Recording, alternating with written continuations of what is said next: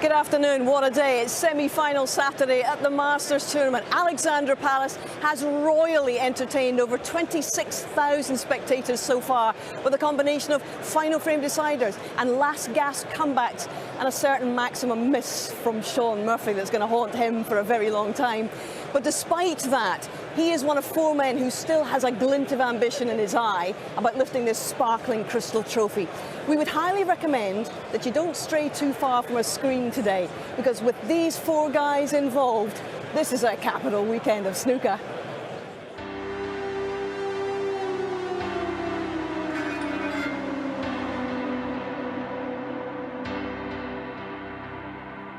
Thought from the crazy scenes on pavements down below.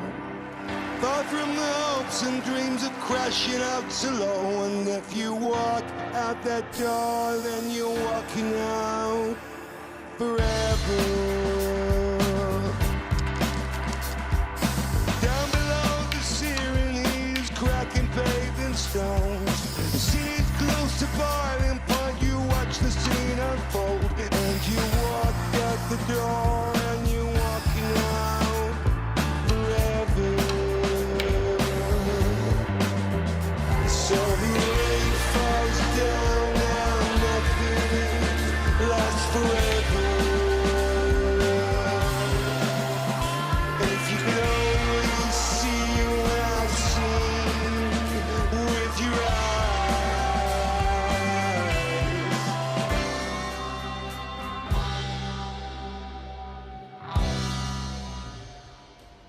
A modern masterpiece. That's our semi-final lineup. Two of the most intriguing rivalries in the game right now. This evening, world number one Judd Trump takes on the reigning world champion Kyren Wilson for the fourth time this season. Judd going for a third Masters title this weekend.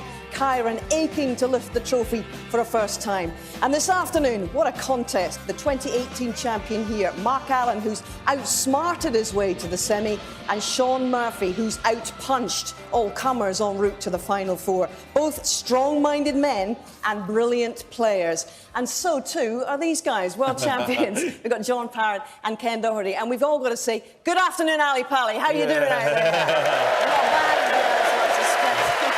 Ken is jam-packed again, once again.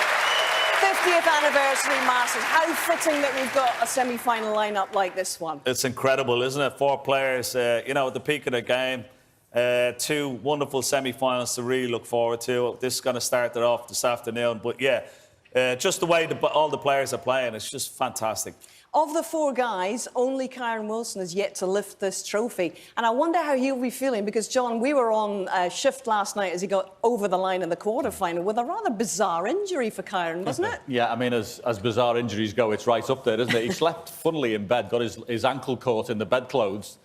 Slept for 8 hours. Yeah, that's what he says, yeah. Woke up the next morning and he was hobbling everywhere. So he played in black training shoes last night. He was a little bit more hurtful last night. I've just had a chat with him there. He said he's fine. It shouldn't be a hindrance today. OK, well, he's playing Judd Trump this evening. Judd chewing through the records, obviously. Yeah. He surpassed Ronnie O'Sullivan's season prize money total 4 months early yesterday, over 1.26 million. Drinks on him? Well, certainly his bank manager is pretty happy, yeah. Absolutely. But, yeah, no, he's just breaking records, isn't he? And just the manner in which he's going already, you know, 3 titles under his belt.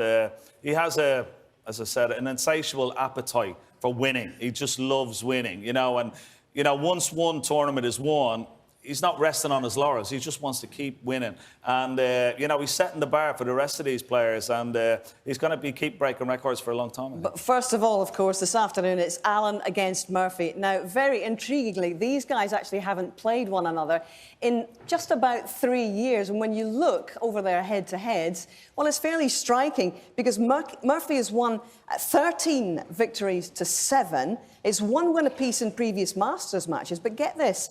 There's fully 9 years since they last squared up in a Triple Crown major event. Old acquaintance brought to mind today, eh?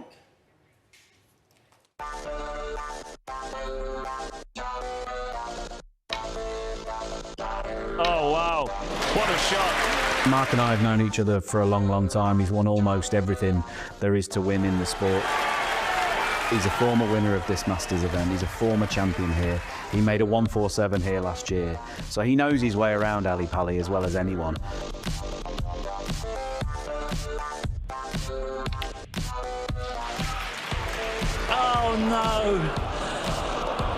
Shaun was pretty much perfect against Neil Robertson there, and we should have finished off with a 147. And I think the last time we played here, I think I got the better of that, but the previous time actually was in the semi-final and he absolutely battered me, so I feel like I have to get my own back. My game's in good shape. I'm not that reckless 20-odd-year-old from all those years ago that will go for anything and can't play safe. Those days are long gone. I can mix it, it's just that sometimes I choose not to. We've been around long enough and we've played each other enough times over the years that we know what to expect from the other. I think it's just a case of whoever plays better on the day will win. No, we're two very, very good players. Not really much to prove in the game, just go out there and try and enjoy the occasion. Enjoyment's part of it. You know, if you go out there in your shell and you sink into yourself without actually stopping to enjoy the moment, you know, you sort of curtail your chances of performing well. I think enjoying the moment is a vital ingredient to playing really good snooker, and I'm loving it this week. What a superb performance by him. Looking forward to Saturday, new cloth, and exciting. You know, it always is like a kid on Christmas, you know, playing on the new cloth for a snooker player, so I'm really looking forward to it. But I'm not just here to make semi-finals, I want to come here and win, so if I don't get to that championship match on Sunday, I'll be very disappointed. They don't call him the pistol for nothing, but it's my job to stop him in his tracks. So both men backstage now. And Ken, since they haven't played one another for 3 years coming up, what makes this rivalry so spicy at the moment then? Well, it is a bit spicy because Shaun was sort of giving out about Mark, wasn't he, at the UK Championship, about playing sort of very slow at times, and Mark got a bit of a needle over it, didn't he? So there's a little bit of spice to this rivalry, which is good. But yeah, I just think it's a clash of styles, I think. You know, Shaun is a bit more swashbuckling.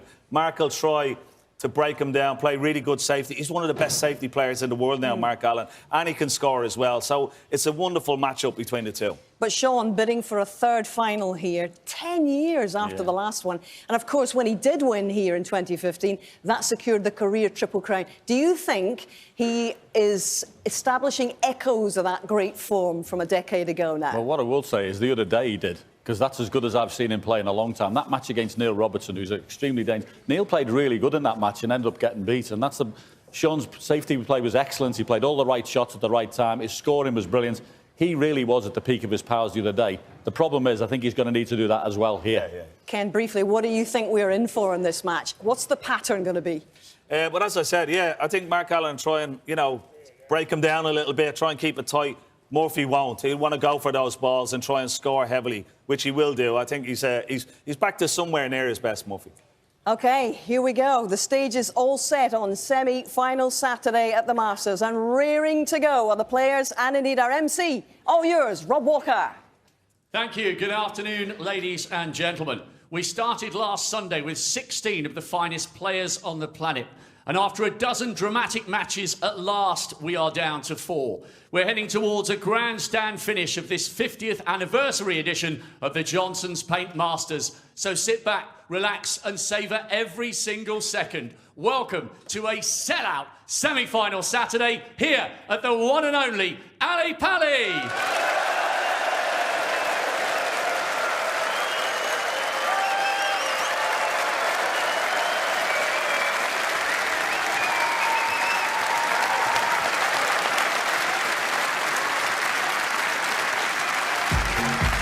Please welcome a player emerging for his 7th Masters semi-final after that superb victory over Neil Robertson.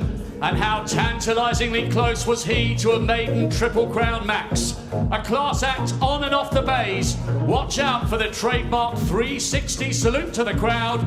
Here he comes, Shaun the Magician Murphy.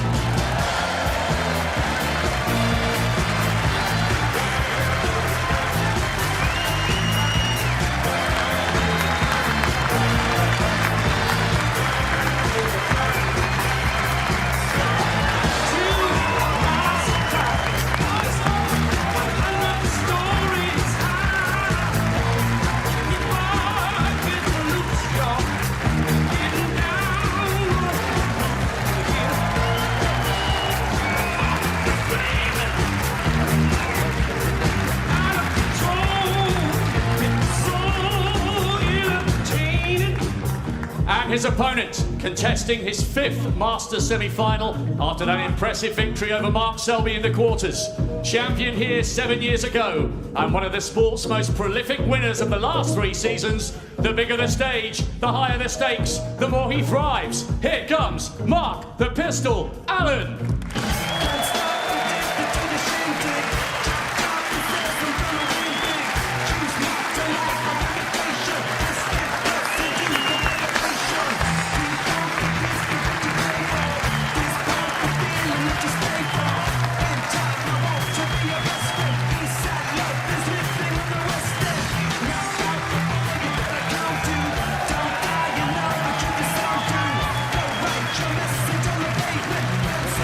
So here we go, what a lineup. We've seen the Smurf, the 360, once already today. Will we see it again, I wonder, or will it be Mark Allen's day?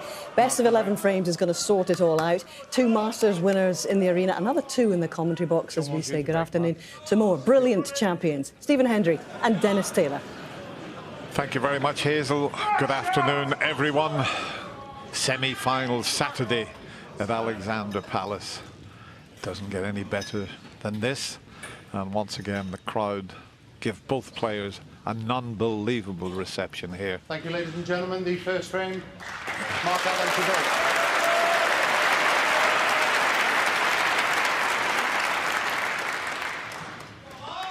It was Mark who won the toss, and he's going to get this opening frame underway.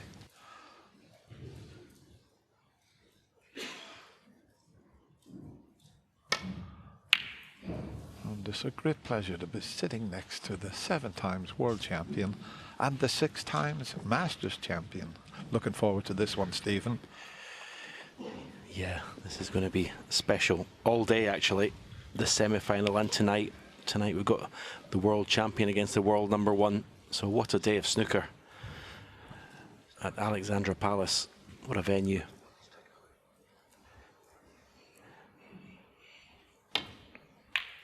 Always a little bit noisier on the Saturday, the semi-final Saturday. That creates for an unbelievable atmosphere. Be interesting to see how Shaun plays today, because Mark Allen has adopted a no-risk strategy the way he plays snooker now. He just doesn't go for any pot that he doesn't fancy getting. And I think for Shaun to win, he's got to just maybe take a little bit more risks in terms of the balls he goes for. Be a little bit more aggressive. I don't think he wants to get embroiled in tactical frames. I know he can mix it, but it's not where he's in his comfort zone.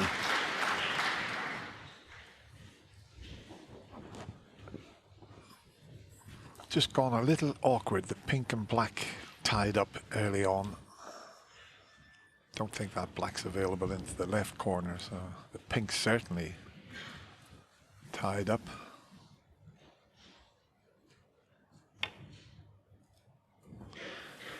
Oh, that's the pink, is it?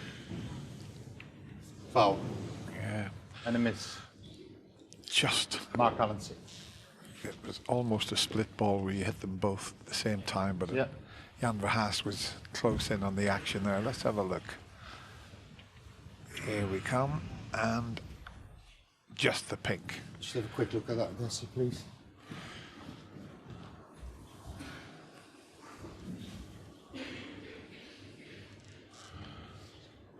It's a very tight call, that, but... How does that look? Both red and pink should go towards Mark Allen.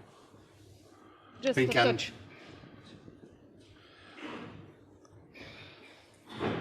A bit more, a bit more. Yeah, that looks all right. Yeah. Desi Wassilova is directing things. She's looking at the monitor there. Also one of the How about the cue ball, Desi? top referees. Brilliant referee. And of course Jan Verhaas has been Maybe a bit further back. around for a Further long back time. about full ball, keep going. Yeah, that's it, yeah. Yeah, it was a close call, that, but it Yeah. seemed Mark. to be just the pink, but it was pretty close. Thank you, Desi.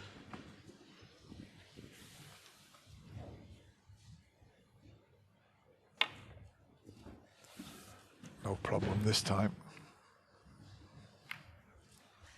Well, say no problem. Surely there's not a gap through for the red into the right corner. There might be.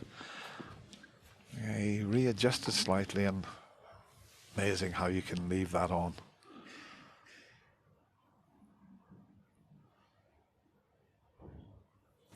Well, there's a classic example of a player taking his eye off the pot.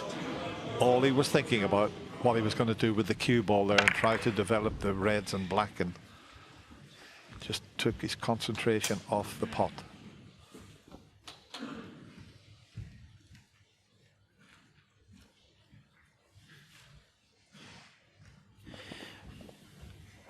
Not sure if he can play a cannon on the red to the left of the black here and actually get position on the black. Wow. Well, he did play the cannon, but again, completely took his eye off the pot. Well, some early tension. You wouldn't believe it was possible to miss that pot by that far.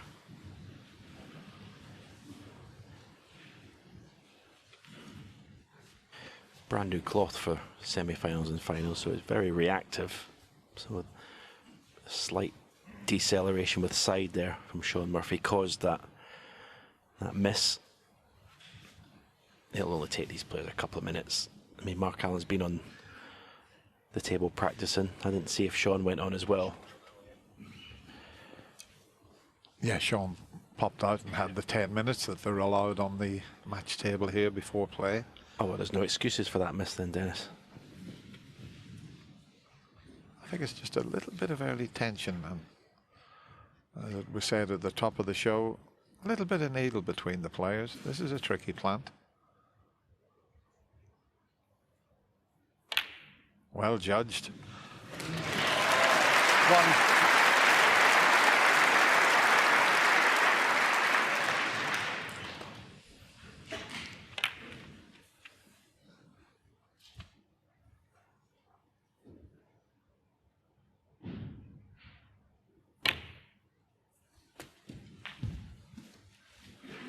Not a bad chance now in this opening frame. Plenty of 8 loose reds there to go for.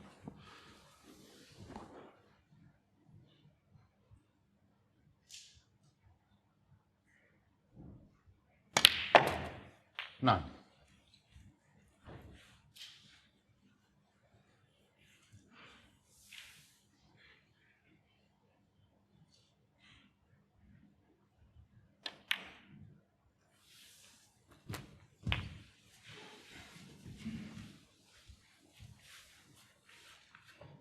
$16.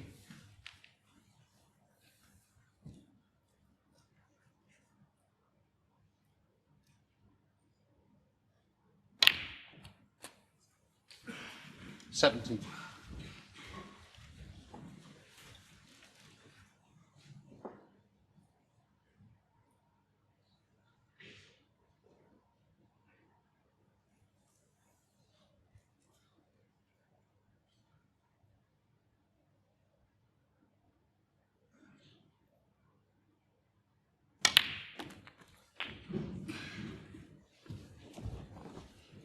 We talk about how good a safety game Mark Allen has, but one of the best break builders the game's ever seen. 655 centuries. He's made 37 centuries this season. He made 47 last season. Wonderful break builder.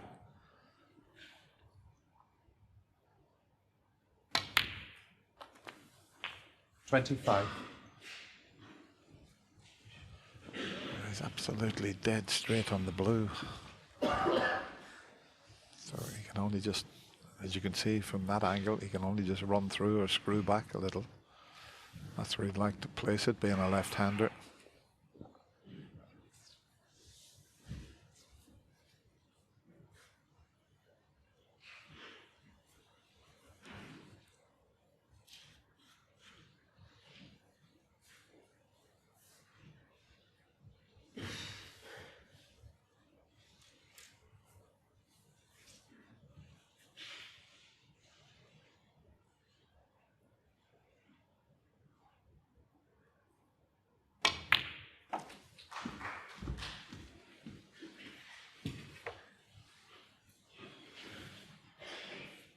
30. It's amazing with the snooker crowd, 2,200 people here, and the reception was unbelievable, and now you could hear a pin drop when the players at the table.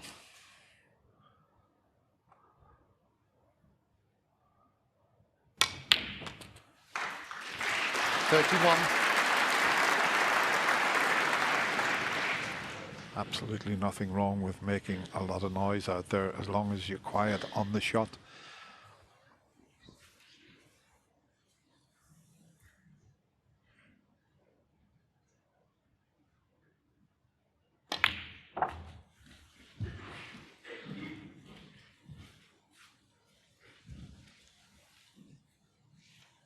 $36.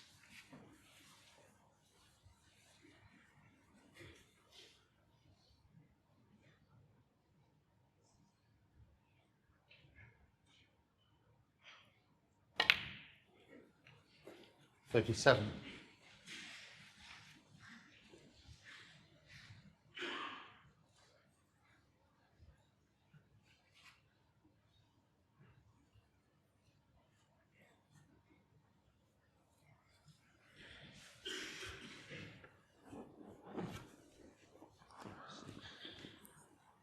They're not perfectly placed.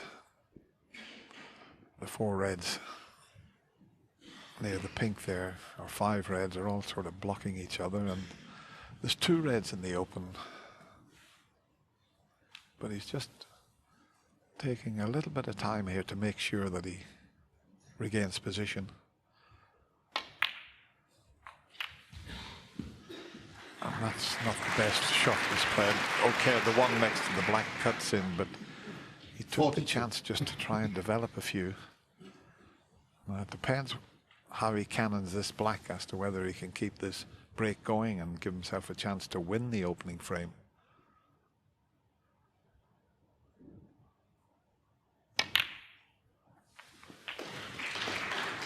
$43. He's running out of position. That could be the end of break.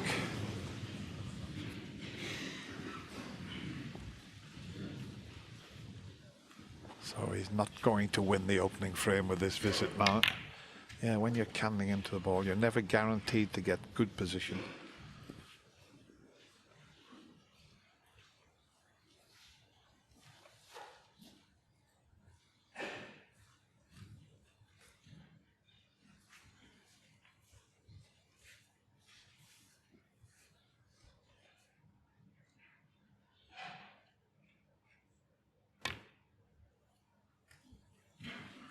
Mark Allen, 43.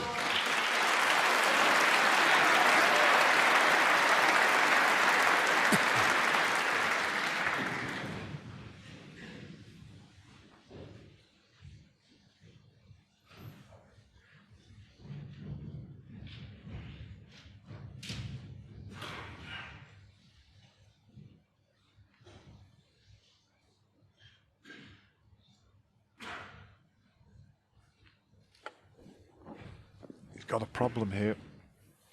The red is closest to the black. If he plays down off that, he'll cannon into the reds.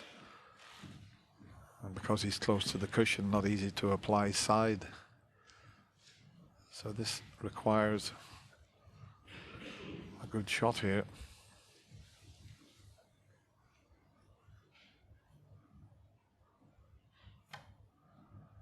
It's just a containing shot, and he's made a pretty good job of it.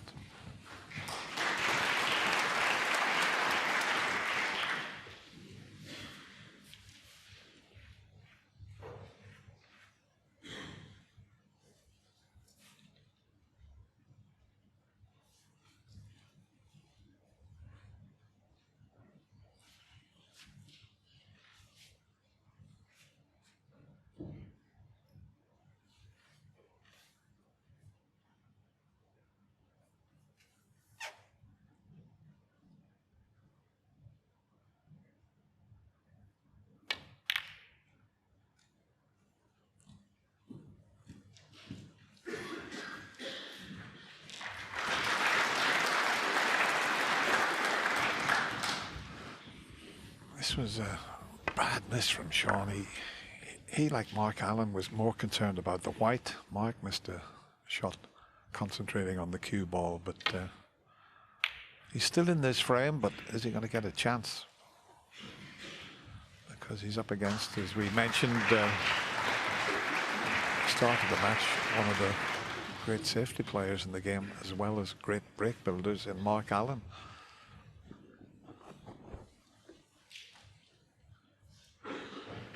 Yeah, he puts a lot of thought into every safety shot he plays, Mark Allen. He looks at every angle, looks at every possible way that he can get his opponent in the most trouble. Doesn't just get down and say, okay, I'm going to just try and get the cue ball back to the baulk cushion. It's getting back to the most difficult area on the baulk cushion. And it's very good length to the cue ball, but it has left Shaun a chance at a red to right corner. Just keep an eye on the cue ball. If he cuts this red in, the white's going to go near the left middle pocket.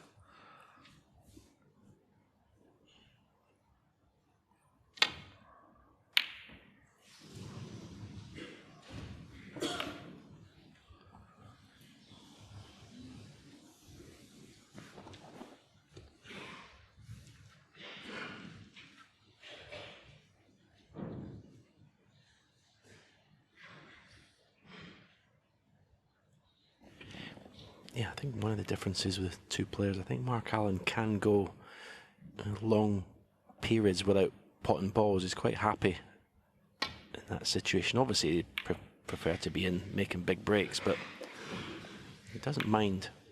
Whereas Shaun, I think, is very much an inspirational player, a rhythm player. And I think sort of 10, 15 minutes of inactivity in terms of potting balls, I don't think will suit him.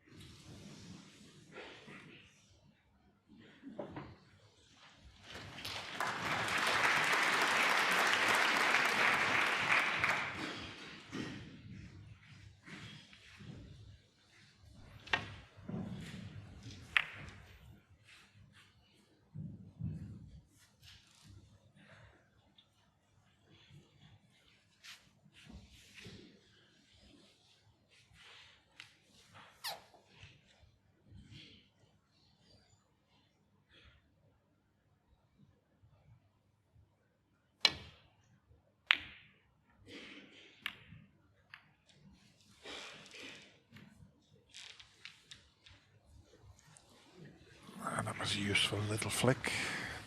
Blocked the two potential pots into the right corner, as you can see there. Yeah, Mark Allen played so well against Mark Selby, but he himself admitted afterwards that he had a terrific run on the ball.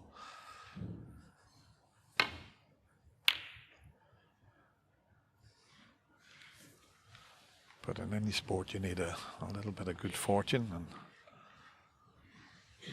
it's usually the player that's playing the best that tends to get the run of the ball.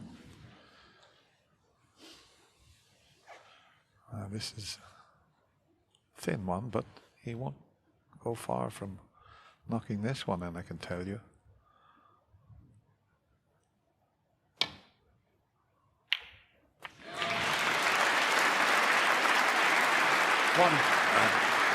Not a bad little cannon there if the blue passes the yellow.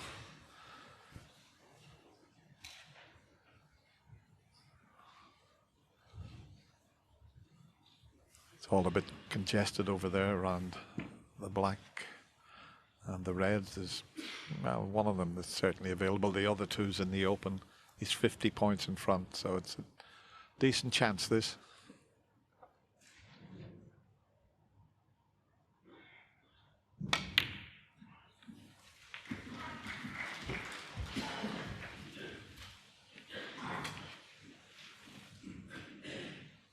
Six.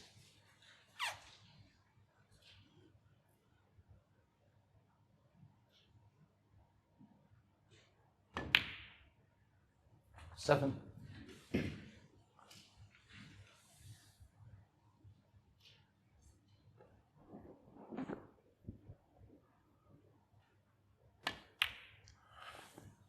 always nice to win the opening frame, but it's also quite nice if you can stop your opponent from scoring a point. 13.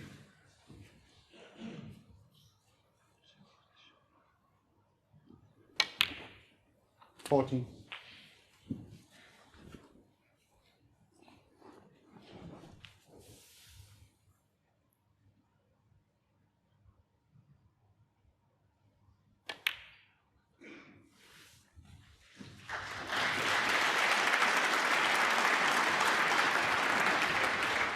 20. One snooker needed at the moment. When this red disappears, it'll make absolutely certain. 21.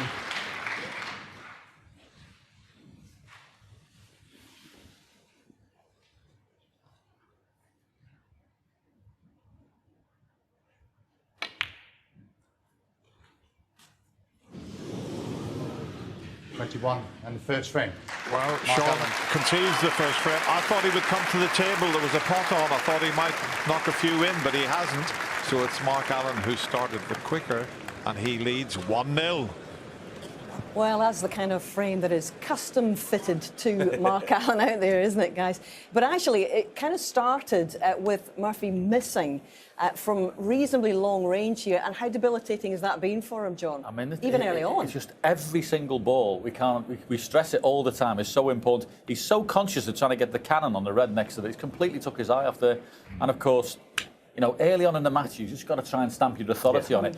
And what that does is it debilitates you, but it says to your opponent, "Ooh, he's a bit twitchy today." Yeah. But as for Mark Allen, just seemed to be the more steady and indeed the more decisive when it came to it. Yeah, that's a perfect frame for Mark Allen. As I said, he's going to play really good safety. Murphy has to sort of dictate the pace, not let Mark Allen dictate the pace, because when it goes a little bit fractured like it did there, Allen will win 90% of those games. Now, I know Murphy's got Ebden in his corner, and that will help him a little bit with his concentration and you know, safety. But when it comes down to the crunch, Allen is brilliant. And he comes up with great shots as well. You know, that little plant, you know, that we're going to see, it wasn't dead set, but just the little shots like that. And look where the cue ball is finishing. If he does miss it, you know, he's not leaving a shot. So, you know, he'll be happy to make little breaks, you know, 40s or 50s, tie the balls up and force Murphy into making mistakes. It's so cute out there, you've got to say. But in general, guys, on days like today, how much does it stir memories for you? Between your 5 finals, never quite got it done over the years. But well, three finals, but five semi-finals. But it's honestly, I mean, it's just like the old days. You know, be 13 or 14, watching Grandstand on a Saturday afternoon, iconic TV. The Masters semi-final was always a brilliant occasion in our house. Always made the point to sit down to watch it, and then to come back years later and playing them themselves. And you know, the Wembley Conference Centre is great. But this is, you're so close and yet so far in the semi-final. They're always a brilliant occasion. Happier memories for both of you in Sheffield. That's at Mark Allen. Just a bit of comfort there with the hot water. Usually does that when he comes into the arena. But settle back, guys, because this really is one of the great days in the game.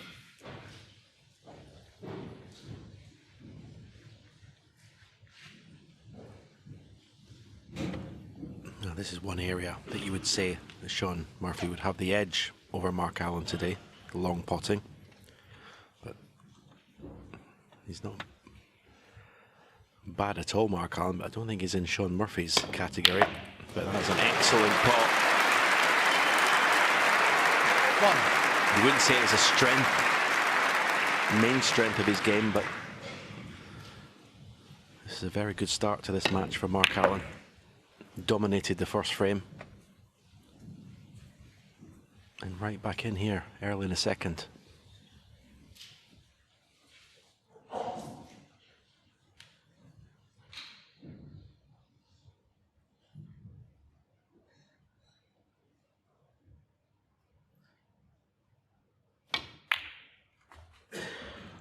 And straight away, he's played for the red that's next to the black. I mean, what a shot this is.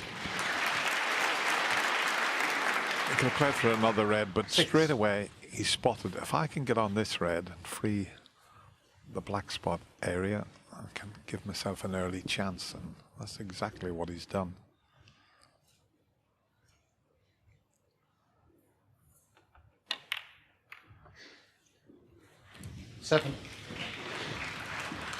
Still okay. There's, let's have a look. There's 3 available reds before he needs to cannon into them.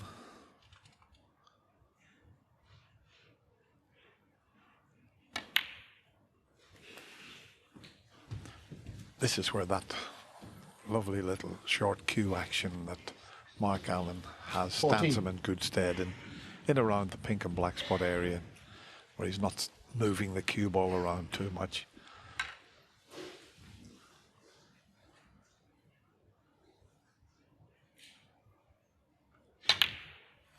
Two totally different cue actions. Shaun Murphy much more flowing, whereas Mark is very compact, but very, very effective. I love watching Mark break build.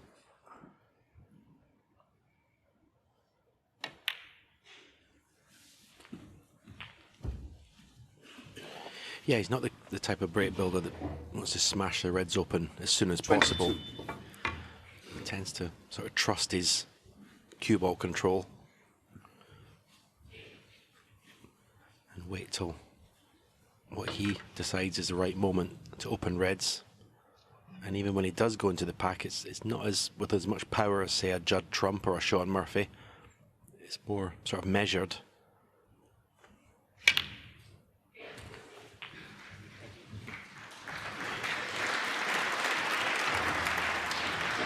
I love the angle in the black here, should he wish to go into them. Nice shape of reds, but again you see he's going to take the pink and play for one of the loose reds. Not afraid to leave it to the last minute to go into them. As I say, trust in his cue ball control. You may have just noticed there, Mark, striking the cue ball, just hitting it left of centre. It's amazing, there's a lot of players that just play left of centre, which, you know, you've got to allow then on these very fast cloths. You know, a lot of players are striving to hit the very centre of the cue ball, but Mark, like a lot of players, just off centre. You can only see it on certain shots. 30.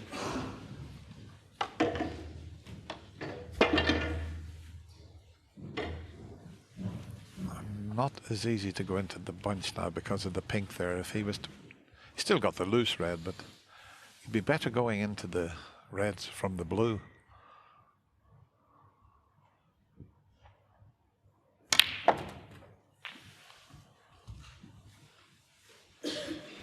The pink's in a good spot if he can get on it, Stephen, to open the bunch up. 37.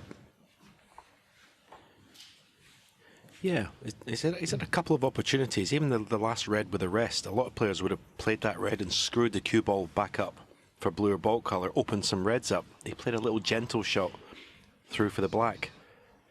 As I say, sometimes it's a risk leaving it till the very end to go into the reds. Now if the pink's not available, it's not so easy to get a good angle off this red.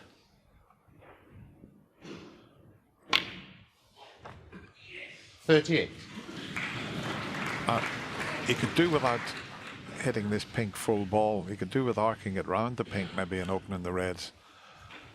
So if he just cannons into the pink and hits it full ball, he could stick on it. So we've seen this type of shot where they play it with a lot of bottom and the white sort of arcs, and if he missed the pink and caught that other red to the right full ball, has he spotted something that'll go in the bunch there? Might have.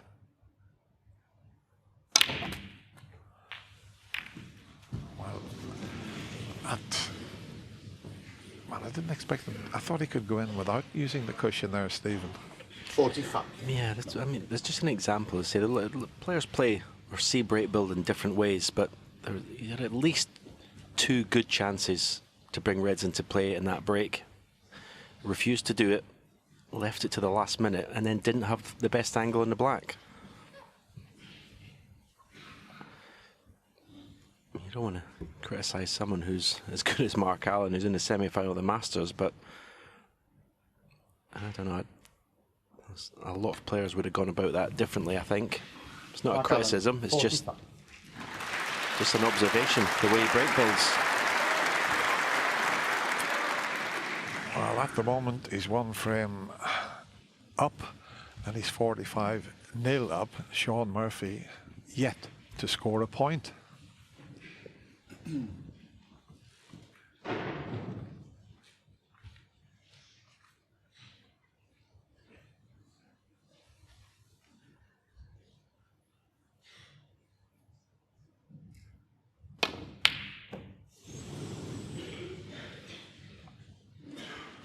Yeah, the only red he could leave is the one he had a go at, and it looks as if he might possibly leave that. He thought he could get himself on the black. It was a difficult pot he attempted, but he has left the potential. Nothing wrong with that choice of shot, but the red did come back up the table. It won't pass the blue, but it would cut into the right middle pocket.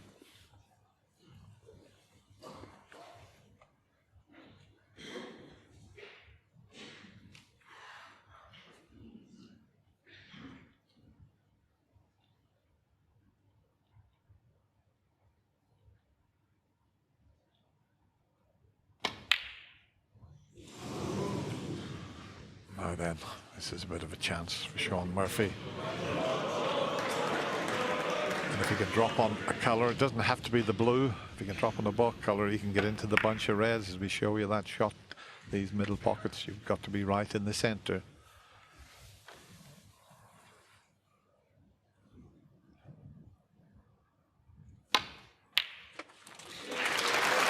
And he's on the blue perfectly.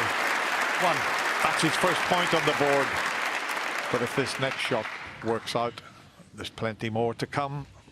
Key shot coming up.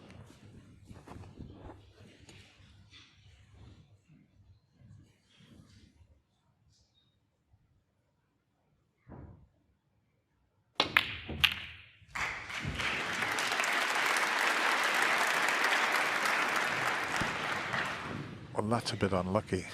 6. He couldn't have played the shot any better. Have a look at the split.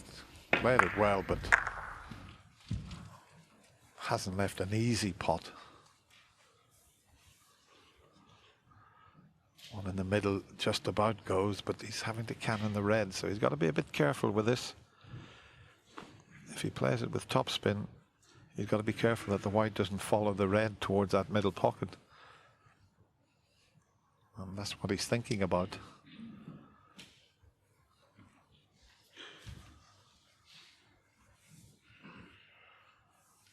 He's now debating to play the safety shot. I thought he might have risked this red, the fact he's 39 behind.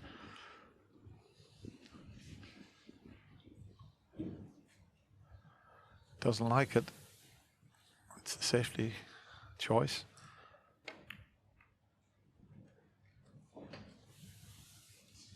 Shaun Murphy 6.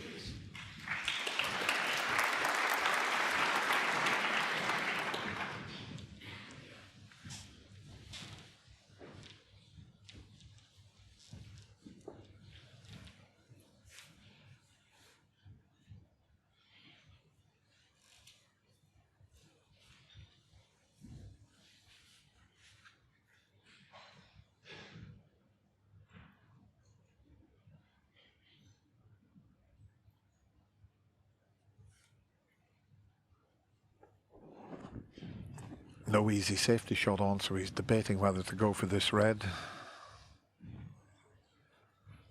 I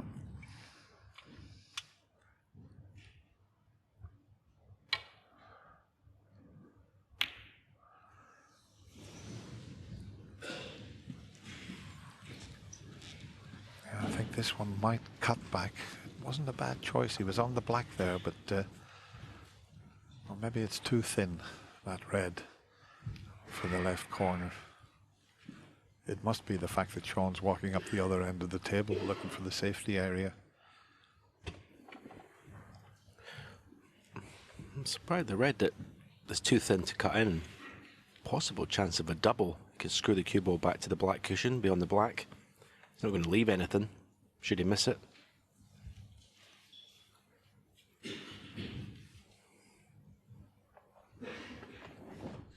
Pretty good choice that, Stephen, but Shaun hasn't thought about that.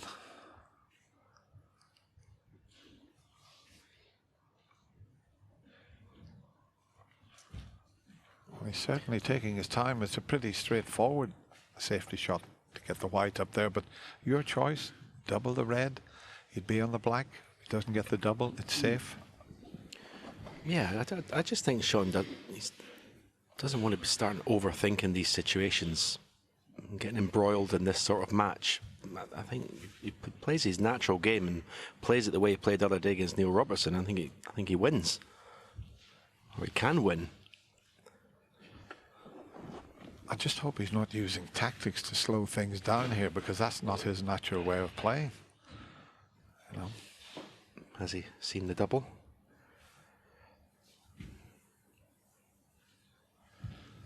I can't remember seeing Shaun take this long over a... Well, it's a pretty straightforward shot, whatever he plays.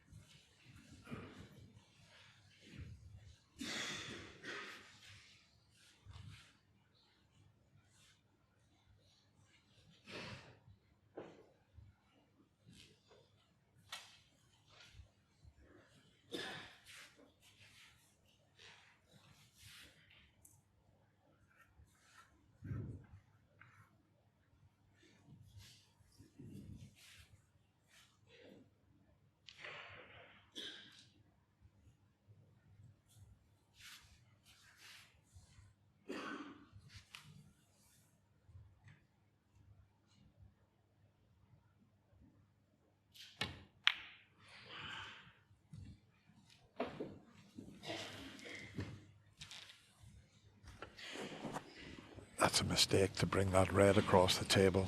He's got a good cue ball, but the red he played down the table off. There you see, he's left a potential pot here. But this needs good cueing. And he hasn't really settled yet, Shaun, so he'll do well to knock this in.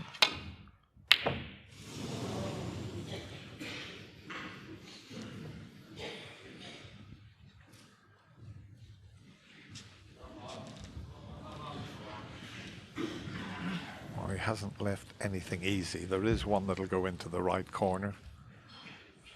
The one to the left, not the straight one. The other one would be a better choice. He's got the one to the left of the pink, but I think the one into the right corner would be a better choice here. And that's the one he's decided on. This, he's hampered slightly with his bridge hand, which is making him choose the other one.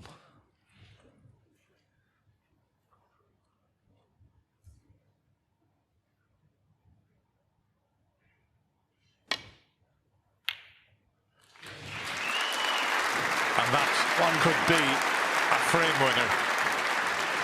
Already 40 in front. And they're sitting perfectly.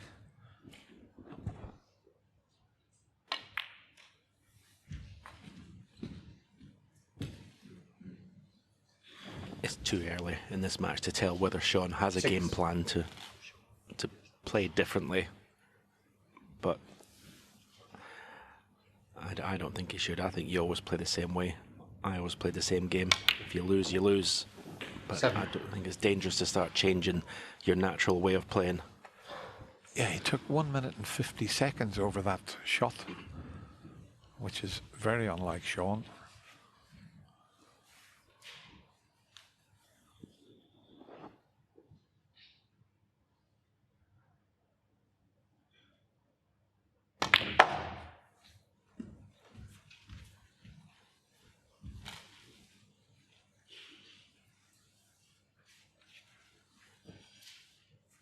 Well.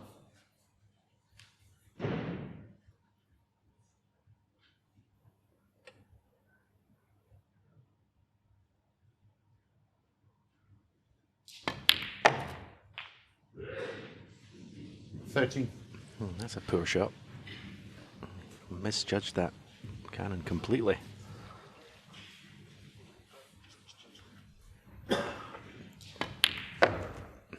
Just not low enough in the cue ball there.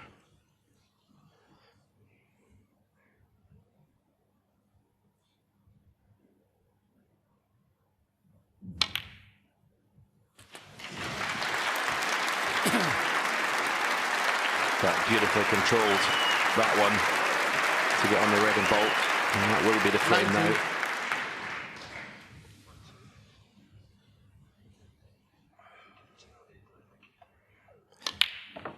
Yeah, going back to Shaun, I mean, as I say, it's too early to judge whether he has decided to play a different game today, but he played as well as he played against Neil Robertson. Why would you want to change that?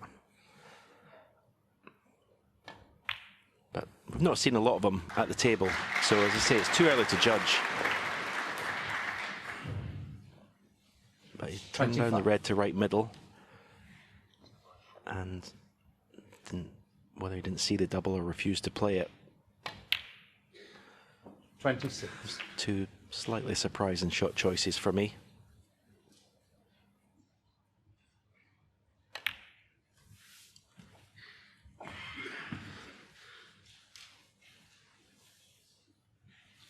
$32.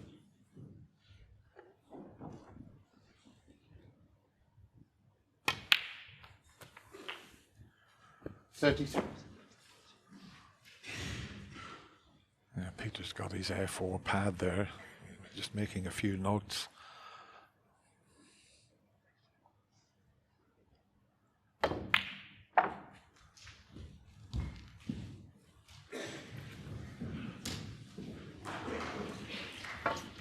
$38.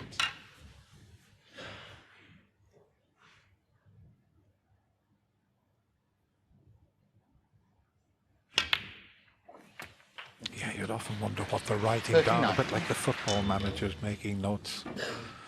Nobody knows what they're writing there. Are they writing anything?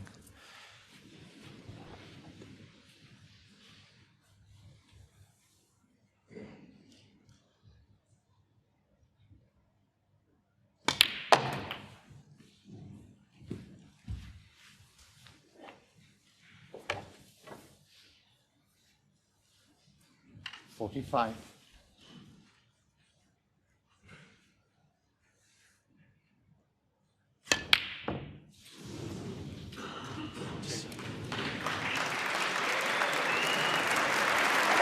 Shaun Murphy stays in his seat. He's been totally dominated in these first two frames. It's Mark Allen that leads 2-0. Not sure who's the action hero at the moment, but Mark Allen doing a very good impression of the Rock so far. Absolutely granite out there, isn't he, John? Yeah. We mentioned at the start of the programme, didn't it? It was 13 matches to 7 in Shaun's favour. That was definitely a few years ago, because at the moment, he has turned into an absolute monster match player, Mark Allen. He's dictating everything that's going on out there at the moment. When it comes to the safety, he's better. His long game's good. He's missing very little when he's in. And if you're beating Mark Selby 6-2 in the tournament, your match play is at the top of his game. Yeah, and we saw that because 28 minutes before Shaun Murphy was able to actually pot a ball there.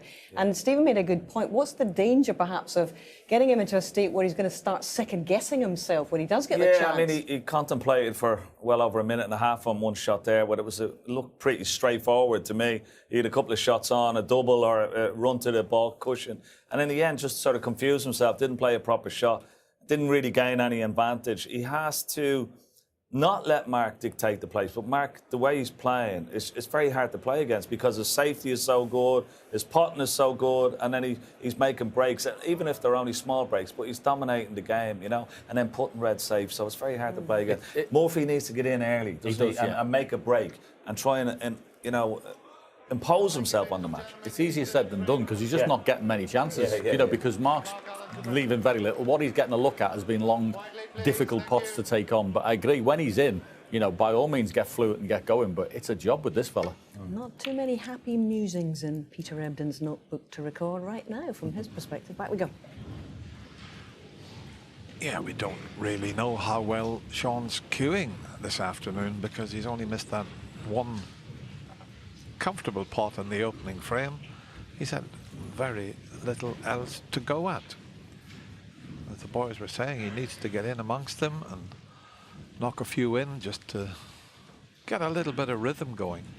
Now this is a thin snick he's looking at. very thin on this, as you can see from that picture.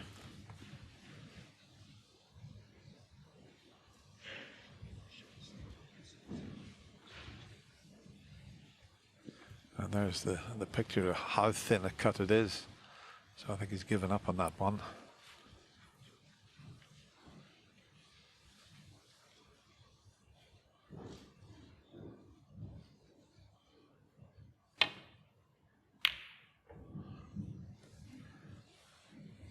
And the yellow might come to the rescue. This is pretty good here. Very good. Although having said that, I think he can get to this red to the left of the blue. He can play it in such a way. Could screw back for a bulk colour and take a little bit of pressure off the pot. Doesn't have to play the pot.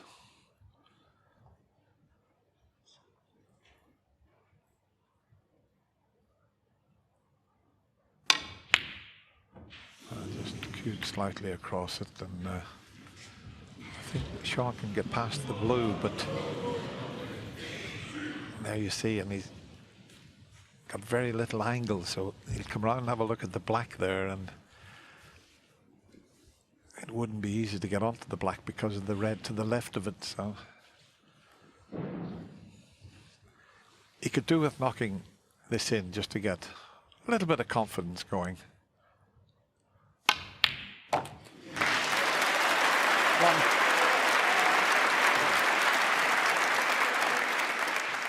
You could see him purposely staying down after he delivered the cue there.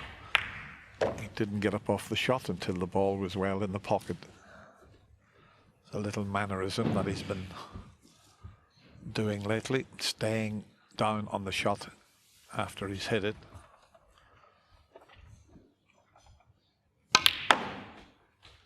See, he's done it again there, but I don't think he's on anything this time.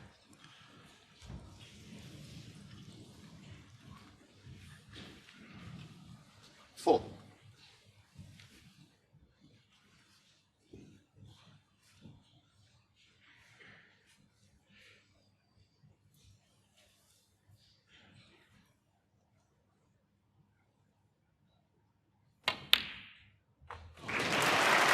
Five.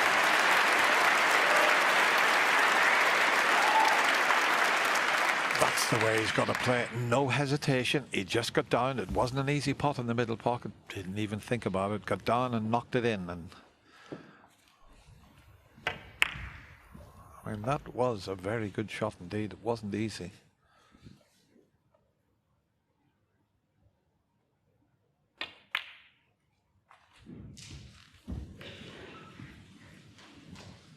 Well, it's not bad. He can play this in such a way. 10.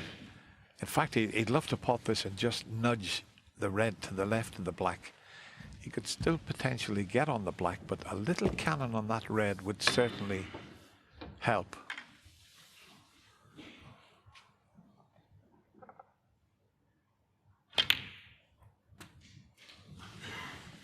Well, I'm not sure. He must have played the cannon there, but he misjudged it, because you don't want to be leaving the white there unless the plant's on. And I don't think it is.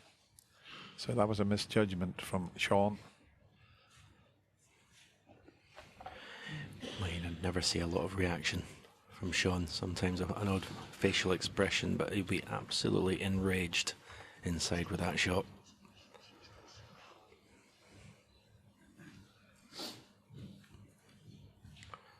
First time in the match, you start to find a little bit of rhythm. Green ball.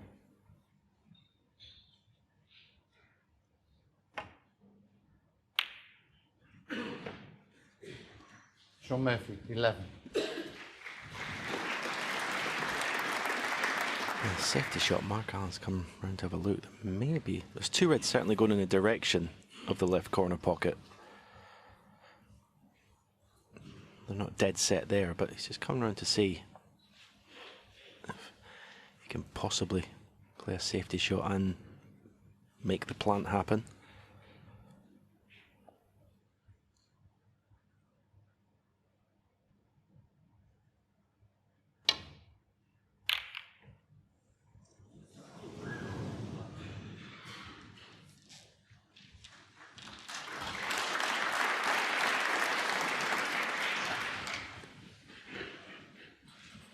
what Shaun's got to do is try and play a telling safety shot to try and get a chance, because Mark Allen's not going to give anything away.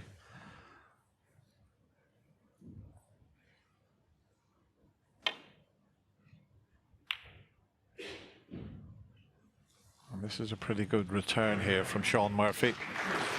A tap on the table there from his opponent, Mark Allen, just to,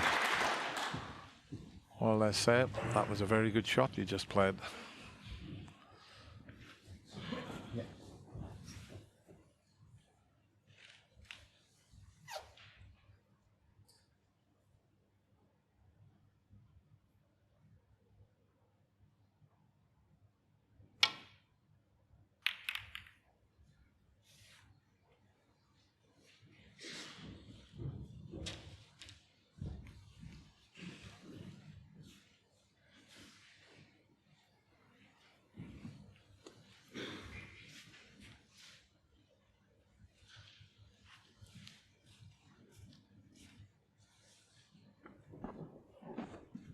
I was looking at the two rays together, but I don't think they're anywhere near a plant.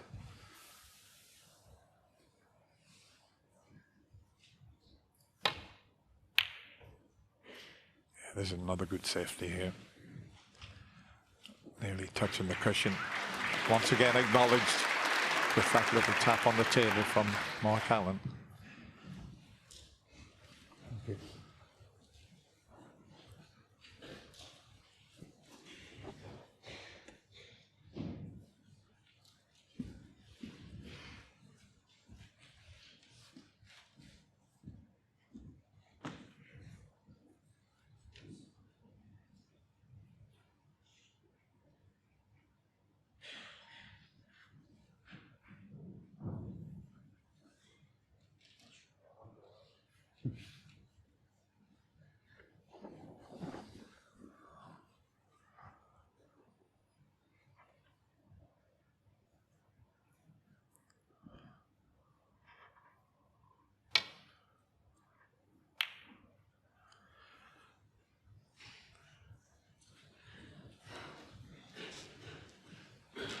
Well, there might be a potential pot into the right corner as a free shot. The one just to the left of the four reds, it's near the pink, will cut into the right corner, and he can avoid those reds, the left side of the table.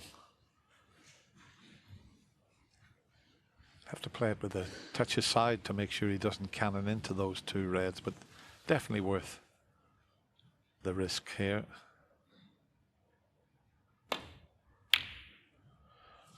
Long way off the pot, but once again, a pretty good cue ball.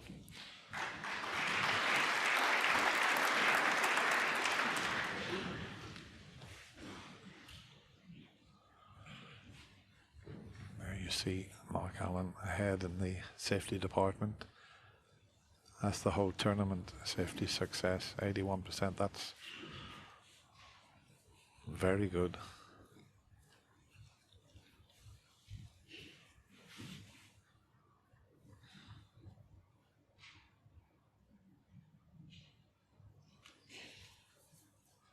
Just looking to see if he was to leave the white up this end, would he leave that red potable into the right middle pocket? Which tells you there's no easy escape back down the table this time.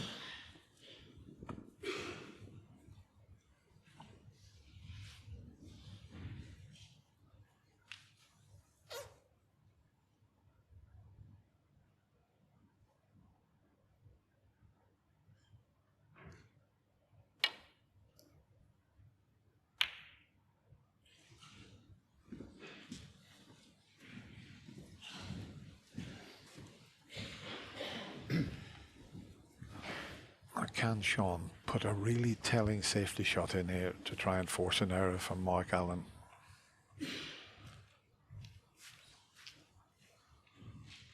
Just going up the other end of the table to find a difficult position to put the cue ball.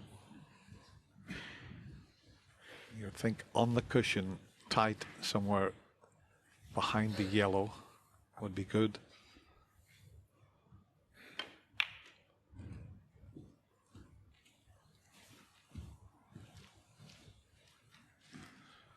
blocked off the path to most of the reds.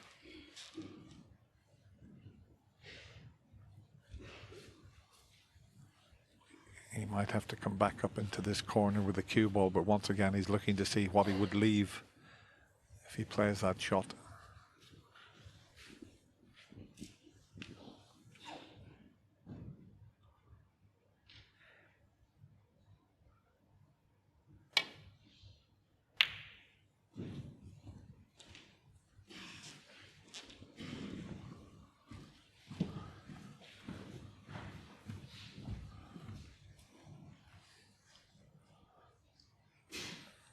Always fascinating to watch a safety battle to see who makes the first mistake. Always nice to see the frames being won with one visit, but sometimes, you know, the audience enjoy a good tactical battle.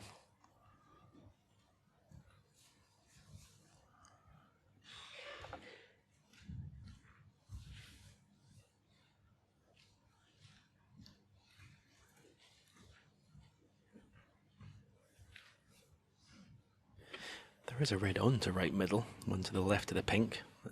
Once again, not even been given a glance.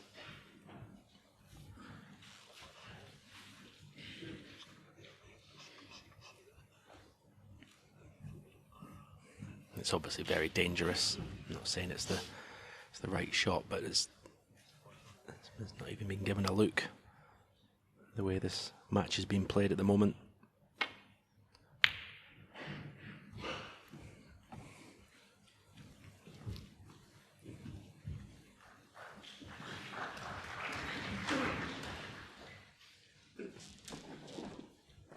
Sometimes the game of snooker can be called, it's like watching chess with balls, and at the moment that's the case.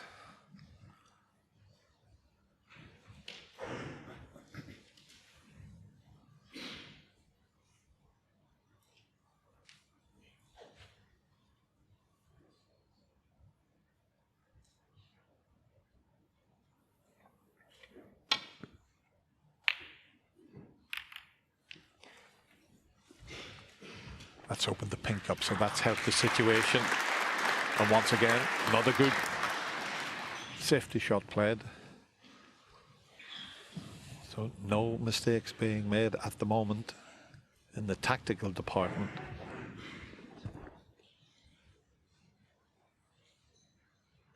Yeah, I think the last 10, 15 years, the tactical part of the game has improved so much. Along with obviously there's the scoring has got much heavier as well, right down the rankings, not just for the top players, but the standard of safety play has just become incredible. Well, if you look at the current world #1, Judd Trump, how he has improved his safety play, his all-round game is superb now, and that's why he's currently the world ranked #1 player. Still don't get a point for a safety shot though, Dennis. Yeah. That's a good point.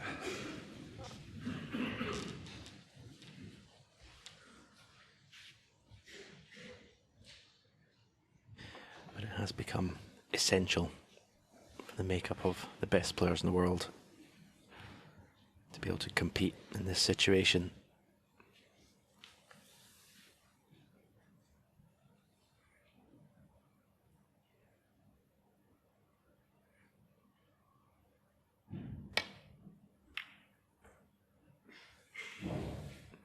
People ask me a lot of time, Dennis, if the game is more aggressive than it used to be. I said, no, it's actually not. It's become more defensive than it was before.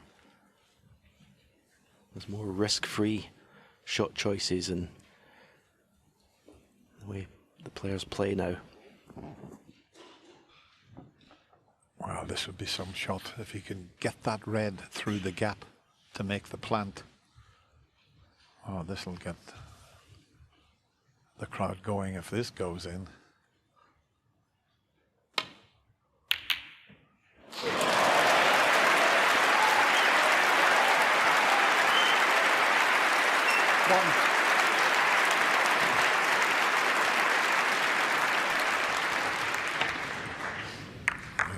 that first red had to be Yellow ball. very precise. Shaun Murphy, 1.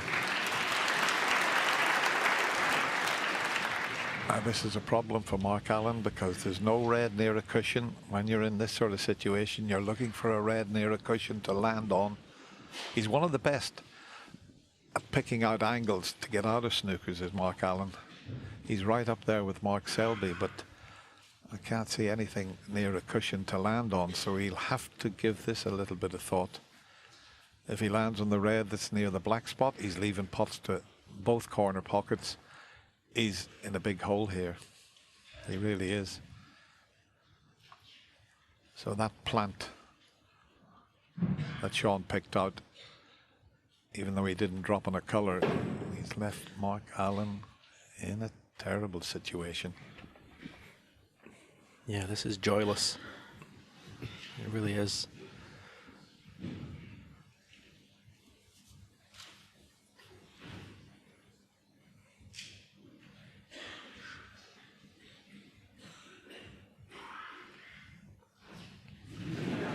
Yeah, it's an absolutely vile snooker that Mark Allen's in. It's very rarely it happens where you're stood at the table and you cannot see a shot to play. And he shrugged his shoulders there. That's the situation at the moment. He just can't see a ball to land on and leave it safe.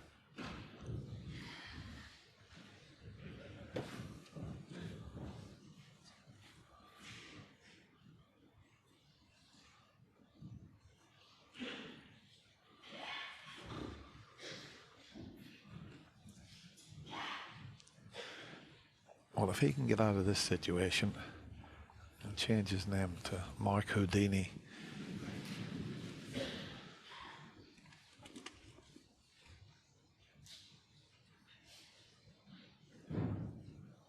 just over 2 minutes, but you can't blame him because he can't see a shot. The crowd can't see a shot. We can't see a shot.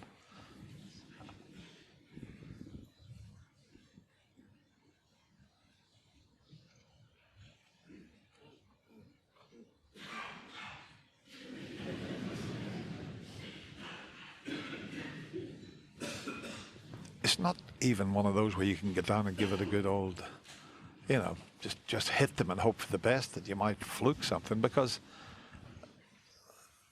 he can't get off the side cushion to do that even. Well, here we go.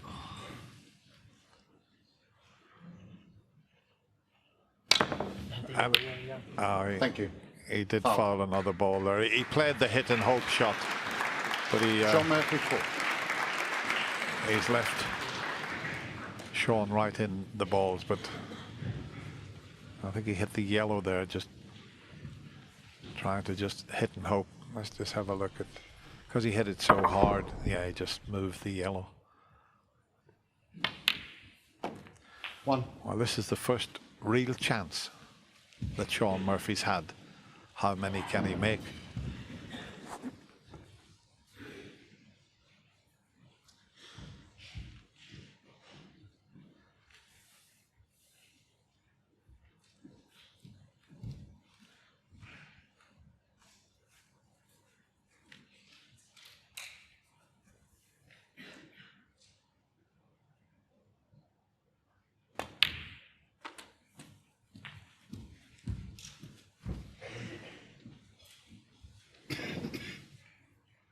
Seven.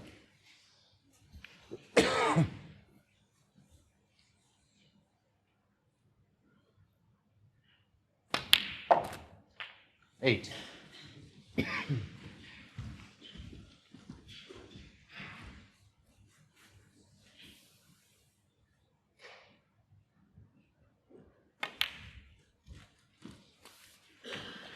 Well, in a normal situation, this is an easy chance to win the frame, but the fact he's 2-0 behind and wants to get a frame 14. on the board, get into this match. Just adds a little bit of spice to this break. A little bit more importance. 15.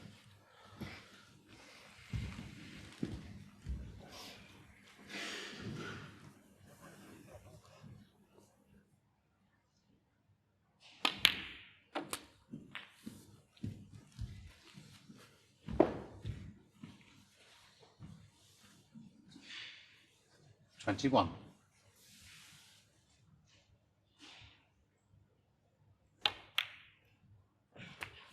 $22.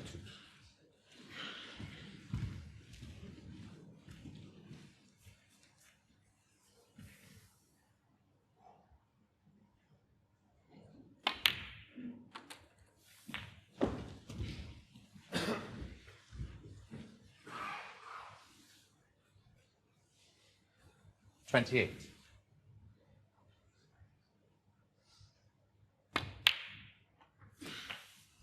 29.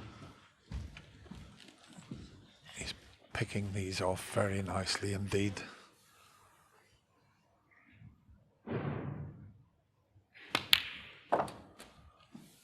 And he created this chance with that fantastic plant that he pulled off.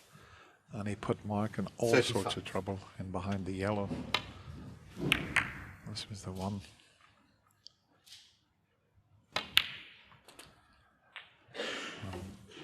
36. And he's going to win this frame with mostly pinks. Just a few more pots. He had a quick glance at the scoreboard. Not that many more pots away from getting his first frame on the board. I always say you never settle until you do get that first frame on the board. There's one more frame to be played before the mid-session 42. interval.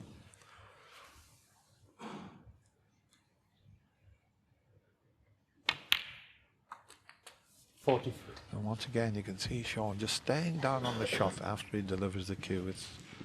He's purposely doing that. He did it in his previous match.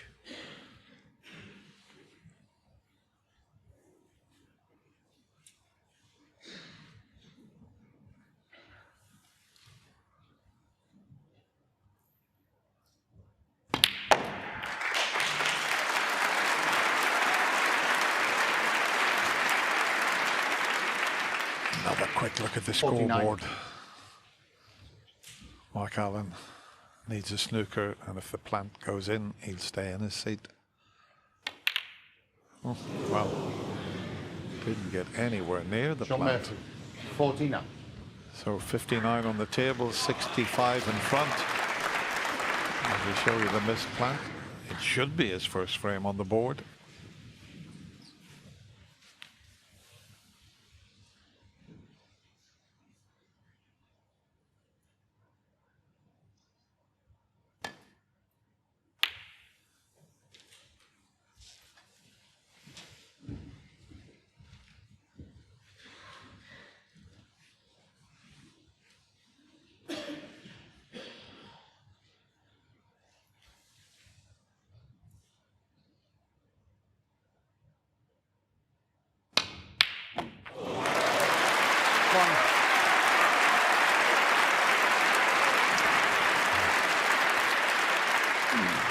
Well, that's a Shaun Murphy special.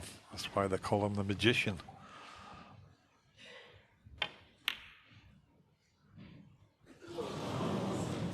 One. And the frame. This time, Mark Shaun Allen Murphy. does stay in his seat.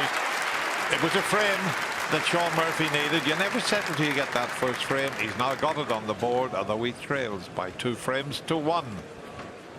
And what a relief from the Murphy camp's perspective there, and all courtesy of a 3-ball plant, rather unusually, guys. Yeah. Did you enjoy this one? Yeah, he picked it out nicely, and he had to be so precise with the initial red because it's a very small window between those reds that get right onto the plant.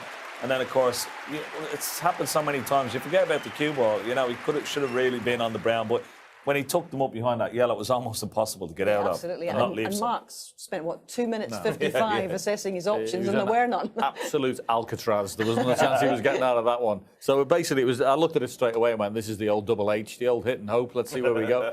And of course, he left him in. But that was a brilliant response from Murphy. He's been frozen for most of the afternoon, hasn't seen a decent opportunity, and the first one that's come, he's made the most of it. Yeah, made a lovely break there. But also, just to sort of emphatically underline the frame win there, an absolutely wondrous long pot, a Murphy special. And the guys have been talking about how still Shaun is keeping the head at the moment. And that's something that he's been really trying to focus on. Why? Can you just explain to us? Well, why? he's trying to stay down on the shot just to keep the cue nice and straight, and also stop your head from coming up as well and take your eye off the pot. So he should have, is sort of almost deliberating over the shot, you know, and that's obviously an influence from Peter Ebdon, you know, the man in the crowd. I mean, yeah, I'm sure that's something that he's working on. He's been so disciplined throughout this event with that, hasn't he? Yeah, and it's good. It's part of his method, and you know, he's used to it now. It's not something he's having to think about. He's just ingrained it into his approach to the table, so it's working fine. Yeah, it's a great idea. Look, it just makes sure that you've completed your backswing, you follow through, and just keep your head down. In general terms,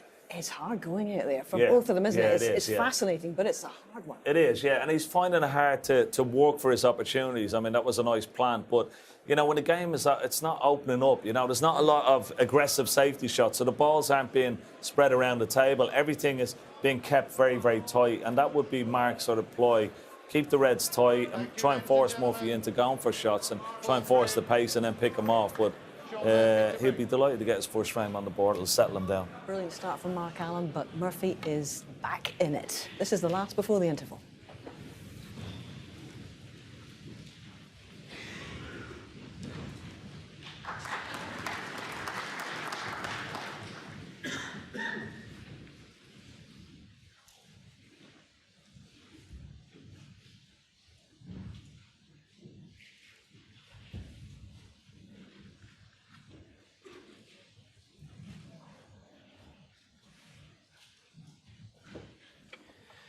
I always thought there was more pressure, or I felt more pressure in the semi-final than I did in the final, because you're just desperate to get to Sunday.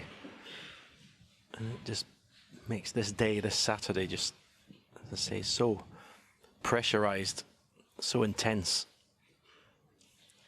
When you get to the final, you can relax because you can enjoy the fact you're in the you've got to Sunday and you're in that final, but the semis is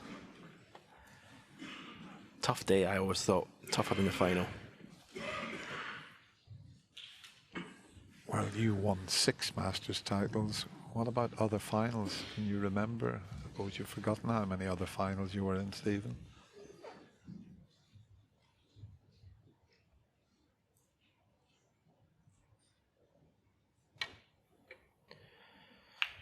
Yeah, I tend to try and forget those, especially the one Mr. Williams beat me on the black. He will not let me forget it. Oh, the re-spotted black, yeah. Remember where the white drifted slightly when you were potting it into the left middle That's very kind of you, Dennis, to say. I remember it well.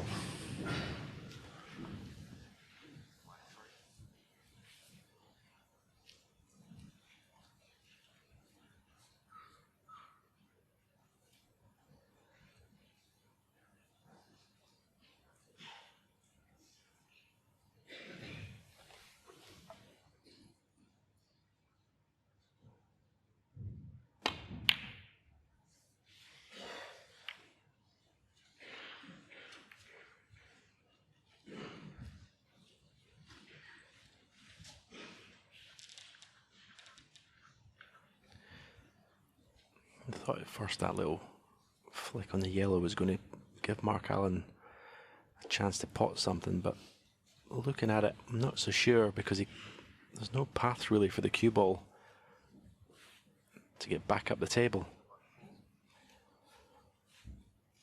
The one that's almost in a direct line with the cue ball, I'm not sure if he can get through the gap.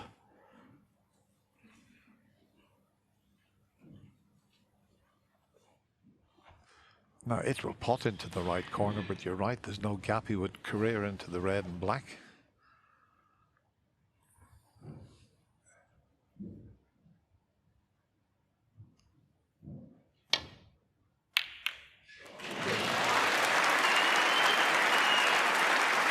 Well, he deserves to be on a colour because he took that pot on. He knew he was coming into the red and black, but he couldn't see an easy safety shot, and what a pot he has pulled out there, by the way. Yeah, that was the ultimate pot yourself out of trouble shot. But although it's not going to do any damage, you'd be very disappointed with that miss on the blue after such a great long red.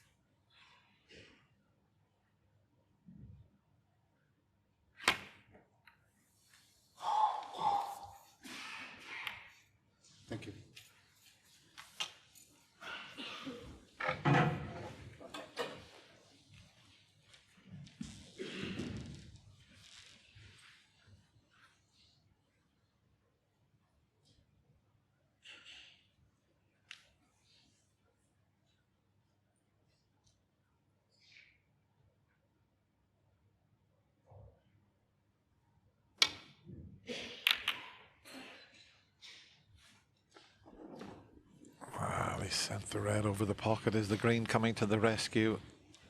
It might just, yeah.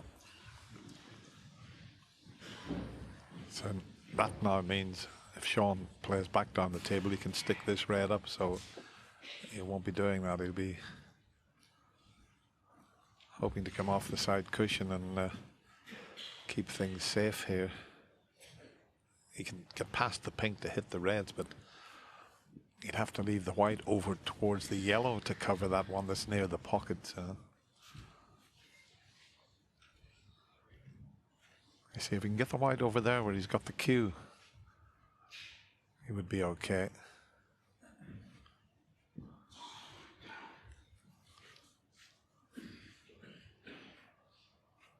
I don't think there's a lot of use coming off the side cushion and landing on the one that's near the corner pocket. He'd leave the one near the black spot. Got to be very precise with this safety shot.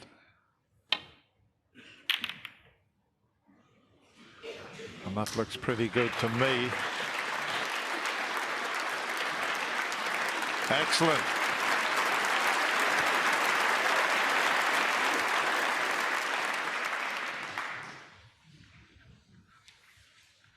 And look how it's opened the reds up as well. So now a mistake could be costly.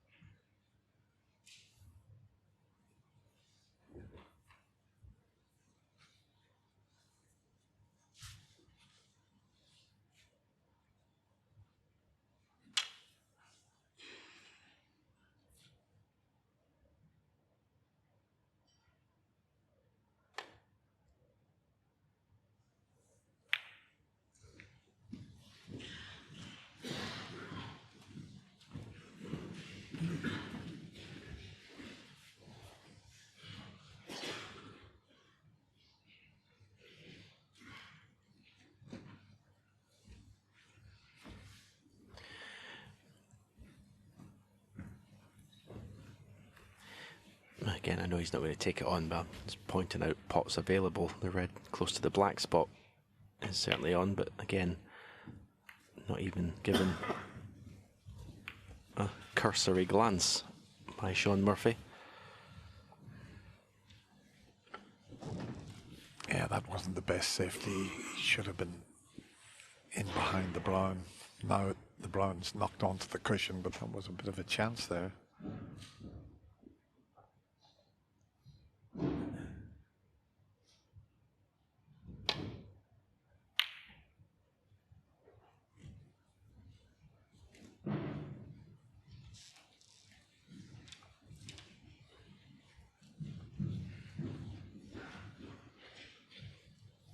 Shaun handed the advantage straight back to Mark. The fact that he cannoned the brown rather than slipped in behind it.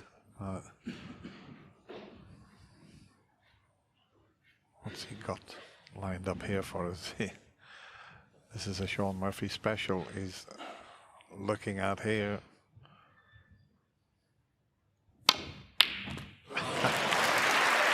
Wow!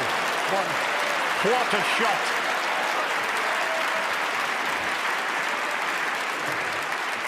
Wow, it's worth another look. That's why we call him the magician. He certainly waved that magic wand there to pull that one out of the fire and to get on the black. He deserves to be on the black.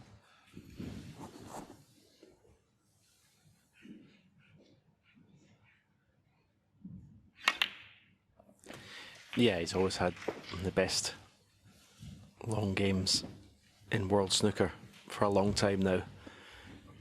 Shaun and the guy he beat the other day, Neil Robertson, been the benchmark in that department, and that was phenomenal, that last pot.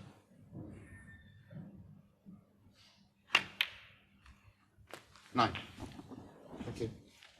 Yeah, to be up there with the best shot of the Masters this year, you'd have to say.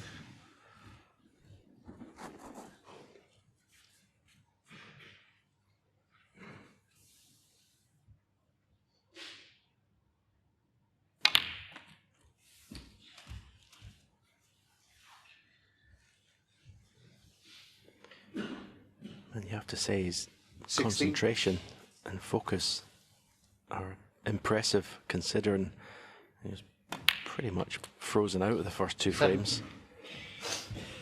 You worried about the pattern that the match was taken, but he stayed with his focus, and yeah, it's very good, very impressive.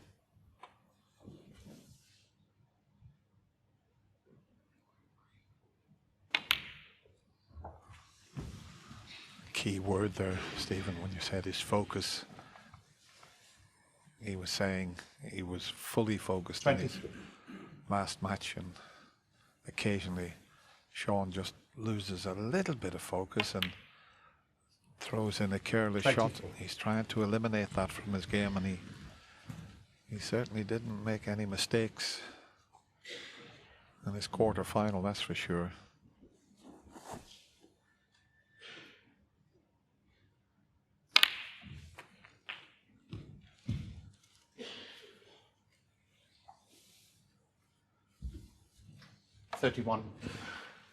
Just overrun that by about 4 to 6 inches. Played for straight red to right corner. And it's just landed in kind of no man's land for 3 reds. And it was all caused by finishing straight in the black 2 shots ago. 32.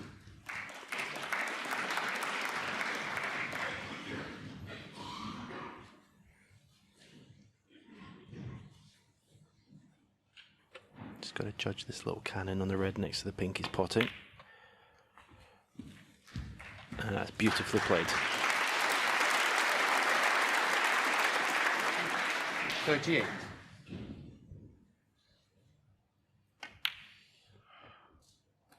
Well, the semi-final is building up very nicely indeed.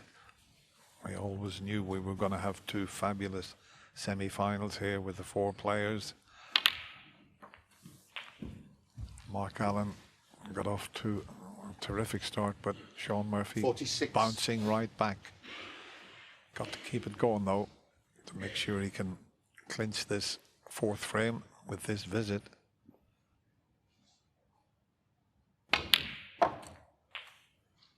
$47. Yeah, it was another poor positional shot, the last one. He didn't get properly on the red to be able to stay on the black.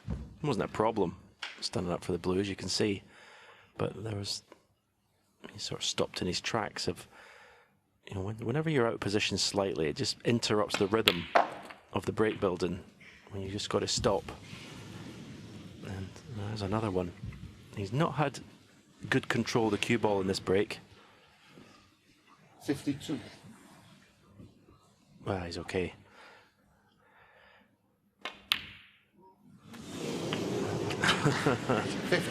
It's not been as pure as the break building against Robertson yet. Tell you what, that'll sharpen up his focus and concentration. He almost missed that.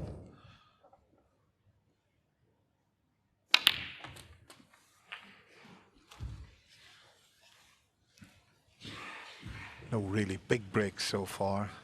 60. In the semi-final, Mark Allen's 45. This is Shaun's 61. Highest break, but there's a possibility of a century. But first of all, you've got to make sure of the frame.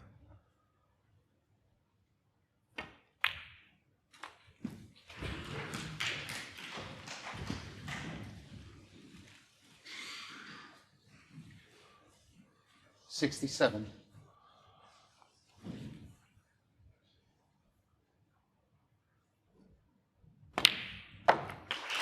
$68.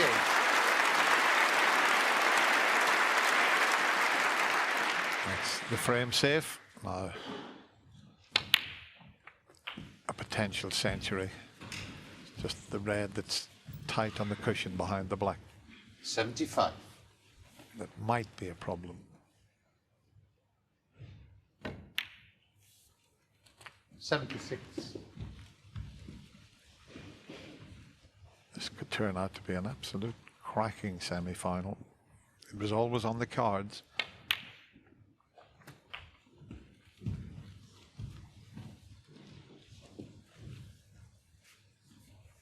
$83.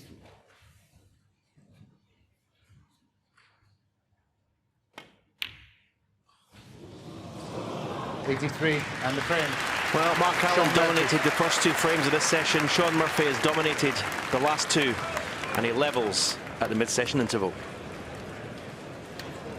Well, it's been a slow burn at times, but absolutely fascinating regardless. And this man, having endured a bit of a slow start, not much he could do about it after Mark Allen set off so beautifully and in such control. Well, he's forced his way back into this, and we've got a lot to talk about. And this crowd got an awful lot more snooker to watch, you guess, this afternoon. There was a stunning shot that was the foundation of that break of 83. Absolutely. I mean, this is a real sort of hallmark of Shaun's game. He's in a bit of trouble, you know, with a safety shot, but have a look at this. He absolutely cues it to perfection. The follow through, nice little flick on the red and the black, and well, that was one of the shots of the week without a shadow of a doubt. It sure was, John. You enjoyed that when you were kind of stunned silence for a bit. Really. I had to ring up and say change the shot of the championship because that's got to go in there, and that's one of them all the time, John. Yeah, absolutely, never miss one again. But that was just a wonderful piece of cueing. I mean, okay, got a little bit of luck with the cannon, but.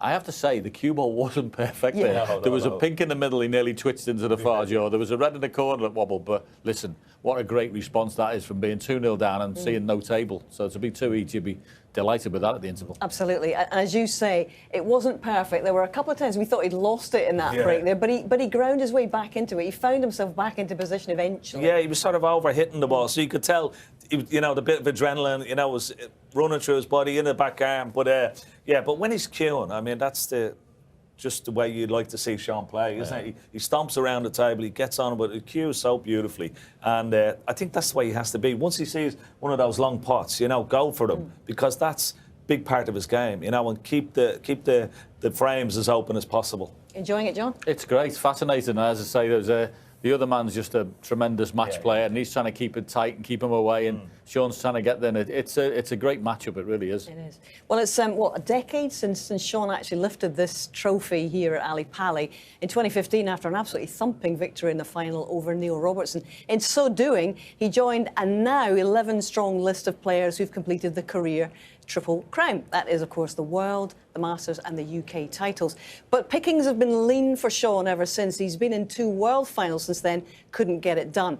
But with his new coach, Peter Ebdon, he says he's jettisoned the soft centre. The hard edge is back. He's been speaking to Shabman. There he is, into another huge showdown. Murphy marches on. You're a born showman. You love being out there in front of the crowd, especially here at Ali Pali. I mean, just how good did that feel?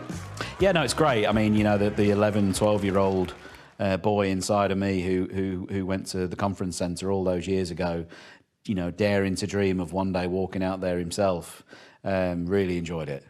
You know, they are the moments that all those, you know, nights after school, practicing, you know, in all these clubs up and down the country, you know, that's the reason you do it. And, yeah, I loved it. How are you feeling about that 147 attempt then? What happened? What went wrong? I'm still wounded, if I'm honest. Yeah, do you know what? I was actually surprised I got as far through it as I did, because I spotted the chance for a 147 very early.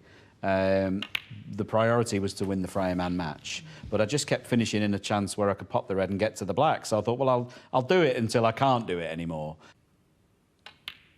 It's there. What a shot. Once the red on 80-odd went in the green pocket, and I'm now thinking, well, now you should do it. And of course, then the pressure switches on, and you know, in the end, I was just too nervous. No, he's played it plain ball. He's just dropped it in. What a chance. Has he got the weight right? Oh, it's an awful shot. Oh, no. Oh. Would have been unbelievable. It's on my sort of season goals, is to make a 147 in one of the big 3. Of course, the UK's gone. And we're halfway through the Masters. So, you know, to have a chance so close, you know, I'm gutted. Anywhere but behind that blue, and I'd have been okay. But it wasn't to be. Well, what a shame. But regardless, what a superb performance by him. A little bit about how life's going for you in general. You're doing so well at this tournament. You seem to be very happy. I think being able to travel from home, you know, I live not far away, only 20 or so miles away from Ali Pali now. Being able to return home every night, it's got to be positive. We spend so many nights in hotels and stuff. You know, it's nice for that not to be the case. It'll be the case next week when the tour rolls on. But I'm taking advantage of being able to have my favourite mug for coffee in the morning, have my toast, and sit in my dressing gown until it's no longer appropriate. What else do you do in your downtime when you're at home, apart from sitting in the dressing gown? Yeah, no. Just to relax. Well, as you posted the other day on your stories, you know, there's a lot of bad piano playing goes on. So what do we do when we're waiting around for interviews?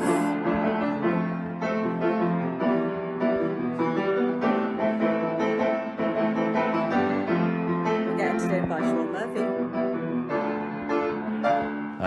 And just do anything really to take the mind off things. But do you know, I have to be honest. You know, I'm still trying hard, even at 42. I practice a lot. I spend a lot of time playing snooker. I love my work with WPBSA players.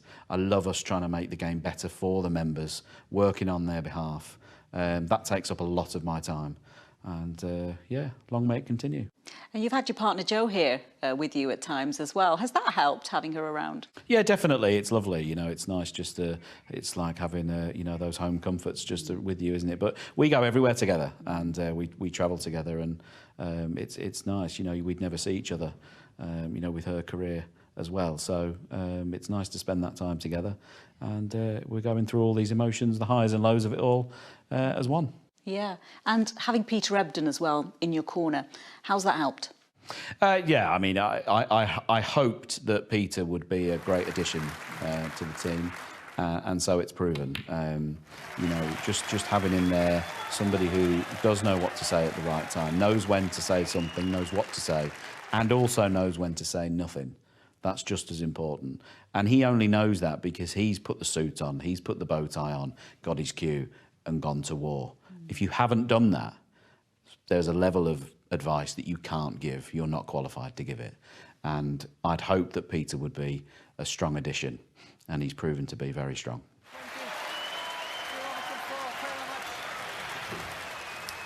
Well, he's pretty handy on the piano. He's pretty handy with a cue in hand as well, you've got to say, isn't he?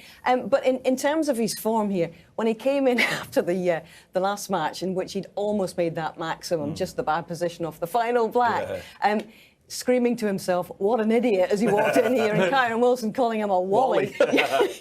He can laugh at himself. Yeah, absolutely, yeah. I mean, it would have been lovely, you know, to do it, but it'll probably haunt him for a long time. I know my Miss Black has haunted me for 25 years now, but yeah, you never get over it. But, you know, he's such a great addition to the game. You know, he's a great ambassador.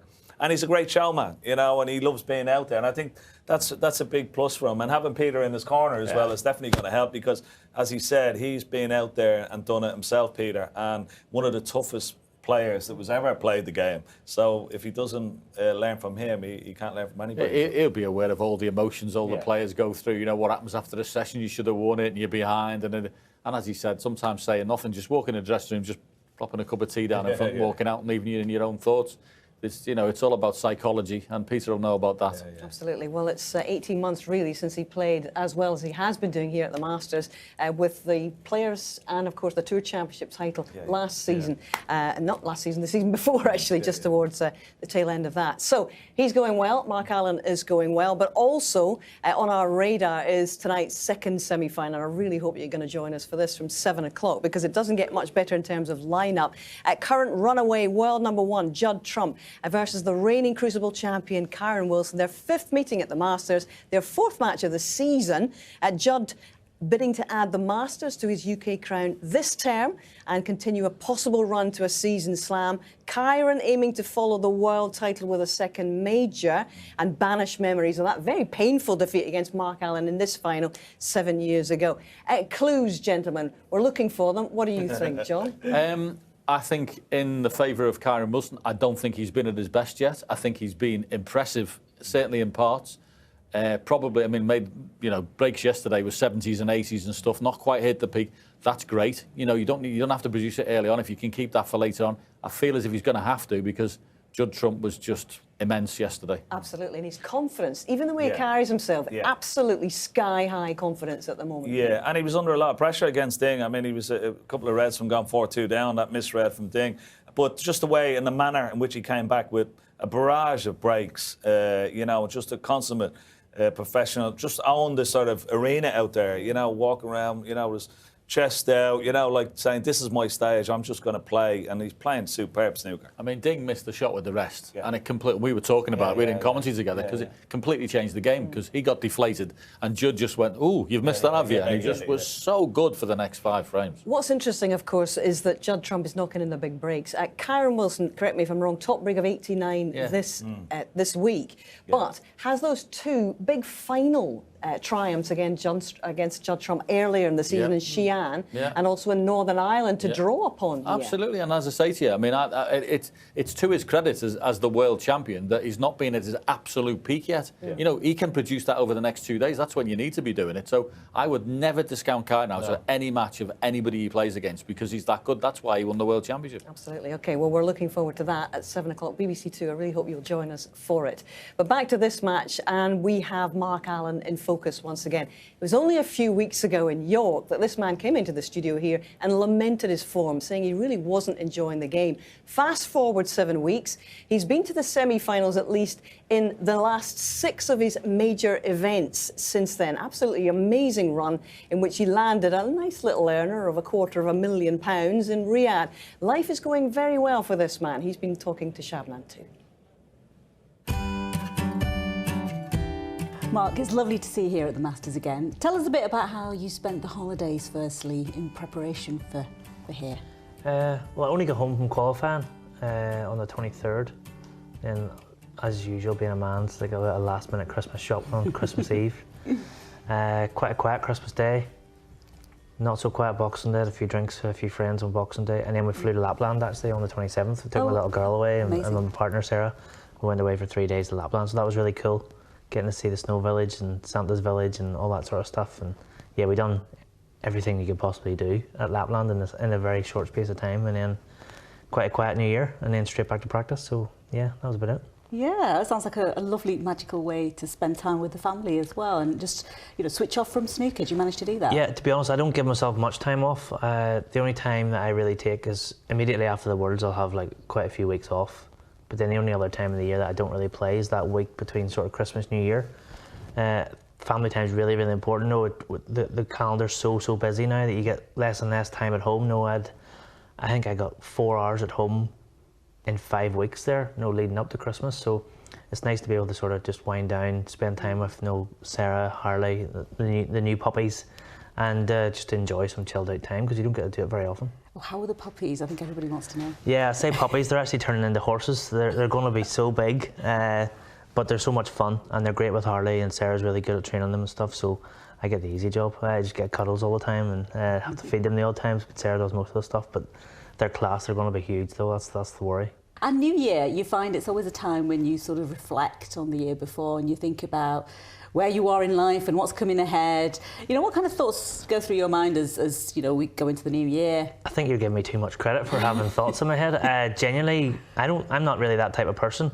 I'm not like new year, new me, or I'm not looking back saying, no, I should have done that in the previous year, or I want to do this in the next year. I'm just always looking ahead to the next tournament, whether that's in the same year, the next year, or whatever. I just want to do my best in the very next tournament, and knowing the Masters is the next one for me, and I want to try and come here and win. If I don't, I'll be disappointed, but I'll go away and practice hard and try and win the next one. That's just the way I've always been. Mm-hmm. I wanted to ask you about your foundation as well, the charity that you launched last year. How's that all been going? Honestly, just give back and try and help as many local people as possible. I'm very fortunate to do what I do for a living, and I've made good money over the years, and I'm getting into a position now where I'm going to provide for my daughter's future and things like that. But I've seen how hard it is for a lot of people, locally. A lot of people just struggling, especially coming up to Christmas and New Year. Just a sign of the times. The price of everything's going through the roof, and there's a lot of families out there really, really struggling. So my focus was just to try and concentrate on local people around the Antrim area, just to try and give back and try and help them out where need be. So it might be just donations, like food donations, no voucher donations like pre-Christmas, no heating donations, no after Christmas for people that don't have that, elderly people, no homeless people. There's a lot of that going on, around Antrim as well. So it's not targeted at one specific thing. I want to try and keep it as open as I can, because I don't want anyone feeling that they can't approach the charity for donations and things, but I want to be careful too that some people are too proud to ask for help. So I want to try and do it in a way where they can come to me anonymously, and then we can help as many people as we can. Yeah, well, I wish you the best of luck with Thank that. you. I mean, you're a busy man. You've working on the charity, playing. You've also been commentating, doing punditry. How have you been finding all that? Honestly, the punditry really passes some time at events. No, especially there at York, you've got a lot of days in between matches. No, here at Ali Pally, I've been in London from Friday night doing an exhibition, so it was actually really nice whenever I got the call, no, would you like to do some work for us? And I was like, absolutely jump at the chance. I love doing it, but it actually kills some time too, because too much dead time around tournaments isn't great for me. No, I probably tinker too much on the practice table and overthink things, so just having that to take my mind off things and actually just enjoy that side of it and watch snooker without the pressure of being involved, if that makes sense. How are you feeling about your form coming into the Masters then? And it's a special tournament, isn't it, to be involved in? Yeah, absolutely. Look, it's probably the best event of the year now, with the atmosphere, what they've done here at Ali Pally. You know, the crowds get bigger and bigger every year. The atmosphere seems to get better and better every year. His dream eventually come true, and he's the Masters champion. It's nice to be involved, but you don't want to just be involved. You want to come here and do well. And you know, after I won it in 2018, I had really high expectations of pushing on, but I've never really done that. I think I lost 5 first rounds in a row after that. A lot of them were close matches, and I just didn't get on the right end of them. But I felt like I turned a little bit of a corner here last year. You know, a couple of good wins, made a 147. No, missed out in the semi-final, obviously against Ali Carter. But it's always great to make any 147, but to do it in like a Triple Crown event with that atmosphere that was here last year against Mark Selby, one of the all-time greats. And I think the manner in which that I'd done it, that I was perfect, then not perfect, and then there was recovery shots, then I was perfect again, then it looked like I was going to mess it up in the last few balls. I managed to put a good black then to do it, but yeah, the crowd really willed me on there last year, so it was nice to give them something back. I don't want to come here and just enjoy the event. I want to come here and win, and that's the ultimate goal, and I'll be disappointed if I don't go away on Sunday night with that trophy in my hand. Well, Mark both wins big, but is big on giving back as well. Great to hear his efforts and his charity as well. But in terms of this man's ability, is he the most hard-nosed player in the game? Has he usurped Mark Selby in that I think respect? he's developed doing so, isn't it? I mean, it's something that's happened sort of like in the last couple of seasons where he's just turned into that consummate match player. I mean, he just seems to be able to play like a snooker chameleon. He just keeps changing whether it can be open or attacking or tough stuff. You know, I think he's turned into a real good match player. And as I mentioned earlier, if you're beating Mark Selby at his own game, then you're doing something right. Which he already has done this week. And in this match, however, will he stride back into the final for a second time after a long 7-year wait? There's nothing between these two so far.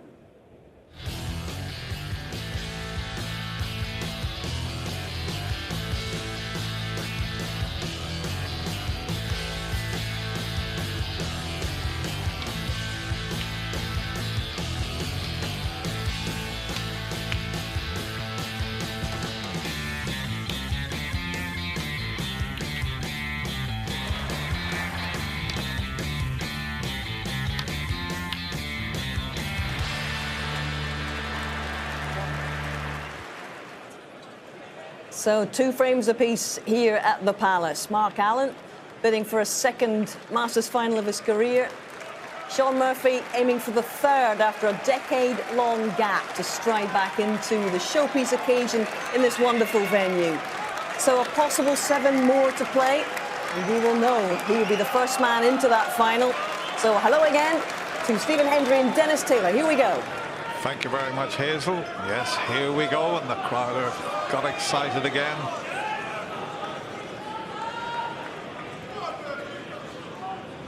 Yeah, it could be a final frame shootout. Who knows? Thank you, ladies and gentlemen. Frame 5. All the Mark shouting Allen to out break. will finish, and it'll be Mark Allen to get this 5th frame underway.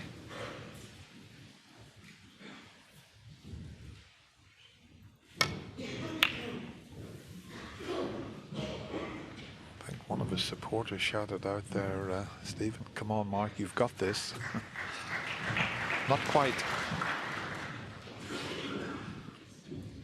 An intriguing semi-final.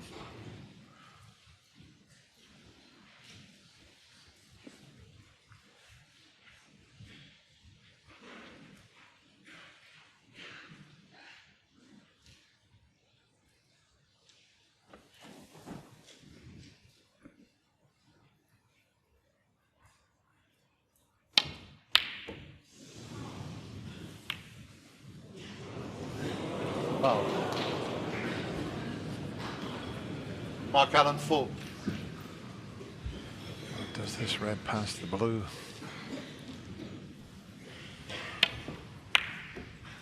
Didn't get close to that one. If it doesn't, yeah, it passes the blue.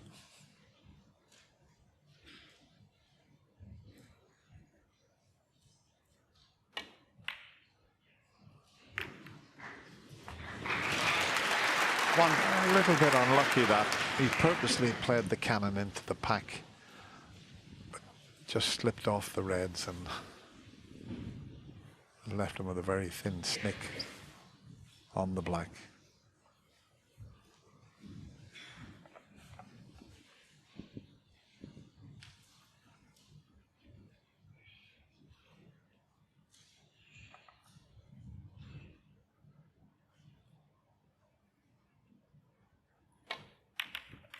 Very good. Is he on a red though? He's not, but an excellent pot there. That wasn't easy, but the cannon hasn't worked out. 8. If it's not a touching ball, he hasn't got an easy safety.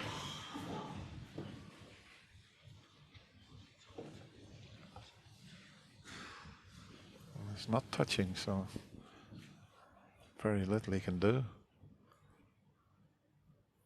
Oh, it's not golf. You can have a fresh air shot at snooker. I think that was a push shot. Thank you. Yeah, it was a push shot. He said to the referee, I think that was Mark a push Allen, shot. Shaun Murphy. I think he was trying to sort of play a sort of a miscue so that he didn't push it. It's where the tip, the cue ball and the object ball are all in contact together, and okay, it's only going to cost him 4 points, but put him back in again. See, he could play off the reds and leave the white on the top. See, he's playing a deliberate miscue here so that he doesn't push it. Yeah, played that well. That takes a bit of practice. First player I ever seen play that, I used to practice with him. You'll remember him, Stephen, from Preston. Ian McCulloch, who was in the top 16 at one stage.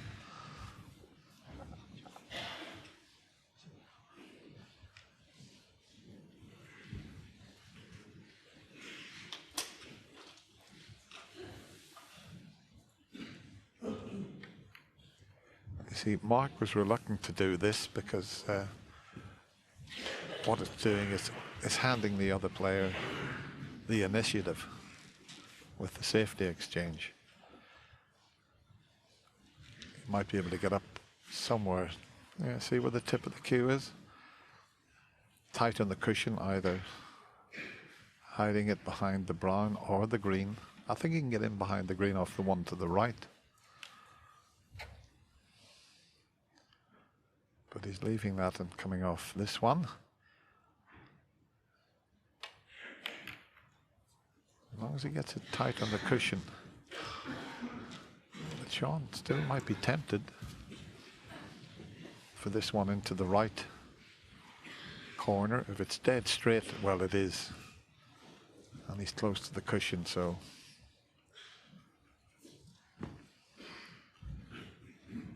This would need absolutely perfect cueing.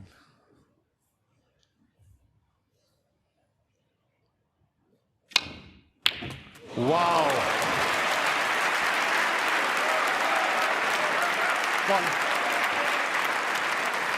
Is there anybody better in the game at that type of shot? Mark Allen could have played safe off that red, but he wasn't expecting Shaun to knock it in. He was hoping to cover it, but what a pot that was.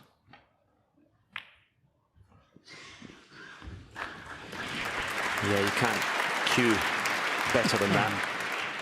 That was as good as it gets from Shaun Murphy.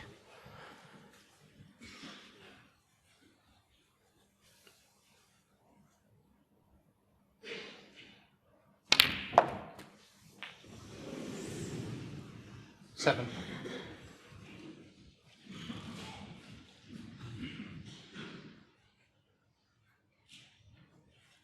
He's got the momentum in this match at the moment, Shaun Murphy, having won the previous 2 frames, so you really want to keep that going with a frame winning visit here.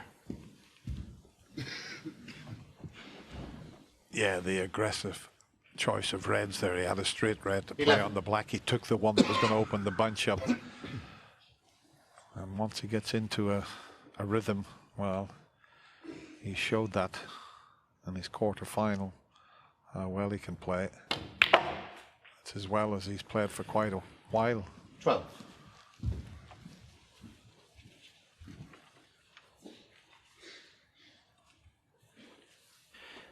That was a better shot than it looked. Had to force the red in, but he could easily have snookered himself on a cut behind a couple of reds for the black. Absolutely perfect position. 19.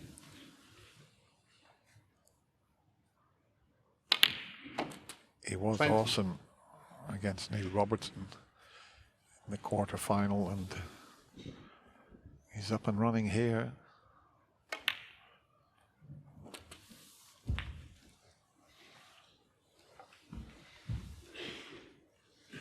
$27. They're a beautiful bunch of reds to go into from 28. a black, if you're level with the black. Into either corner pocket, actually.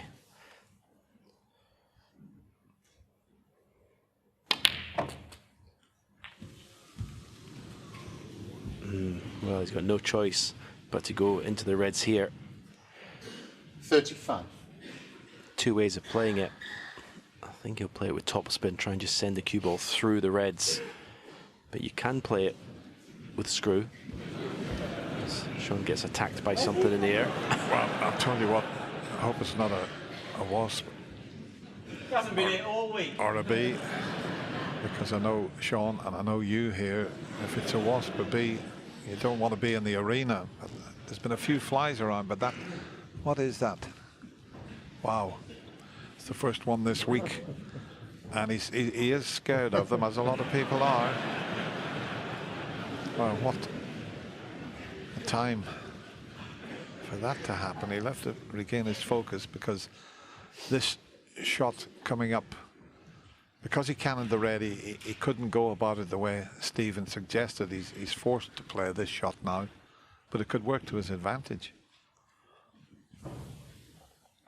He's playing your shot, top spin.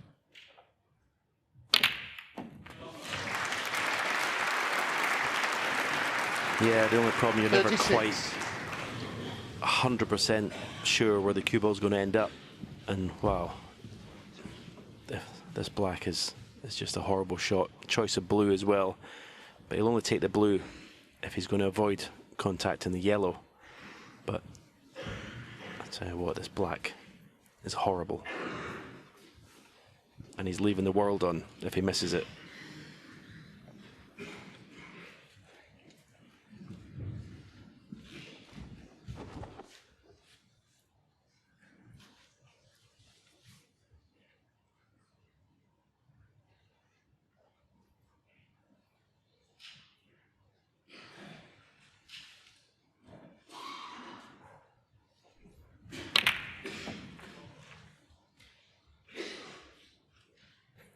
Yeah, a little bit unlucky.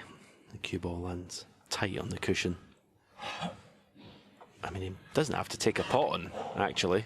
He could play a safety shot, get the cue ball tight in the baulk cushion. But he's in flow at the moment. He doesn't want to leave the table if he doesn't have to.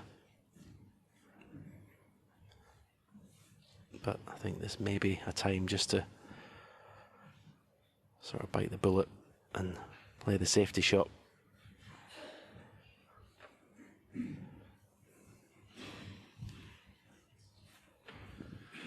Yeah, it's not imperative that he knocks a colour safe. The main thing is to get a good cue ball, and he can do that from the yellow.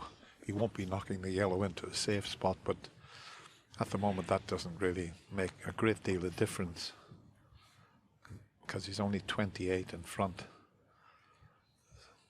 So he's thought long and hard, and let's make you mind up time. Does he take the blue or does he play the yellow for the safety? It's the blue. Can he pot it? Can he avoid the cannon on the yellow? Well, he's potted it. And he was always going to cannon the yellow, so he's thought long and hard, 41. and he knew he was going to get the cannon on the yellow, and he knew he was going to leave himself a long pot. So here we go. Is this another Shaun Murphy special coming up?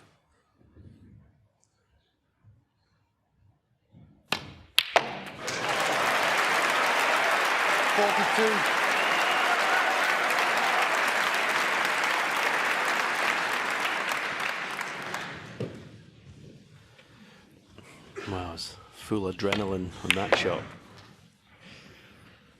Just overhit it.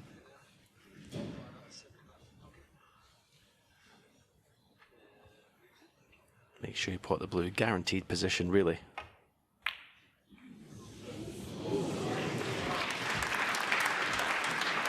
And I say that, okay, he's on the red to right corner, but could have done with another sort of foot 47. of length in the cue ball.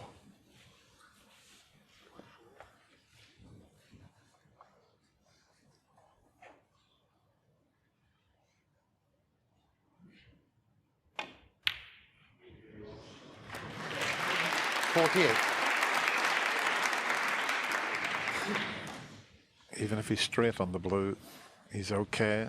Those four reds, the left hand one is available into the left corner. If he's got a slight angle, he can get a bit closer to them, and he has a slight angle. Not much, but should be okay. There's a little gap here. If he can pot this 53. and just screw through the gap. He's having a look at it now. Just got to be careful with this. Make sure of the red. Don't put all your focus on the white.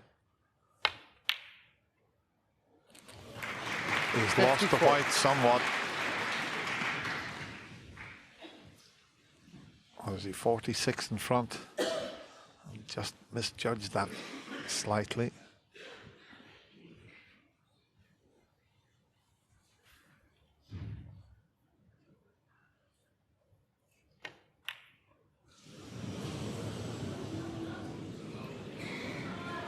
Shaun Murphy. Yeah, the poor shot was from blue to the previous red.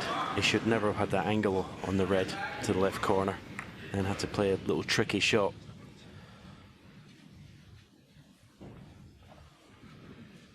Well, the fact that he's left the black right over the pocket, if Mark Allen can knock this red into the right corner, what a chance to get right back into this fifth frame.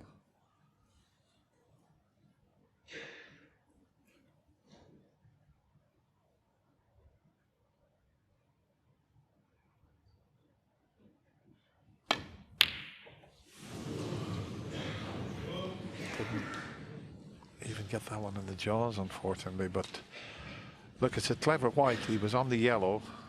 Had he have knocked that red in? But the red he missed has gone safe.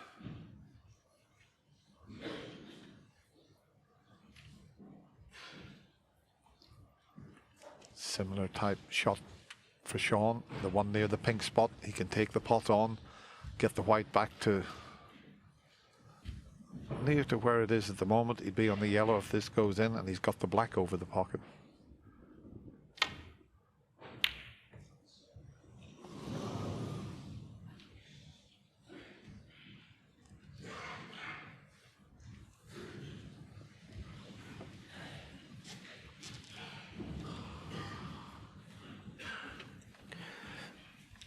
I'm sure Mark will be playing this red closest to the right corner pocket with the black,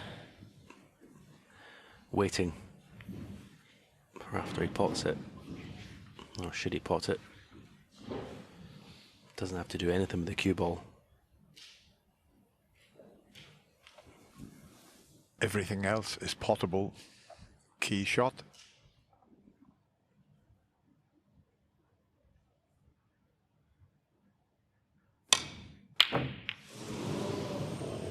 That was close.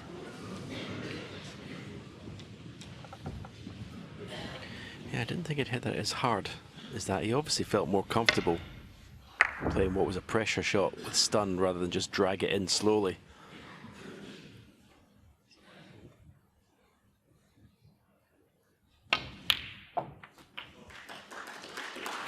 One.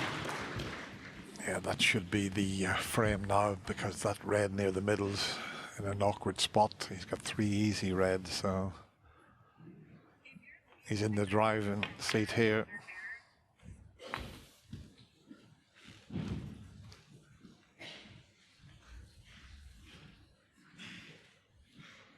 Six.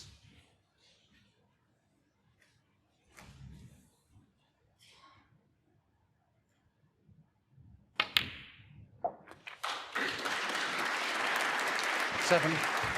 So very impressive from Shaun Murphy. He's lost the 2 opening frames, but this is 3 in a row.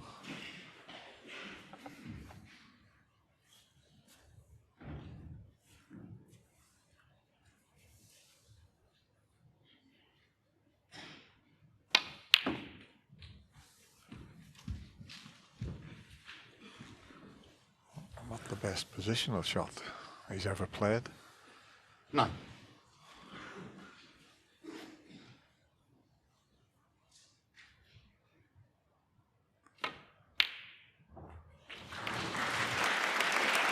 Ten. But good cueing from tucked up on the cushion.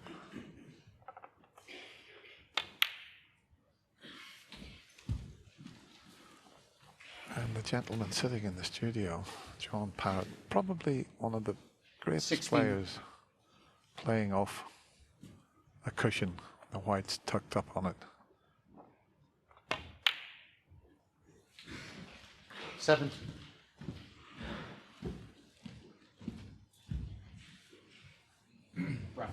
Brown.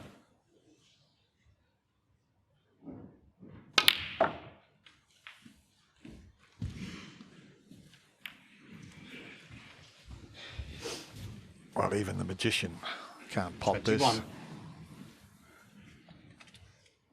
It was a good effort. It was a good effort. Shaun Murphy, 21, and the frame. He's come out after the interval and he's taken this frame. And as I mentioned, that's 3 in a row for Shaun Murphy. He leads Mark Allen by 3 frames to 2. Oh, we're starting to see a complete turnaround in terms of the pressure levels on these guys. And now it's Mark Allen who is really under it out there after a couple of absolutely superlative reds from Shaun Murphy once again. Absolutely, yeah. He's got the momentum now. He's got his tail up, and Mark Allen looks like he's... I mean, this is just, you know, you cue him at its finest, you know. He's just so good at that particular shot, you know. I mean, this man beside me was very, very good off the cushion as well. Probably because he was on the cushion quite a lot in his career, but no, when he pots these long balls, John, it's fantastic, though, eh? Yeah, because he uses the cue properly. I mean, there's a lot of stuff these days about shortening and compact and everything. You watch how he delivers this cue. The cue does the work when he does it. It's a proper delivery. And if you can pot like that, why would you not take them? But there's been a sea change in this. It almost like Mark Allen needs a good chance now. He's not scoring. I mean, he's had 43 and 2 45 breaks early on, which has been enough to play good match play, but he could do with scoring as well now. Wise words from the cushion king. But in terms of how he is coping with the pressure, Mark Allen, how do you handle it? Well, you just got to try and get... I mean, you know, it's a long match still, you know, 4-6. He's been in this situation before, but he's been frozen out. You know, the match is torn.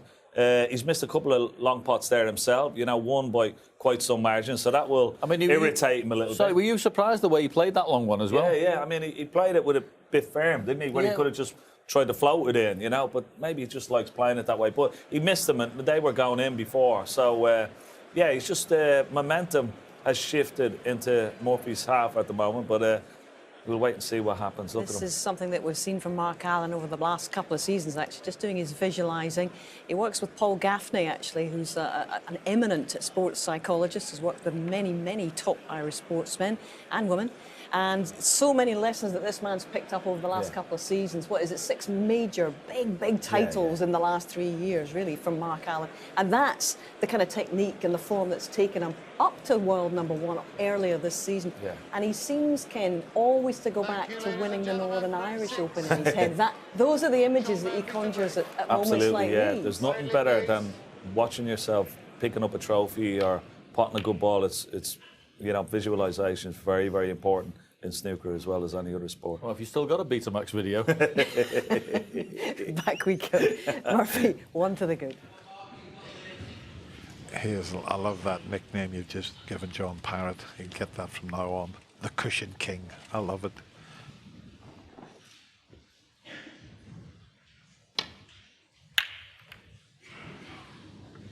Oh, have a look at the reds.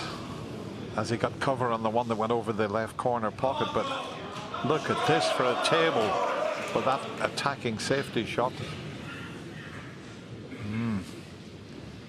No, he can't get directly to the potting angle there. You'd have to bend that slightly. What an aggressive safety that was from Mark Allen.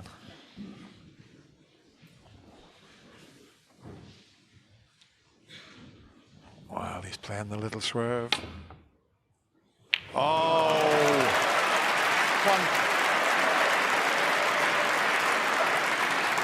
The fact the red was so far away from the cue ball, to bend that round, that red, from that distance was superb.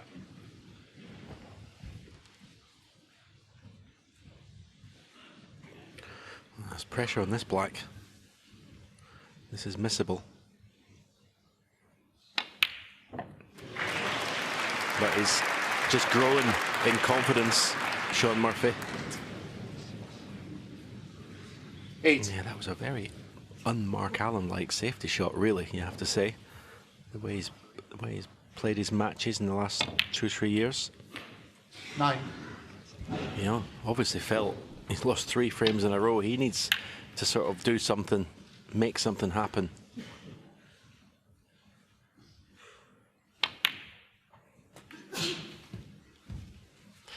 Wow, Dennis, he missed it in the last frame of his match against Robertson. 16. Wonder if he's got ideas here.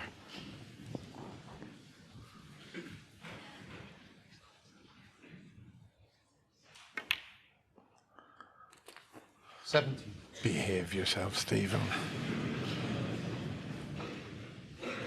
But they're sitting very nicely, it has to be said. Well, you basically couldn't pick up the reds with your hand and place them in better position. Obviously, he's playing to win the frame, but there's no need. The pink's out of commission. There's basically, unless he plays 24. a bad shot, there's no need to play for any other colour but the black.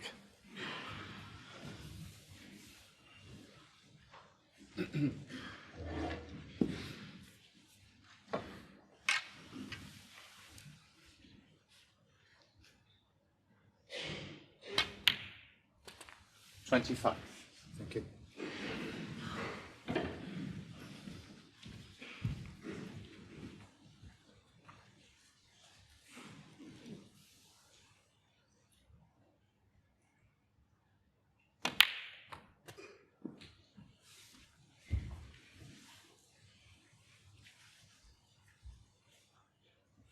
$32.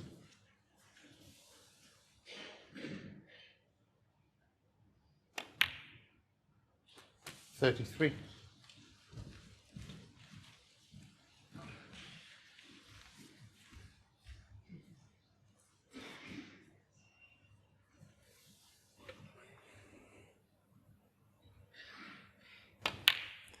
Yeah, the reds are so well situated. He's got options every time he's on a black, which red he can play for. 40.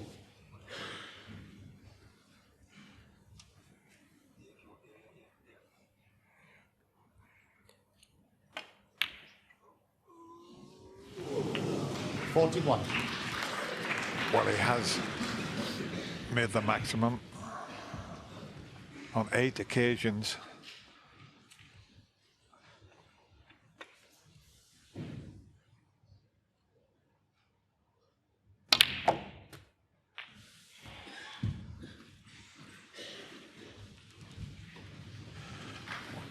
Well, the high break prize 48. carries £15,000. But I don't think there's anything extra for a maximum break, which is a little surprising. I might have been tempted myself to play the red closest to the right corner there, just because it's blocking the other red. He was absolutely perfectly on it there. But as you can see, he's still got options. He can basically 4 reds he can play for here.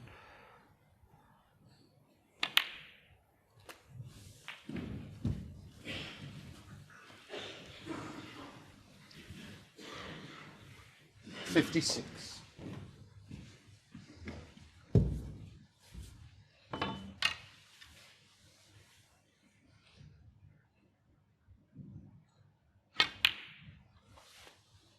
Thank you. 57.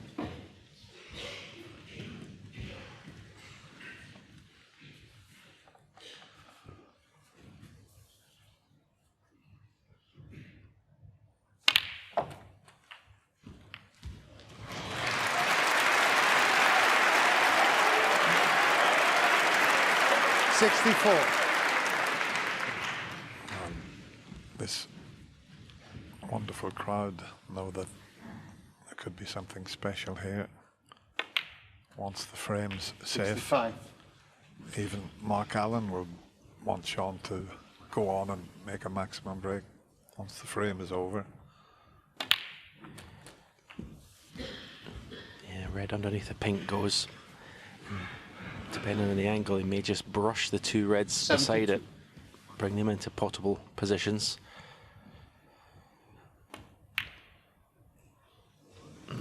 73. I think he played it. He didn't pot the red in the middle of the pocket. I think the bottom one of those 2 is still available, but as you can see, it's quite an exact positional shot to get on that. So he just missed a trick with that last red, not potting it into the middle of the pocket. But that's the frame one. Frame secured. 80.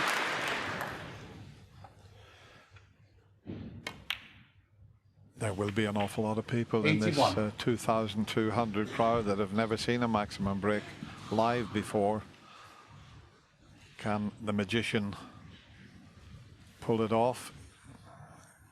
He almost did in the quarter-final when he landed tight on the blue after the 15th black.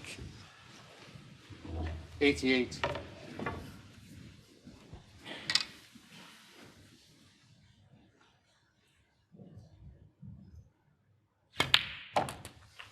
$89. Just a little bit high on this black. It should be okay. He can play into an area which would give him the choice of the red to right middle or that bottom red of the 2. He's played the cannon and he's played it to perfection. Is it on the red to left corner? I'm looking at his body language. I don't think 96. it is. Settle down, please. Thank you. Just fractions away, but he can pop the other one into the right corner.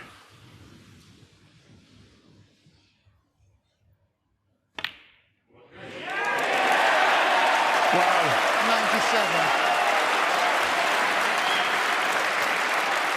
Even Mark Allen was patting his leg there for that last shot. That was nice to see.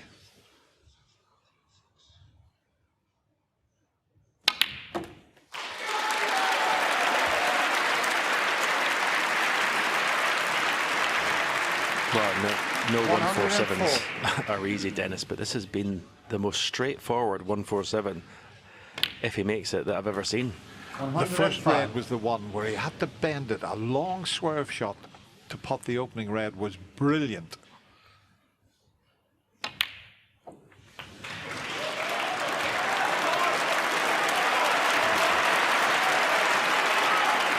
112. Yeah, the opening red and the opening black are the two most difficult shots he's had to play. 113. This is much better. He won't be going in behind the blue from this position. Come on, Shaun. Come on, Mr. Murphy. 120.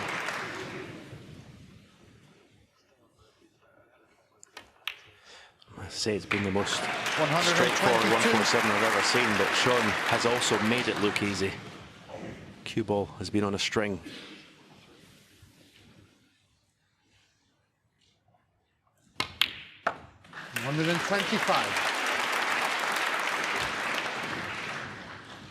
This is the one, brown to blues, always the tricky little one when you're clearing up.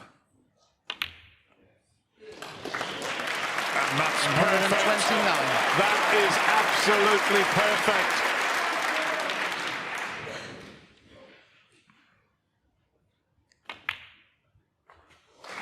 $134.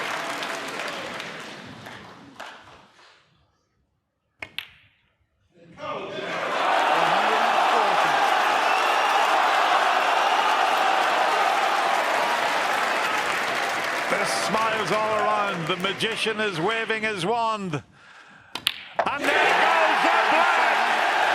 What a fantastic effort from Shaun Murphy. Look at Mark Allen. Everyone in the Alexandra Palace is on their feet. What a fabulous 147 break that was. Shaun applauds this Ali Pali crowd. Stephen Hendry called it on the second black. Take a bow, Shaun Murphy. That was something special, and Peter Ebdon enjoyed it just as much. They're still on their feet here.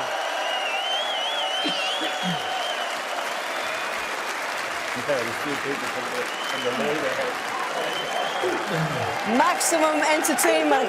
He's not a Wally now, is he? Absolutely stunning 147 from Shaun the Magician Murphy. After missing that one, putting all the reds and blacks and getting out of position the last time with just the colours on the table against Neil Robertson, well, he's more than made amends. It's the 6th time we've seen one of these very special breaks at the Masters, and he joins Kirk Stevens, Ding Junhui twice, Marco Fu, and of course Mark Allen, who last year beat Mark Selby and en route knocked in a 147 as well. And wasn't it wonderful to see such sporting behaviour from Mark, clapping his opponent as he was getting close, and a wonderful embrace. There's been a few differences between these boys, but really when it comes to that, that is a mark of respect, not just between them, but in this sport as well. What do you make of it, Ken? Absolutely fantastic, you know. The break from start to finish, he had a couple of shots to swerve and the black at the early part, but after that, his ball was absolutely pristine. I mean, it was a perfect maximum break, and to hold himself together as well. That was just brilliant, absolutely brilliant. What an occasion. I'm going to give a great praise to my esteemed colleague. He called it after 2 reds. He did. Not me, he did. He said to me, there's a maximum, and I went, God, "Oh, don't be silly." And then all of a sudden, but the cue ball was just perfect. Yeah. I think the foundation of it, when you look back, and the swerve shot, really, to get on it. But look at this to finish off. He was fist pumping before he even... He'd already had one of those. It's just great, you know. I mean, he's perfect on the black as well. He was fist pumping all the way around. The crowd loved it, you know. And this is, this is what our sport is all about as well. And even if there is a little bit of rivalry, a bit of needle between them, look at that. Wonderful respect, admiration, sportsmanship, and what an occasion. And what an occasion for that man. Well, he said that he was determined to put a maximum in a Triple Crown on the CV. That was on his list. Job done as he high-fives Peter Ebdon. And that really is a sort of vindication, too, of the work that he's been doing with Peter over the last Peter few Ebdon's months. box, 147, tick. that one's been taken off the list. So, but honestly, that was just, I can't tell you. I mean, Stephen was saying it, but on the it was immaculate. It was so simple because it was immaculate. Everything about it was just like perfect. I mean, he made it look that simple because his cue ball was just so good. The other day against Neil Robertson, when he was attempting to go on the colours, he said he just couldn't breathe. But clearly that experience has steeled him for this. The way he held himself together. Because can you tell me what it is like when you're out there with one of these things in the offing? It's tough, you know, because your heart is racing, the adrenaline's pumping through your body. Sometimes, I mean, when I was on it, I couldn't feel my back arm like when I was on the blackboard. But it was a wonderful sensation. But to be able to hold yourself under that pressure, and of course, you've got to deal with the crowd, the cheering and the roaring. You can get enveloped in it completely. But you have to be able to keep calm, and that's just as difficult. And now I'm going to be the killjoys, right? He's got a match to win. So absolutely brilliant. And we always say Saturday afternoon at the Masters is special. That's just made it even more special. But now he's got to completely get his concentration back. He's got a semi-final to win. Well, he's got a maximum under the belt. He's got a 2-frame advantage, and he's got the whole of the Ali Pali crowds cheering and on their feet. What a moment. I really hope you've enjoyed that one. Back we go, frame 7.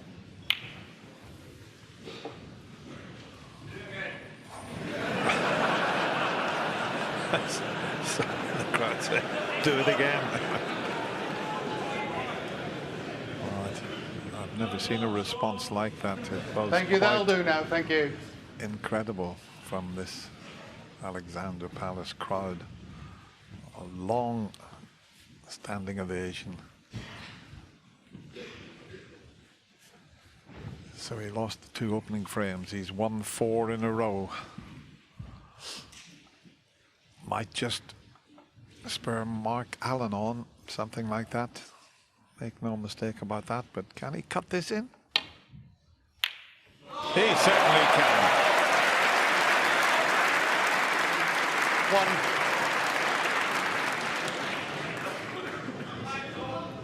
1. Settle down, please. Thank you.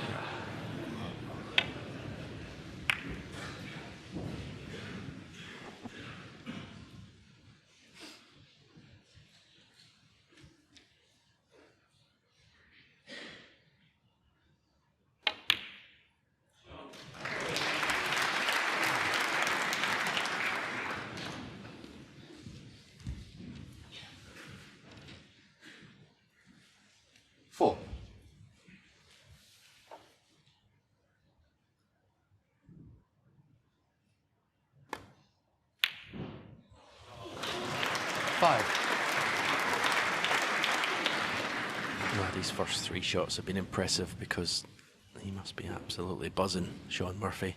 I know he was out the arena for a good 4 or 5 minutes just to sort of enjoy the moment, but then calm down and realise there's still a match to be won here.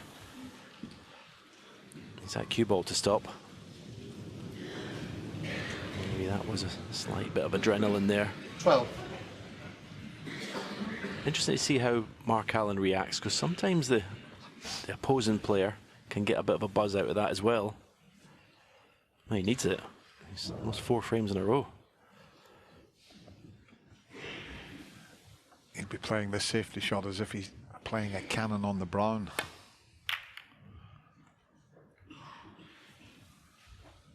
Shaun Murphy, 12.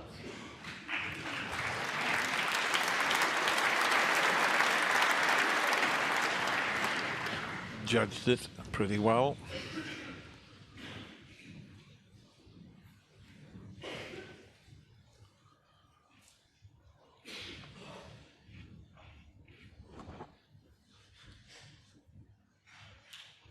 Thank you, Mark.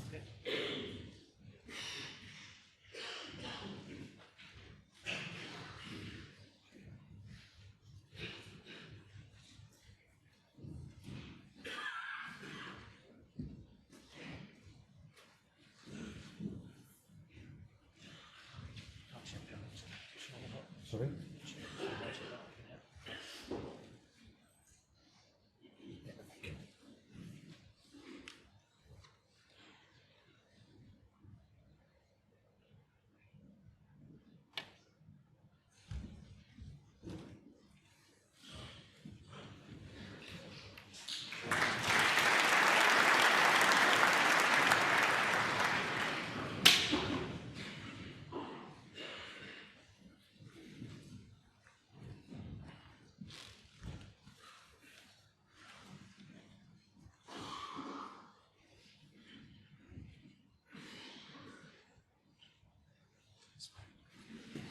Oh, sorry.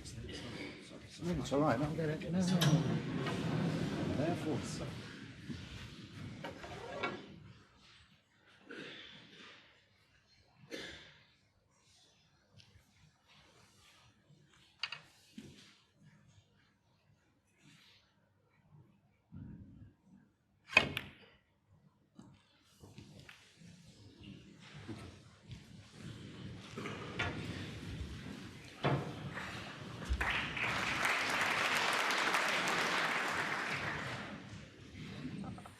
This was the start of it. I mean, this was some shot because the swerve had to take late because of the red was so far away from the cue ball. That was an unbelievable opening red, and the rest, well, was immaculate.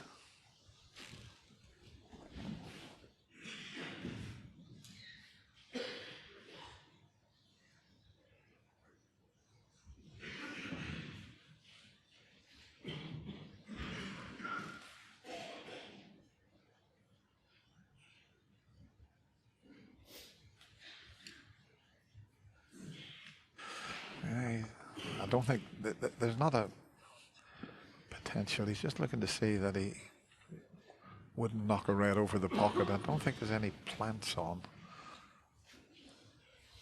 Just he doesn't want to send one over the corner.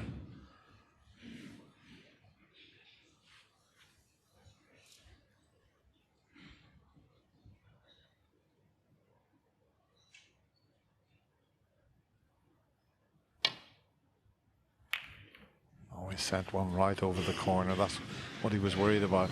He's got a good cue ball though, but I don't think he's covered it. He might have, but I think another little swerve shot. This is a lot easier than the one he got in the previous frame because he's nearer to the yellow. He could go cushion first also, but the thing is, if he swerves around the yellow, pots the red, there's no colour. The pink's awkward, the black's tied up. He doesn't want the white to go into the middle of the bunch of reds, which it could do if he plays it this way. One was highly unlikely he was going to drop on a colour there.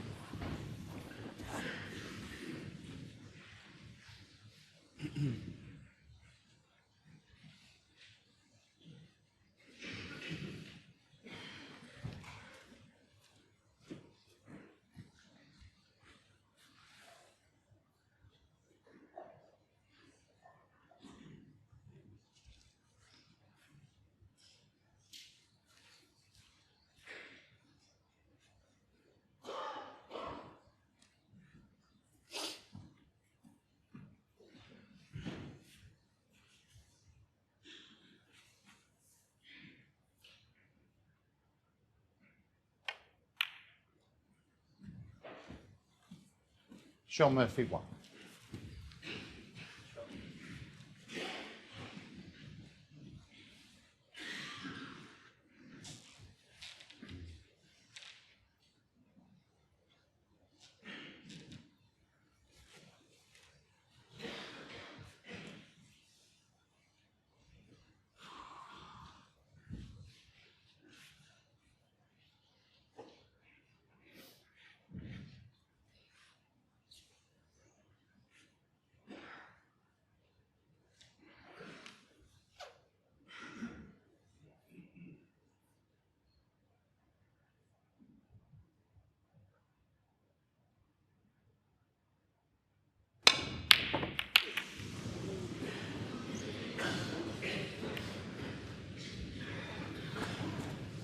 It might have looked a little bit reckless, that, but look where he's got the cue ball.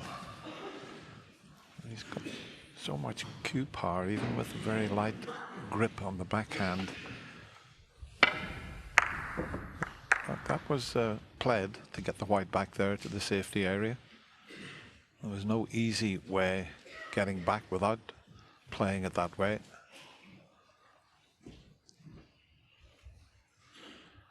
Oh, there's an easy safety shot on, but look what Shaun's looking at.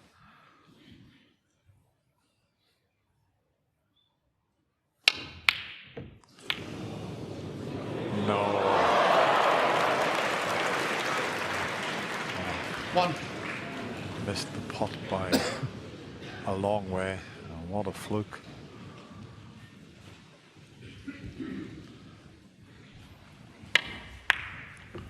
Never even got the red in the jaws of the pocket, but okay, he's fluked the red. There's no easy way to knocking a few in here with the black now up the other end of the table. Pink's slightly awkward at the moment. Might be able to do something about the pink in a couple of shots' time. In fact, he might be able to. Oh, it's gone a bit too far, has it? He's got one there that'll pot, so back for the blue. Oh, said back for the blue. The pink will go into the left corner, but that red to the right of it, and the one nearest the cue ball's in an awkward spot. So this needs a little bit of sorting out to give himself a chance.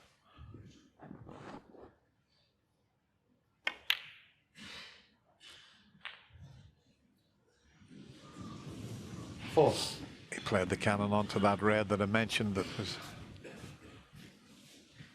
closest to the cue ball. If he cannons that red full ball, he's on the pink for the middle, but that's end of break. So the fluke is not going to cost Mark Allen too many points.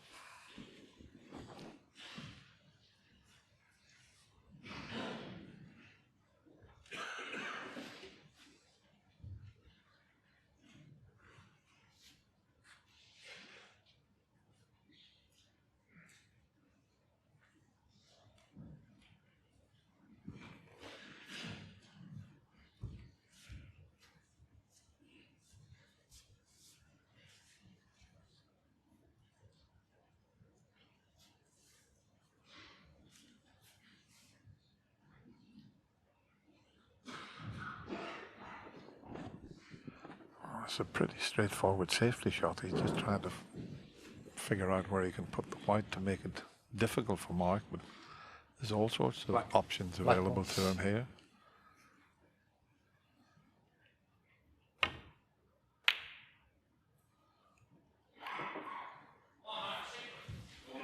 Shaun Murphy, 4. Let's develop the black.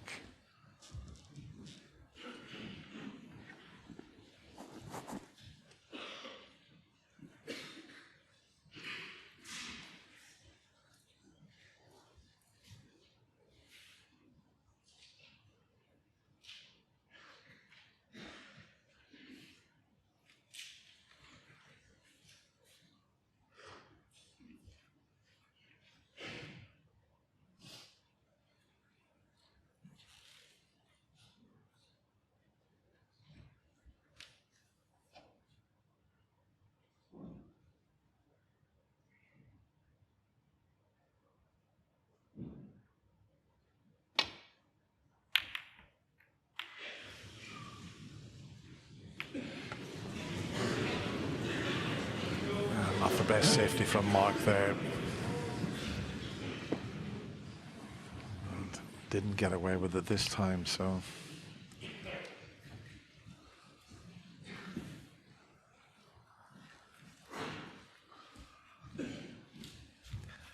Just looking at the red on the black spot, so he might not play for the black, but if it is covered, the black would go onto the blue spot.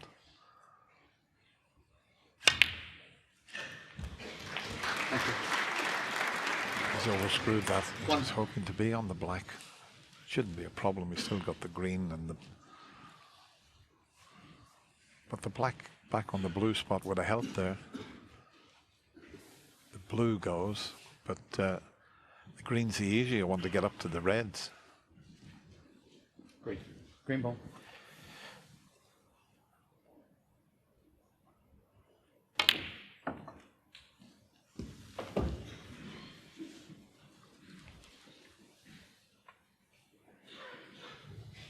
Four.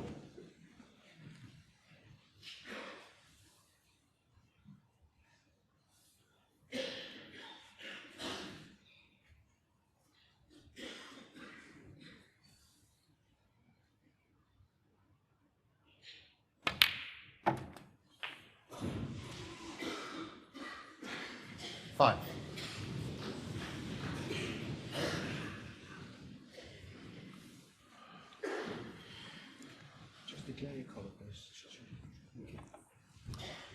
Just looking to see if he could get through to the green again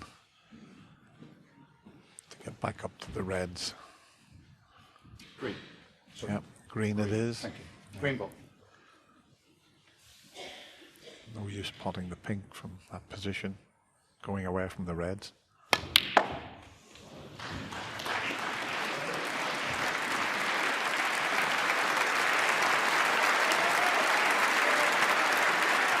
Eight.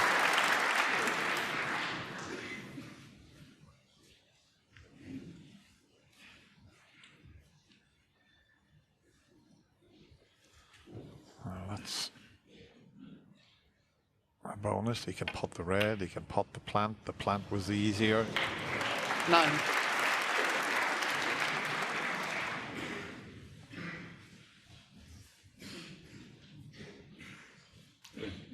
Green ball.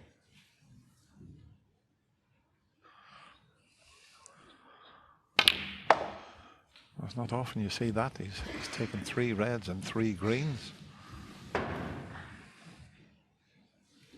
12.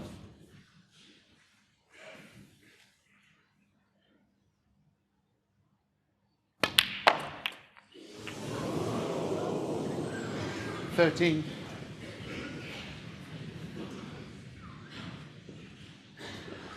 Now, if you can see enough of the green here, he could play over next to the brown, get the cue ball over there, and he would have mark. I know he can't see enough of the green to play that shot. Needed to be able to see the left side of the green as we look at it. Can still get it safe, but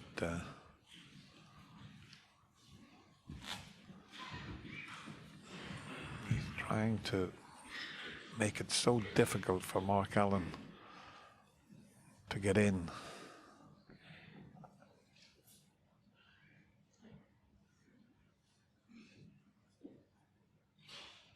Yellow ball.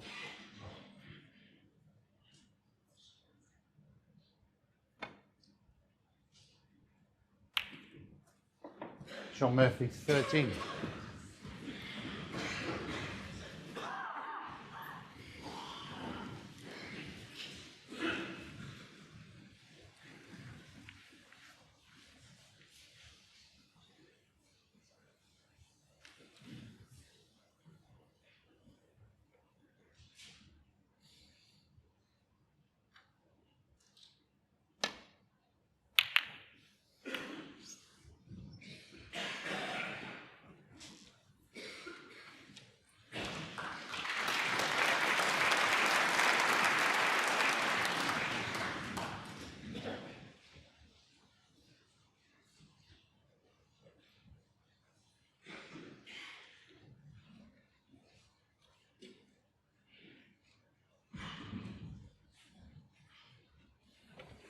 Feels like a huge frame. It's obviously been the stark opposite to the previous one, but you just think if Shaun wins it, you can't see a comeback from 5-2 from Mark Allen. If Mark can somehow win this frame, well, the match is anybody's.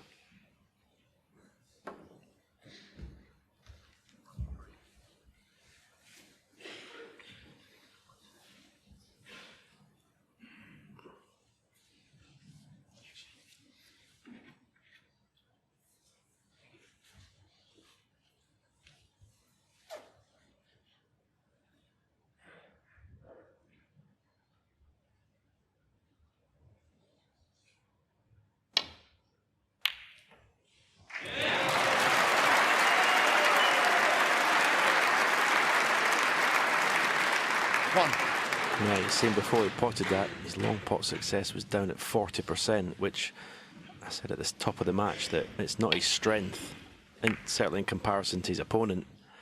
But that was a excellent timing to pull one off there when he really needed it.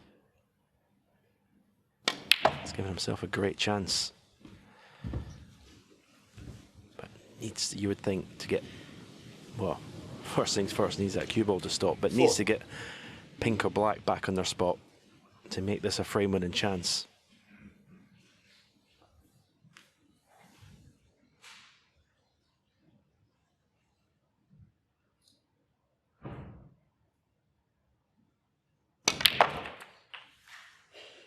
Five.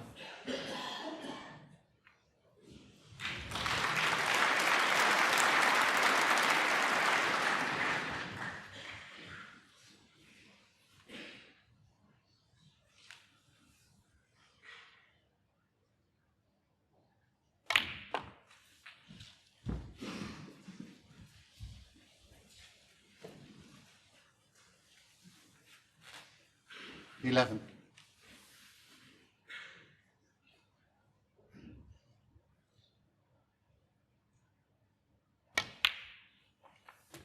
12.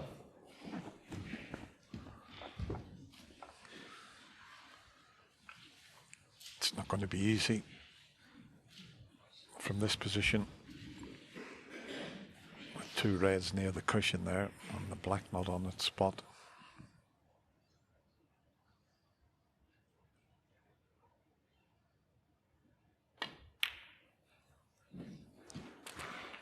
So after he pots this red, things not quite as easy. 18.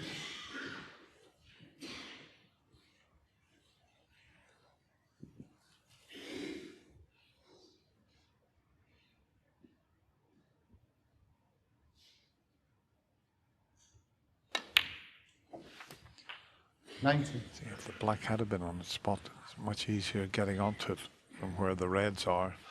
The fact he has to get out onto the pink makes it much more difficult.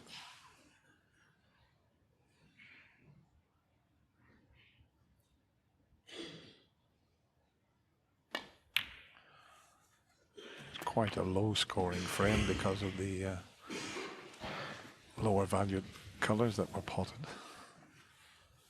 25.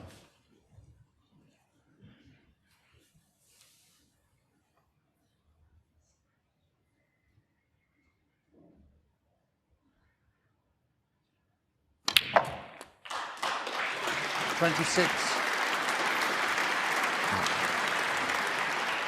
Anything but straight on this last red to give himself a chance to get out onto the pink again.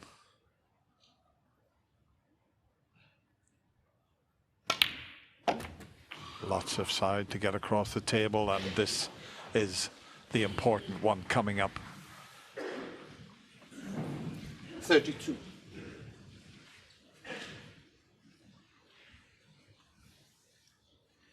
Yeah, it could be the biggest shot of the match so far, this one.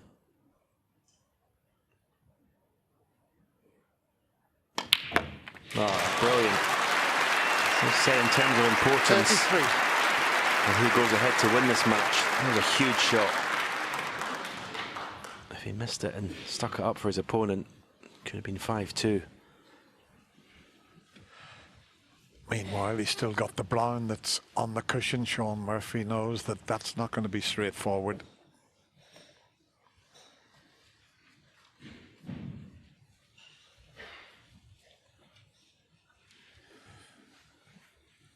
There's one thing Mark Allen has never lacked, and that's bottle.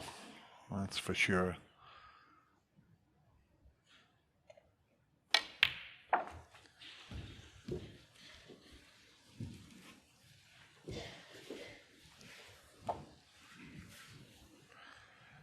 He's going to need that difficult brown. The blue being off its spot is a bit of a help. He'll have to get to that also.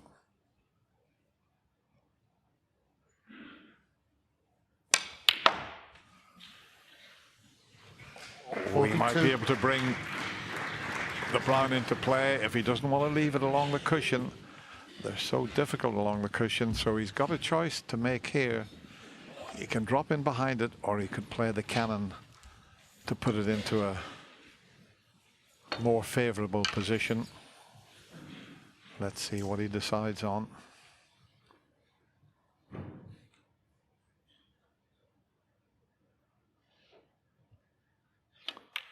dropping it in. Doesn't want to be straight. 45. As I say, if the blue was on its spot, it would be so much more difficult to get to it. He's 15 in front. He only needs the brown, so he doesn't have to worry too much about getting on the blue. Just make sure of the brown.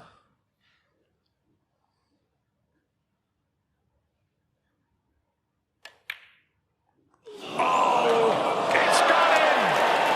Wow! He looks around to the referee and the crowd. For all the world, it looked as if it was going to stay there.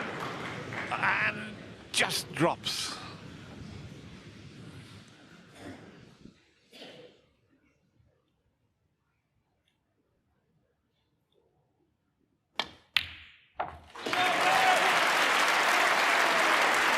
Wow, what a fabulous visit to the table from Mark Allen.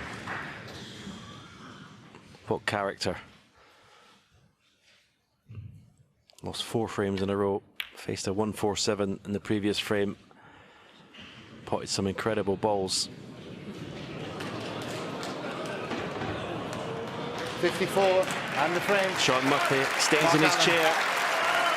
A very, very important frame for Mark Allen to win there. He's back in this match, but he still trails 4-3. What a contest this is. It's been 85 minutes of match time since Mark Allen actually won a frame. A very long time ago, it seems like, in so many events since he did. What sort of spirit and fighting character does that show to you, Ken? Very, very gritty, very tenacious, great composure. And to be able to hold himself under that pressure and make that break. And I mean, started off with the red, the last red that he played down the rail. I mean, he had to really punch it in. I mean, these are easily missable, aren't they? I mean, they're not great when you're right behind them. No, yeah.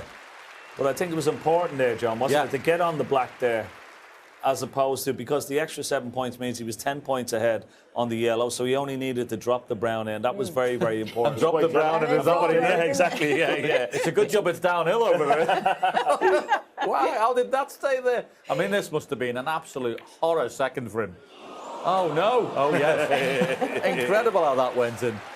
Well, there's been so much that he's actually had to combat, as Stephen was saying, not just the long time without winning a frame, but he's seen Murphy come back. We've had all of the theatrics of the 147, but it's a wonderful response from him. There was a very funny moment, actually, just when they went out, broke off, and someone in the crowd shouted, "Do it again, Shaun." Yeah. Good luck with that one. Yeah, exactly. Not greedy at all, are they? No. But such an important frame, not just from Mark's perspective, but also from Shaun, because clearly the adrenaline flowing there. He's expecting everything to go in, and it was in the early part of that frame. Yeah, he had a few chances, didn't he?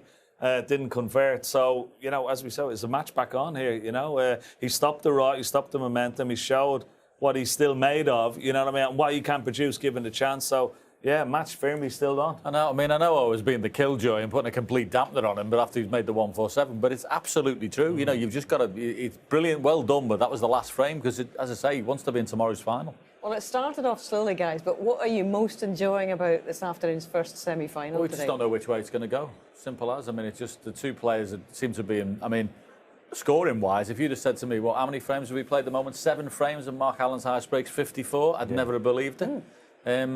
But it's just one of those games, and Shaun looks like when he gets in and he's in amongst the balls, he's going to, you know, he's going to score heavily. It's a fascinating encounter. At some point, you'd expect Mark to start scoring, wouldn't you? Yeah.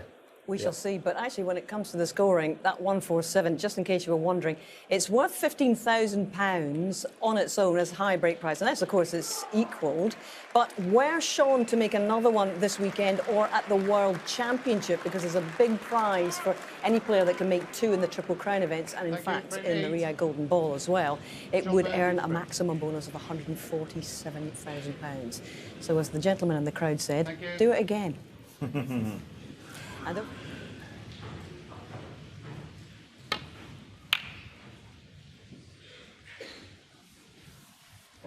It's been quite some time since either player has been to the final of the Masters.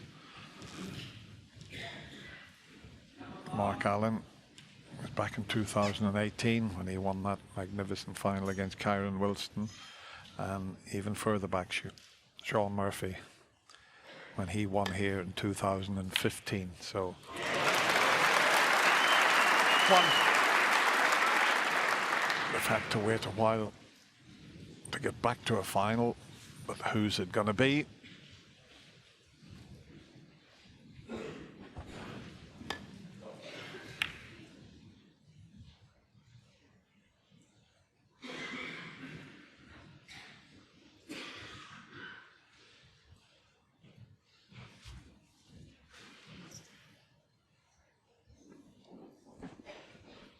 He's just a bit reluctant to roll in behind the brown, but he can't really do anything else. He tried to block the escape down the right side.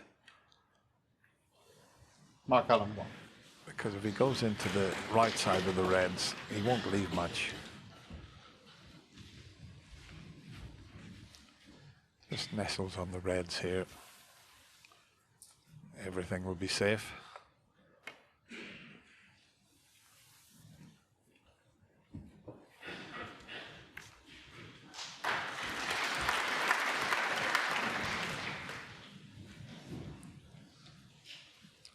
Quite land on the reds as he intended. He would have been hampered on this. He's still slightly hampered on this red. Well, it's towards the blue. If he could see the middle of the cue ball, he'd take this on. Yeah, that's why he's hesitating slightly. The referee having a good look there. Yeah, that's a distraction.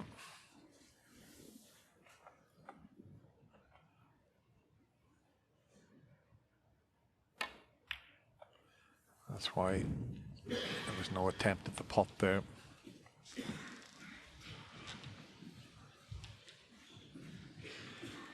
Does this red cut? Shaun's coming round to have a look at it.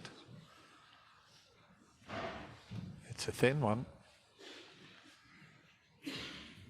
Yeah, it will cut. Okay, the white will be flying up and down the table, but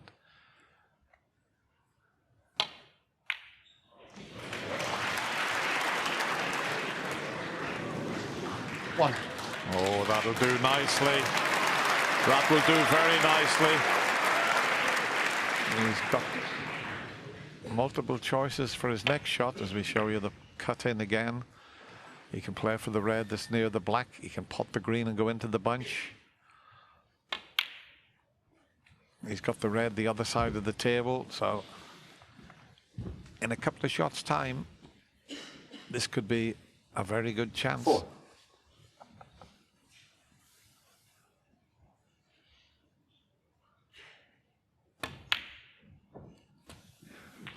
5.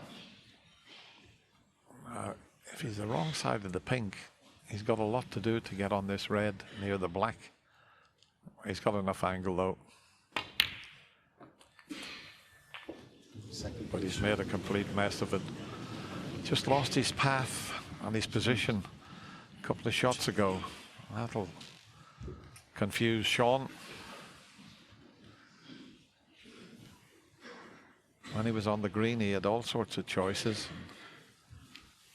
Within a couple of shots, he's out of position.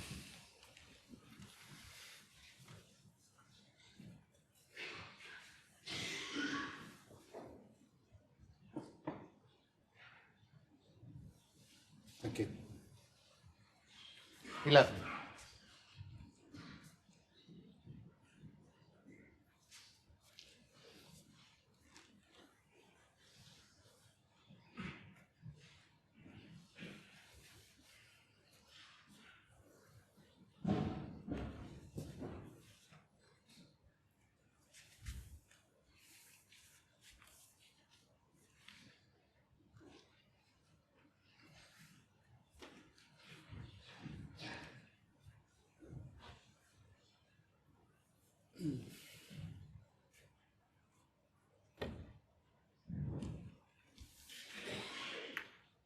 Shaun Murphy, 11. Touching ball would help here. It's touching ball. That's good. Means it's pretty straightforward to get up the table. We don't want to have a little session of just tapping into the reds.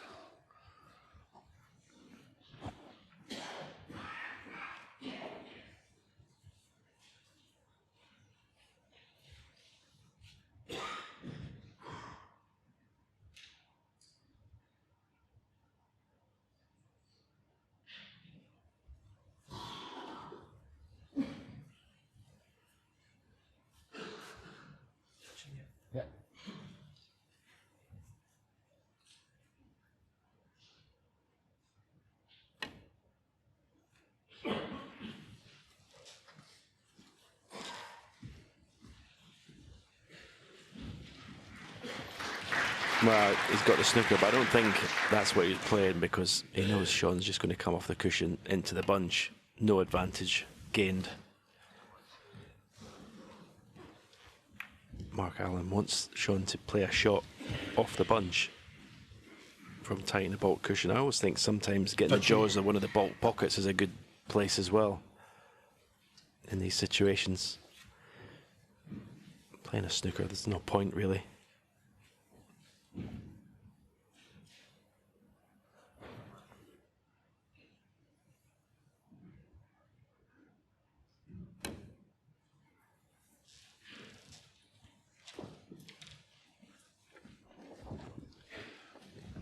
Now will Shaun risk opening the reds up, just having a look to see if he's going to knock one over the left corner. So this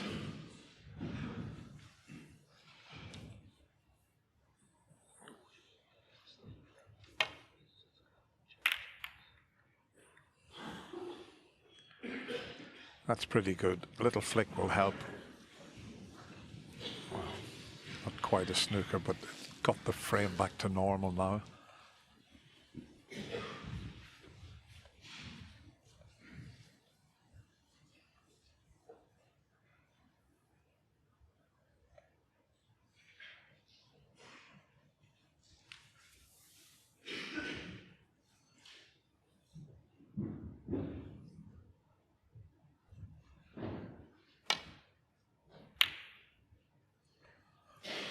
Was a bad mistake. Much too thick a contact there. Very unlike Mark Allen to make a mistake like that.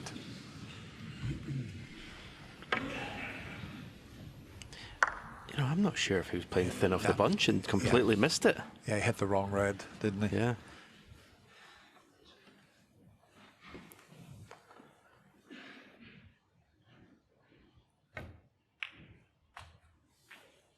One.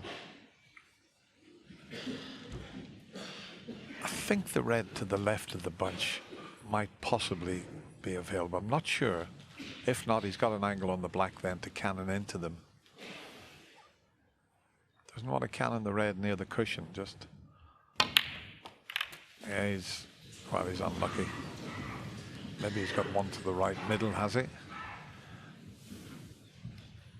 He played it well because he just avoided cannoning the one near the cushion.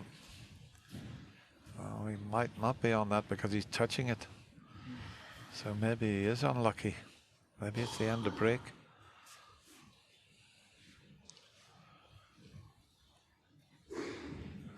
It is, because he's away up the other end of the table. Just to pick a spot where he'd like to put the cue ball. So he's a bit unlucky with that split there on the reds. And with the pink on, you know, he was almost guaranteed, if he had a potted a red, of easy position. So very unlucky there.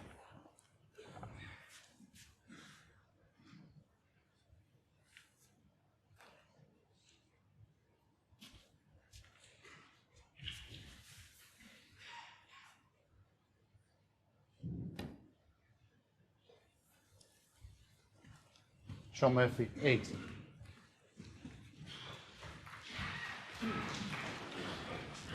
It's just okay, but there's an easy path back down the table from that red that's over towards the middle pocket.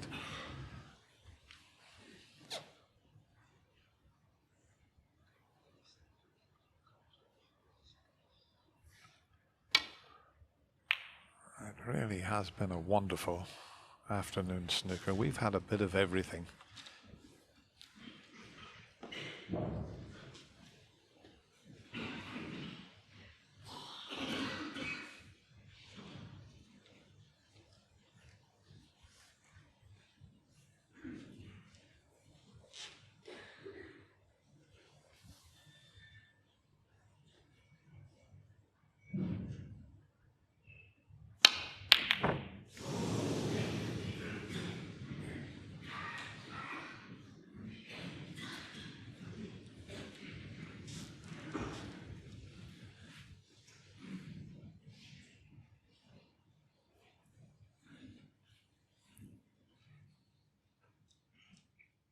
We'd like to welcome viewers on BBC Two to this first Masters semi-final at Alexandra Palace. What an afternoon. Shaun Murphy's already made a maximum in a fascinating match against Mark Allen. But it's going to continue coverage on BBC Two. So if you are watching on BBC One, it's time to please switch over now. And this is frame 8 between these two former winners of the Crystal Trophy. Right now, Murphy 4-3 ahead in frame scores. And it's Stephen Hendry and Dennis Taylor who are guiding us through it today. Yes, rejoin us here. Mark Allen was looking at a potential plant into the left corner pocket. But it's not on, as you can see there, so he had a good look at it. There's the red pass. No, he took the plant on, but it didn't look to be. He had to make it, so that could be costly. Yeah, I was about to say Shaun's slightly gone off the boil since that 6th frame. But this gives him a chance to sort of reassert himself, get back in flow. Big error from Mark Allen. Big error of misjudgment.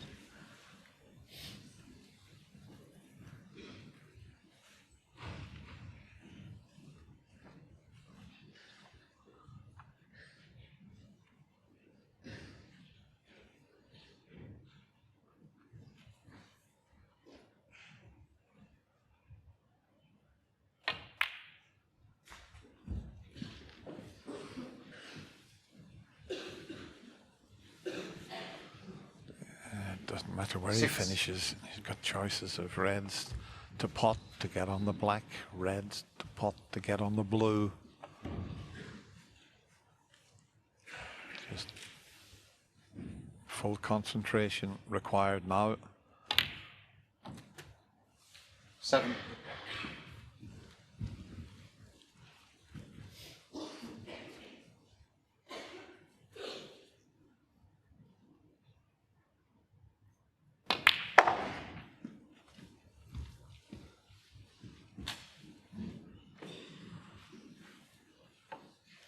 $12.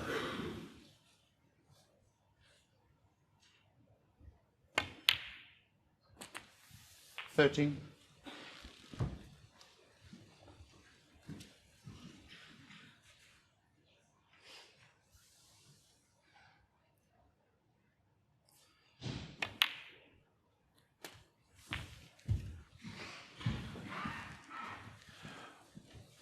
You can see that Shaun's 20. now back, just staying on the shot after he delivers the cue, just purposely. See, still down on the shot 21. until the ball goes in the pocket.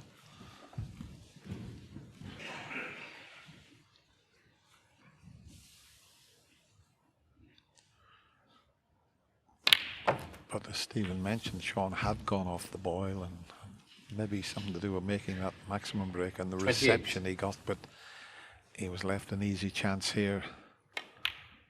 Mark Allen 29. took on a little bit of a dubious plant that wasn't right in line for the pocket. He had to make it.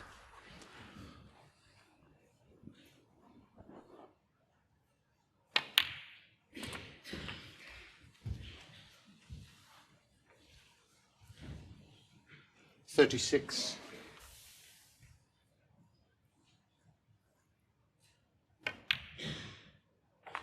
37.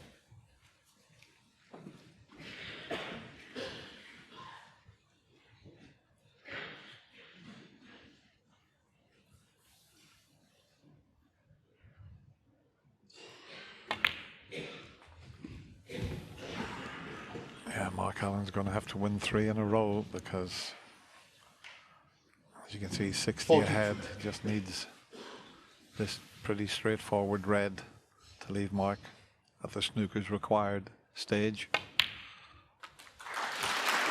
43.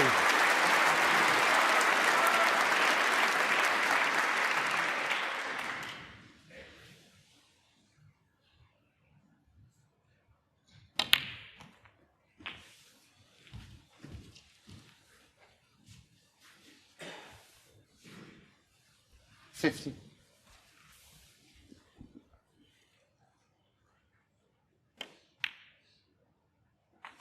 51.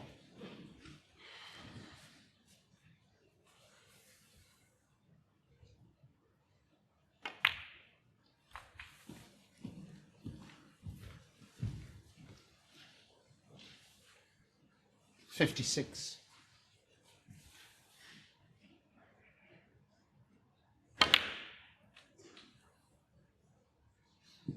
$57.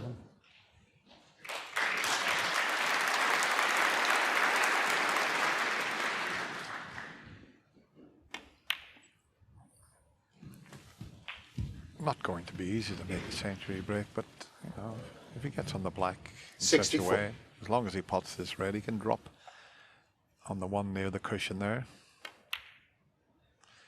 And that's 65. perfect. That's okay, as long as he doesn't snooker himself with the pink.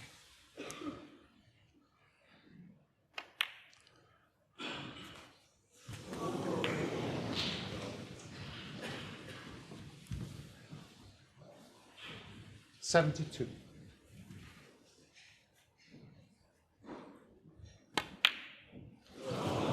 That's just 72 a pretty poor shot to finish with, but he won't be too concerned about that. That was a wonderful effort from Shaun Murphy, and he now puts himself one frame away from a place in the final. He leads 5-3. That looks like a much more comfortable seat for Shaun Murphy than it is for Mark Allen right now, and I'm sure he'll be digging himself out a little bit about that plan that he went for. Very uncharacteristic in many ways, Ken, Yeah, wasn't we it? were a little bit surprised. It wasn't dead set. He had to sort of make it, but there was another shot on there as well. You see, like, there's two reds there just left of the pink spot. So the plant in the middle, when it's not on, he's gone into the red, Shaun. It's like, it's very risky. The thing is, that's one you've got to get, because you don't get it, you're leaving the world. Yeah. And that's exactly what happened. He done all the hard work for him by opening the balls, and to Shaun's credit, took everything that was there. The fact that he did go for it with so much jeopardy, what does it tell us about what Mark Allen is thinking right now? Yeah, I mean, it was just a strange choice. You know, maybe he's trying to force something, but he's got himself back in the match. Yeah. You know, he's only one behind, so there's no really need to push the boat out with a dangerous plan. If you're going to go for a pot, you could have taken on one of those looser reds. So it was a bit of a strange choice. I don't know whether he's trying to find a spark or something, because he's strange. He's like subdued at the minute, isn't he? He's not had any spark about his own game, his scoring today. It must be difficult, though, trying to respond after such amount of ferment in this place with Shaun's 147.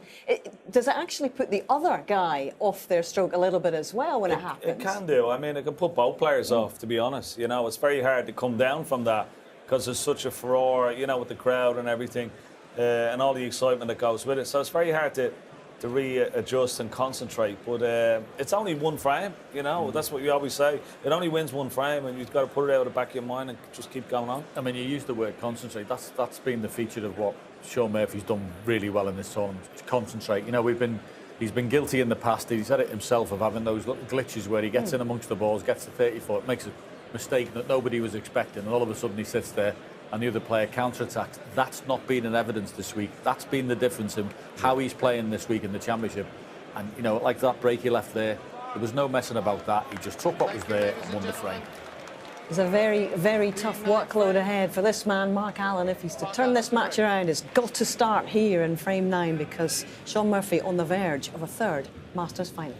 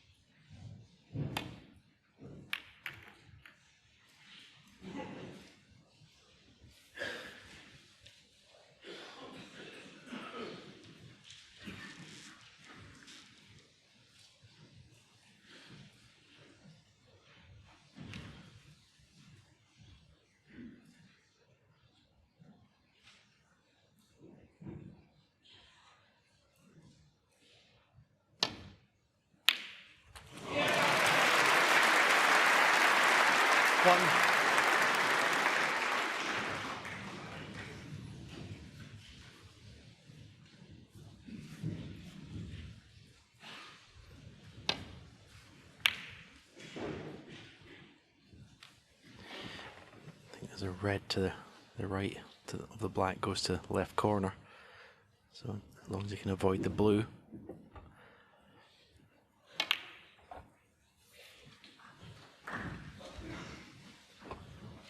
Yeah, beautiful positional shot. Absolutely perfect. 3. You just wonder, 5-3 down, Mark Allen will just maybe pick up the pace a little bit. Be a little bit more aggressive in not only his shot choice, but just his general manner around the table. Less hesitation. 4. Average shot time this match is 33 seconds, which is, it's not quick, let's put it that way.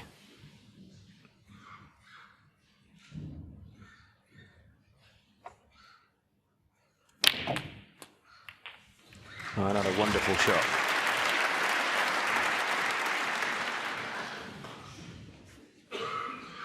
$11.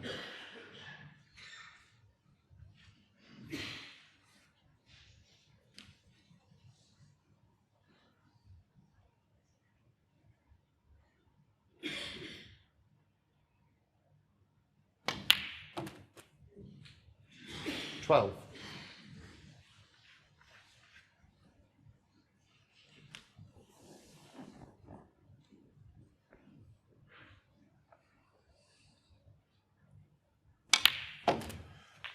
You could see that red at the back of the bunch was available, so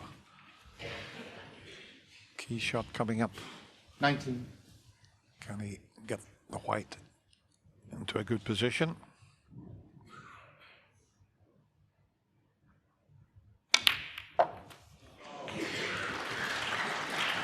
It's not bad. It certainly brought another 3 or 4 reds into play there. But every shot's a pressure shot now for Mark Allen.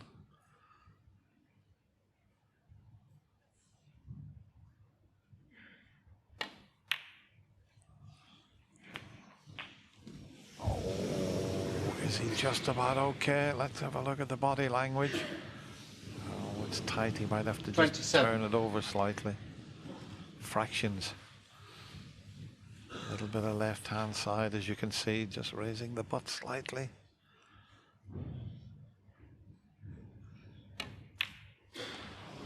$28.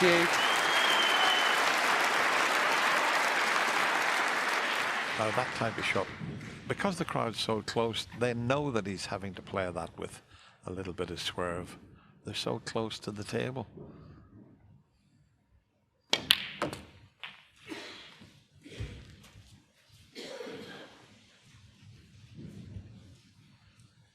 $35.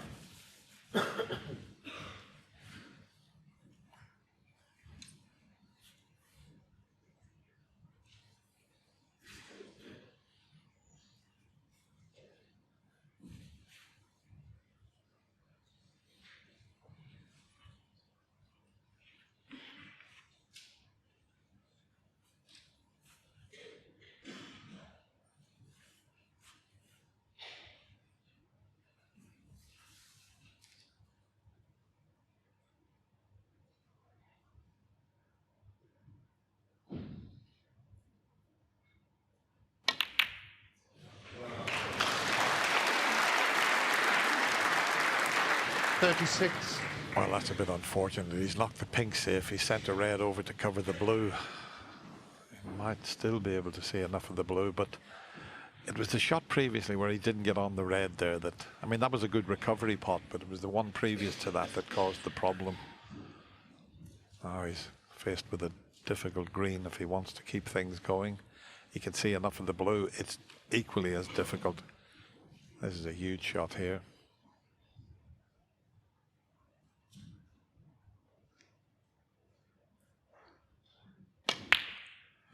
That was a huge shot there. A lot of pressure on that one. Mark Allen, 36.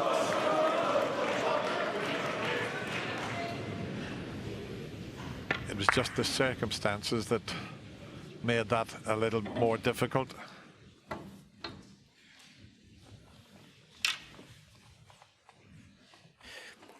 can see the cheeks a little bit red. Mark Allen feeling the pressure. And what a chance, Shaun Murphy, to get into the final of the Masters. That one red near the left middle is obviously a problem, but he won't be thinking about that yet. That'll be much further down the line. Yeah, they've played each other twice in the Masters, just one each. In 2015. But Shaun, who got himself into the final with a 6-2 win.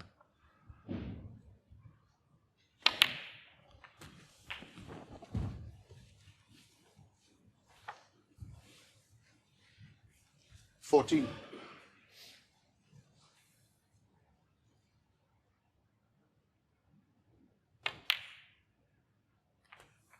$50.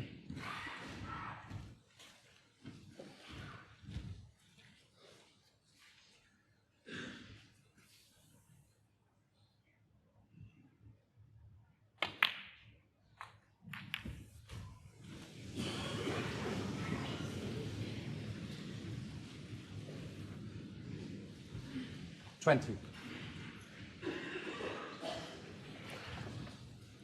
This red is not on to right middle. It might look like it on the screen there, but well, it's a very, very acute angle. If he can take it on, if he thinks he's not going to leave anything except the red he's playing, he may risk it. But it's well, the fact he's walking down to the bulk end of the table tells me it's a safety shot.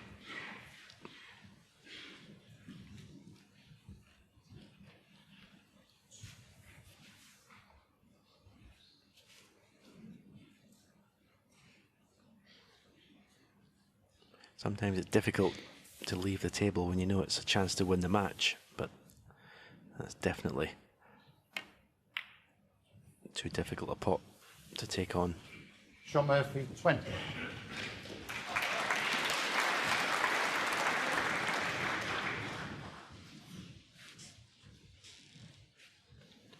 A bit slightly relieved Mark Allen when it comes to the table. He would have feared the worst after missing the blue.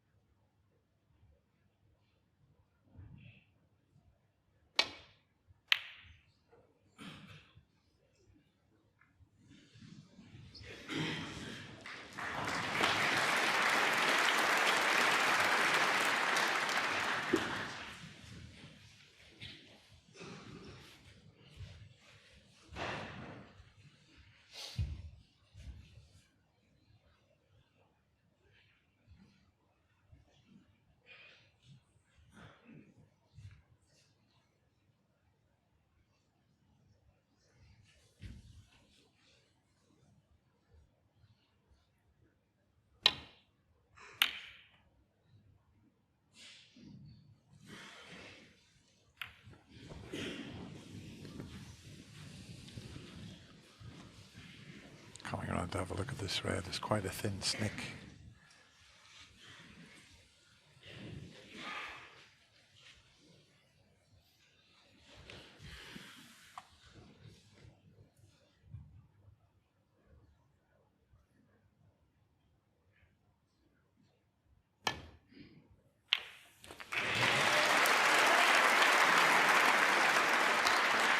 One.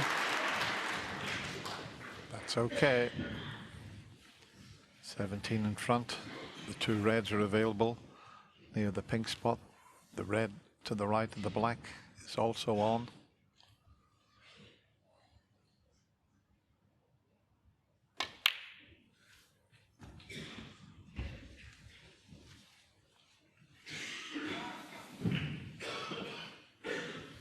Three.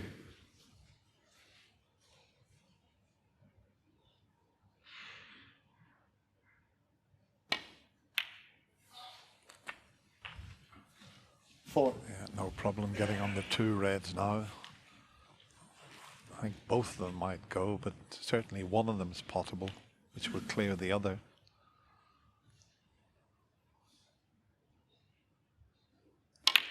Yeah, you could see that they're both available. He's come up a little short. It means he has to head up towards the blue now. 11. He's got himself 27 in front. Oh, no. No. It was coming up a bit short that caused the problem there. It was as if the red hit the other red. Let's have another look at this. Yeah, he sent it onto the other red. Amazing. Another twist. Yeah, very unusually, Mark Allen's cue ball control is letting him down. Has to be said, it was a terrible shot from black to get onto the red there. But I didn't expect him to miss it. Yeah, it looks under pressure.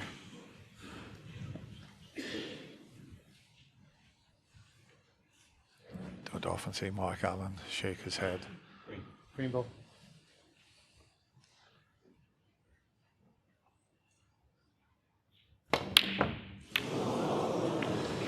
Tension mounting here at Alexandra Palace. But he's got away with it somewhat, but that was a nervy one from Shaun Murphy.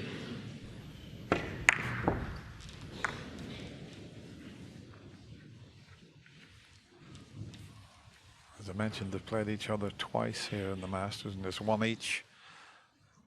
When Shaun won it in 2015, come back to defend his title, he lost 6-4 to Mark Allen in the last 16. And when Shaun did manage to beat Mark, it was in the semi-final, so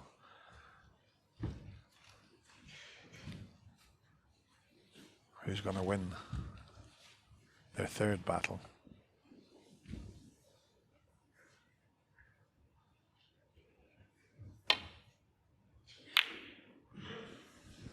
Bit on the thick side. That's another poor shot from Shaun.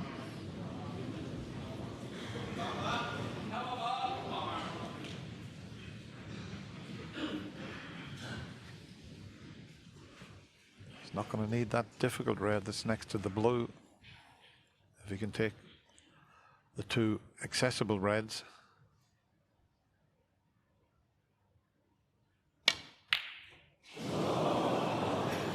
A lot of tension out there at the moment. Both players now all of a sudden missing. It's quite understandable. Thank you, that'll do. Thank you. This game is so precise, and if you let a bit of tension creep in, you can miss anything.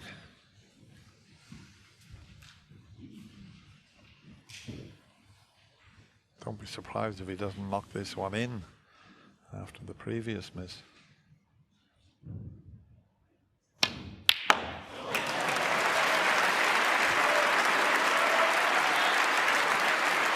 And if the blue pots one, he can bring the difficult red into play. The other one's on near the corner pocket. So can he develop this one? Can he develop the red? It's no good.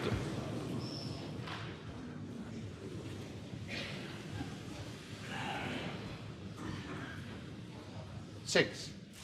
He was never sure where that red was going to finish when he cannoned it. He got a slight double kiss, actually. Otherwise, he'd have been on this red. If he doesn't get the double kiss, he'd have been on this red. Look at this shot he's faced with. It's flying around the table. Oh, if he gets away with this, he's very fortunate. Shaun And he has 6. done. Wow. I think I've never seen Shaun hit the ball so hard.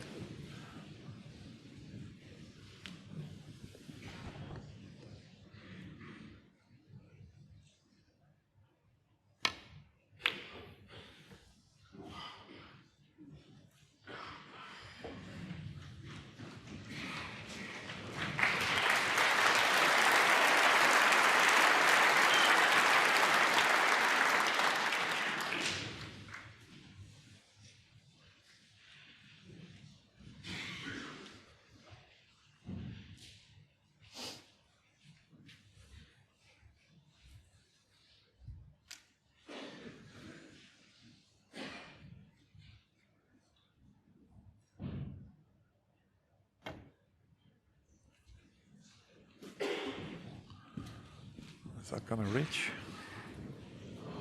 Just.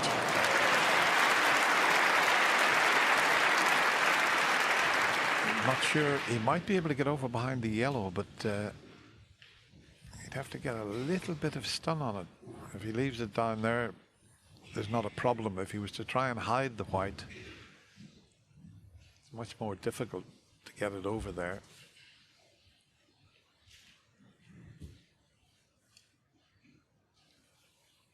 Just getting a good cue ball here.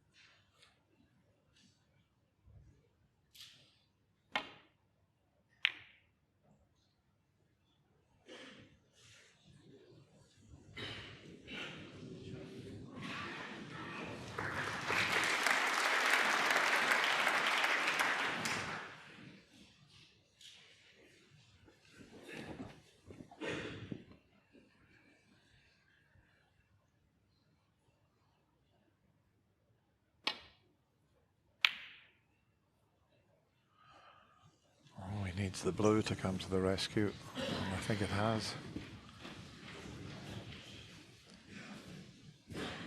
Shaun, I'm just thinking if he could bring the pink into play and play a good safety shot, because at the moment, with 20 points behind, the brown and pink are certainly to Mark Allen's advantage. If you were playing an exhibition, you'd get down here, you back double this red and knock the pink into play. It's not an exhibition. This is these two players trying to get into the final of the Masters. Is he thinking about it? You know he is. He's thinking about back doubling this red and knocking the pink off the cushion. The way he's eyed it up. What a shot this would be.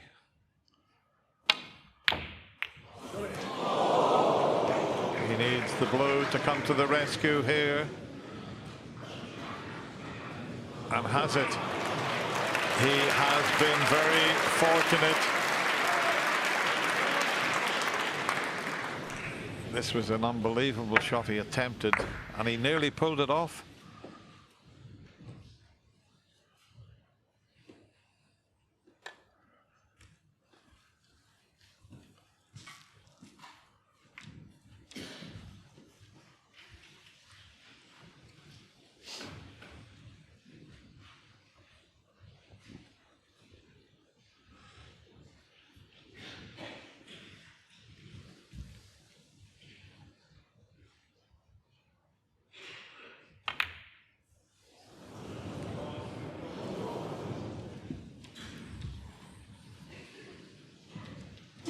Believe it or not, he had a go at that, but he just caught the middle pocket slightly.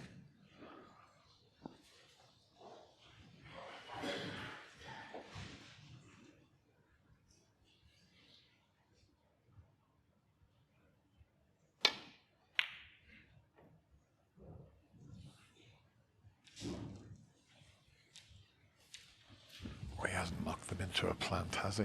Shaun's coming around to look at it. Oh, he might be able to play the safety shot and have a go at the plant. They're not in line, but this is a distinct possibility. And look where the black is. If he could pull the plant off.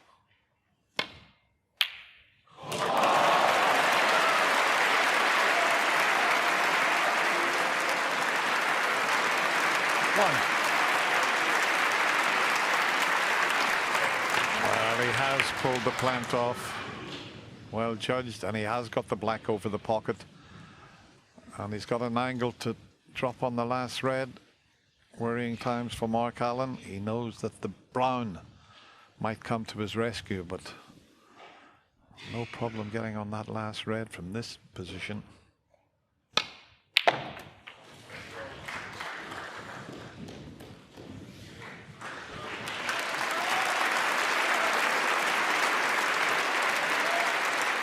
Eight.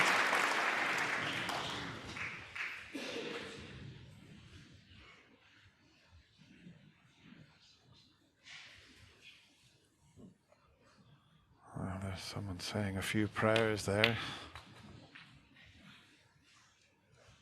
9.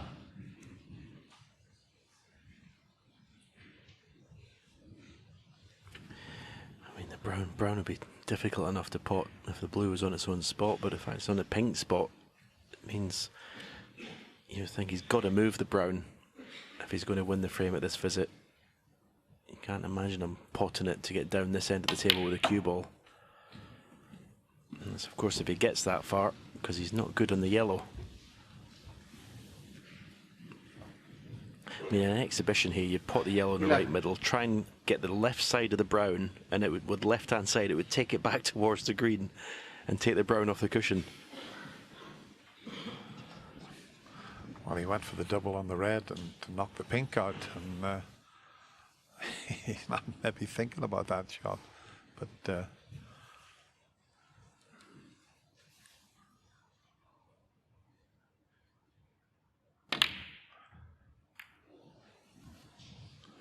well, he's lifted the brown somewhat. John Murphy, 11.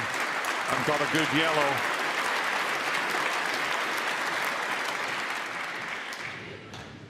He could have done with just moving the brown just a little bit more into play.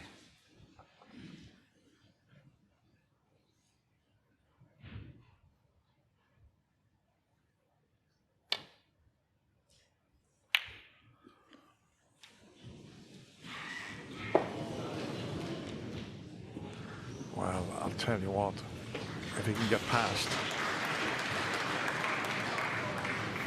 he's got an angle on this yellow, but it's not easy to get over onto the green. And if he plays the cannon onto the brown, who knows where they would finish up. The brown's okay, he might be able to roll this in and leave the green, but let's see what Shaun's got lined up. It's the roll shot. He's got the cannon on the brown. But he's missed the most important part, the pot.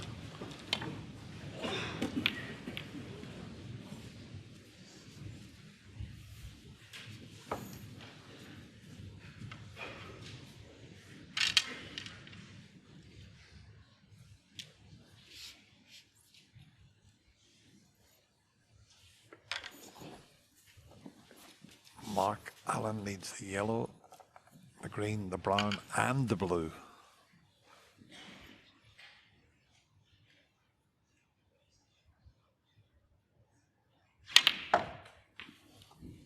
Pots the green and brown. Oh, what has he done here? Wow. This heavy had a pot of the green and the brown. He'd have been 18 in front with 18 remaining, but now he's out of position. Just adrenaline there that caused him to overscrew that.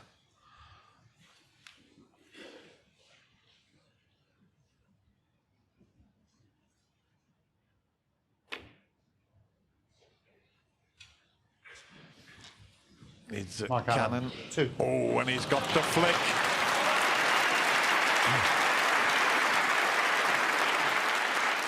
Without that little flick on the black, it wouldn't have been a snooker.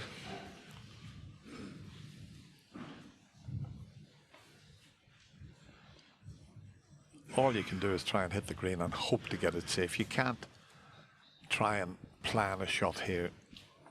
It's tough enough to hit the green. You just got to rely on a bit of good fortune if you hit it.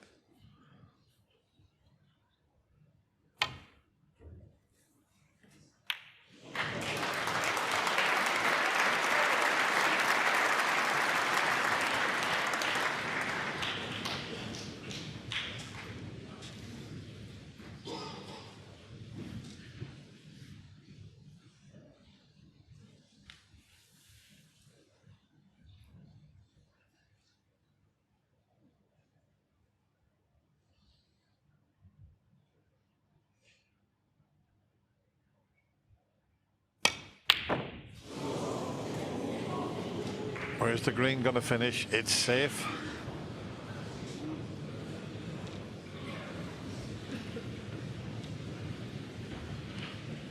Thank you. Quiet down, please.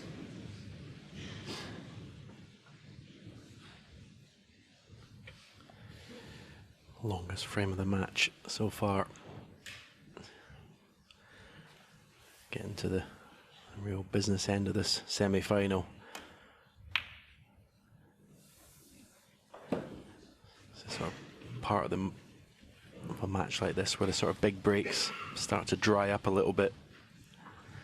And it's all about who can hold himself together and stay composed.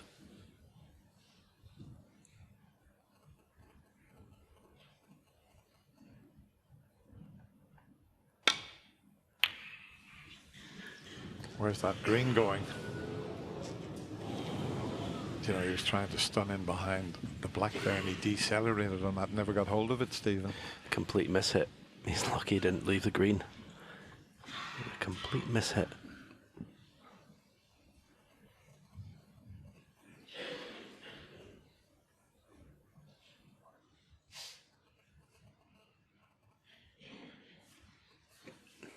You would have to say it's a green ball game. You fancy in it. Whoever pots the green is going to win it. Going to win the frame. All the colours in the open.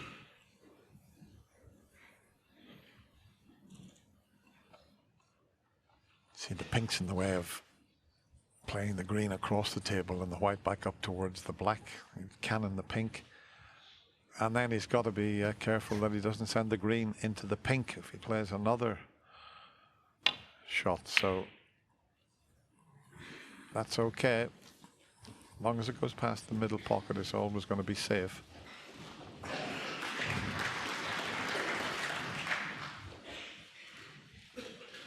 Well, he's been in this sort of situation on a few occasions. There was nobody better. His focus was incredible.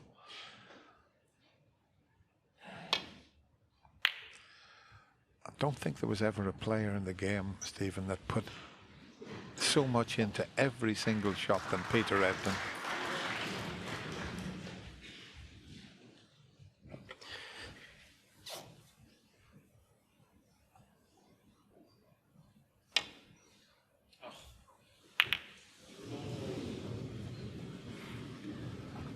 Well, Shaun jumped up as if, well, felt the table rolled off. He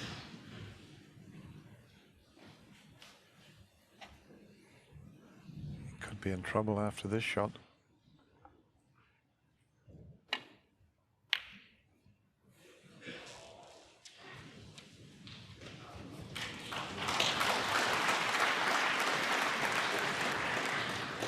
Is there a slight edge sticking out?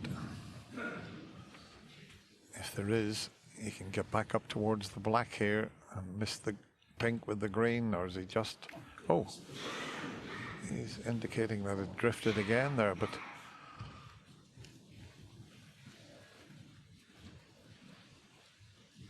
I did see the fitters out yesterday rolling the ball up the table. They always check the table.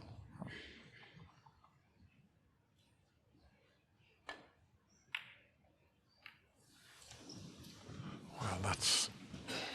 Well, what a careless error, that is. He should never have been canning into the pink. Played the snooker and he's left the pot on. And if he can avoid the cannon on the blue, this is a chance to get himself into the final right here and now.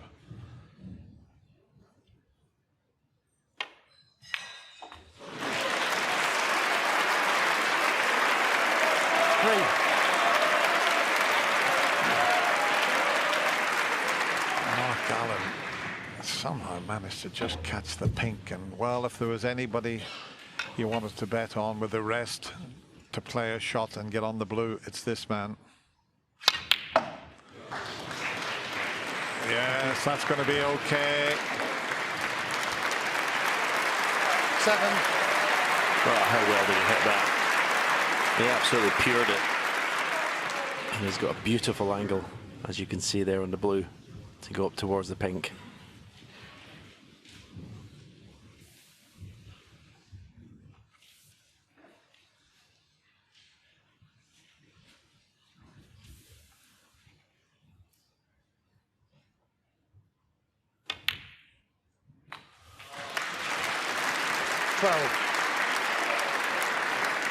What a chance.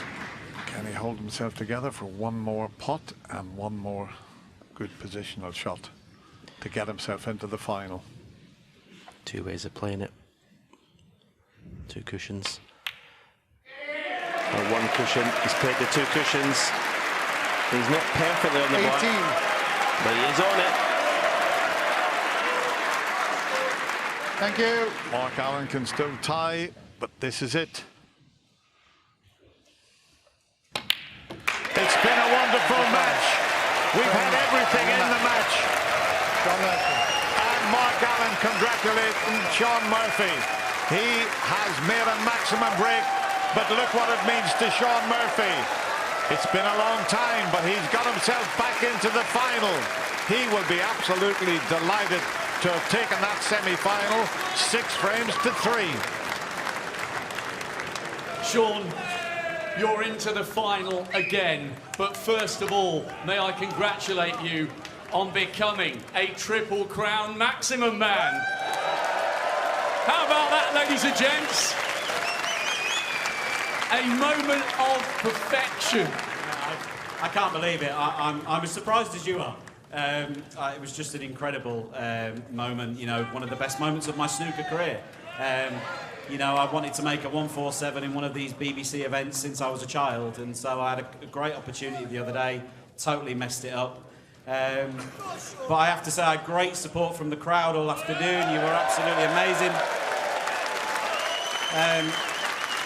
You know, I must pay tribute to Mark as well. I thought Mark played his part in what was a great match. He played really well. He's so hard and tough. I had a little bit of luck at the right time, which you always need, but I'm absolutely delighted. I can't believe it. A brilliant performance and great composure there in what turned out to be the last frame. He pushed you every inch of the way. Yeah, listen, he's become one of the, you know, the living great players of the game, you know, and he just needs that World Championship, which I'm sure he'll get at some stage. You know, he is a proper living great of the sport, and he's so consistent. He tries so hard. He gives everything he's got. But I'm delighted to win. I can't believe it. I'm shocked. One more match and you get your hands on the Paul Hunter Trophy for a second time. It's going to be an incredible occasion. What would it mean to you to go all the way? Where would it sit in your all-time performances? Yeah, it'd be right up there, Rob. You know, it's been so long since I've been in this position. You know, I was getting a bit nervy towards the end because to get to the final of these events doesn't happen all the time for somebody like me. It's been 10 years since I was in the final here. You know, it's a long time, so I'm just going to enjoy it. I am going to try with every ounce I've got left. I'm going to give it everything, and hopefully I'll be the last man standing. Mr. Maximum is back in the final. You'll see Shaun Murphy tomorrow. There's the 360. We wondered if we'd see it. We've seen it twice, actually, after that Maximum. And once again, a decade after we strode into the final in 2015 and had that win over Neil Robertson to lift the Crystal Trophy, the Paul Hunter Trophy, he's back again, having been 2-0 down, won 6 of the next 7 frames. And I wonder, Ken Doherty and John, if you could just, Mr. Parrott, sum up how good that performance was from 2-0 down. Yeah, it was looking ominous, wasn't it? Mark looked like he was had had the match play head on and was going to screw him to the ball cushion and keep him there. But listen, he came back for 2-2 at the interval. Of course, he makes the maximum, which is brilliant. And then you've got to try and forget about that and all the euphoria that comes with it and win a snooker match. And listen, he was far steady of the two players. He fully deserved to win today. Yeah, with the two pressure blacks, actually, not least for the 147. But that clearance at the end, to have to hold yourself together to get over the line, not easy. No, not at all.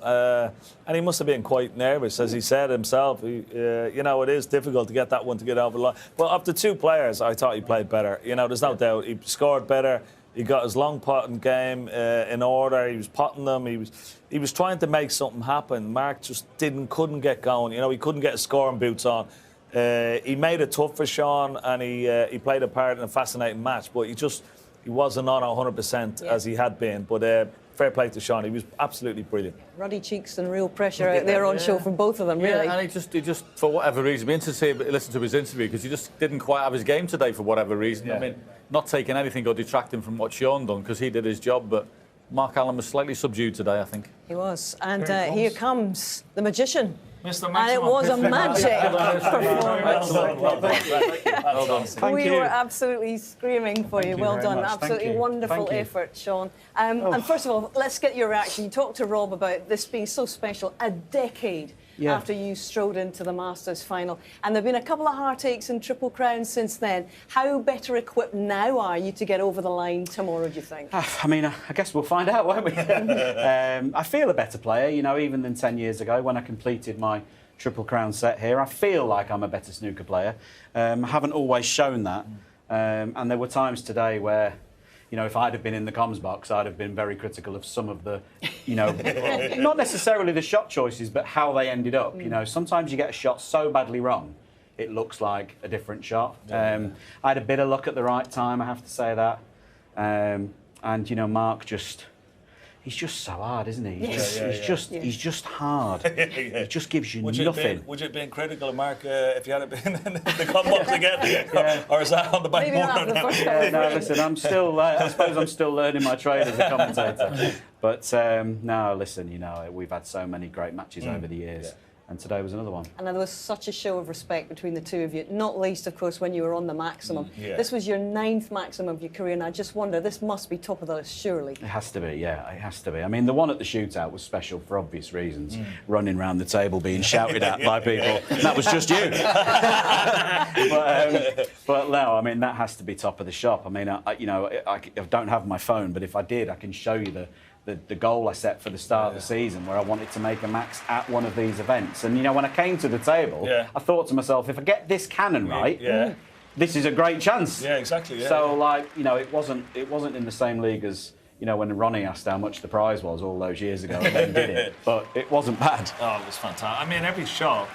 you know, when you got that, the black was tough, you know, this was a good shot as well, but, I mean, you made it look quite simple, really, you know what I mean? You must have been, how were you feeling on it, though? Well, I was so excited, and if I hadn't been I was just perfect on the pink, otherwise I would never have done that. You know, you would never celebrate before the event, but I mean, if I'd have missed that black, I'd have gone home.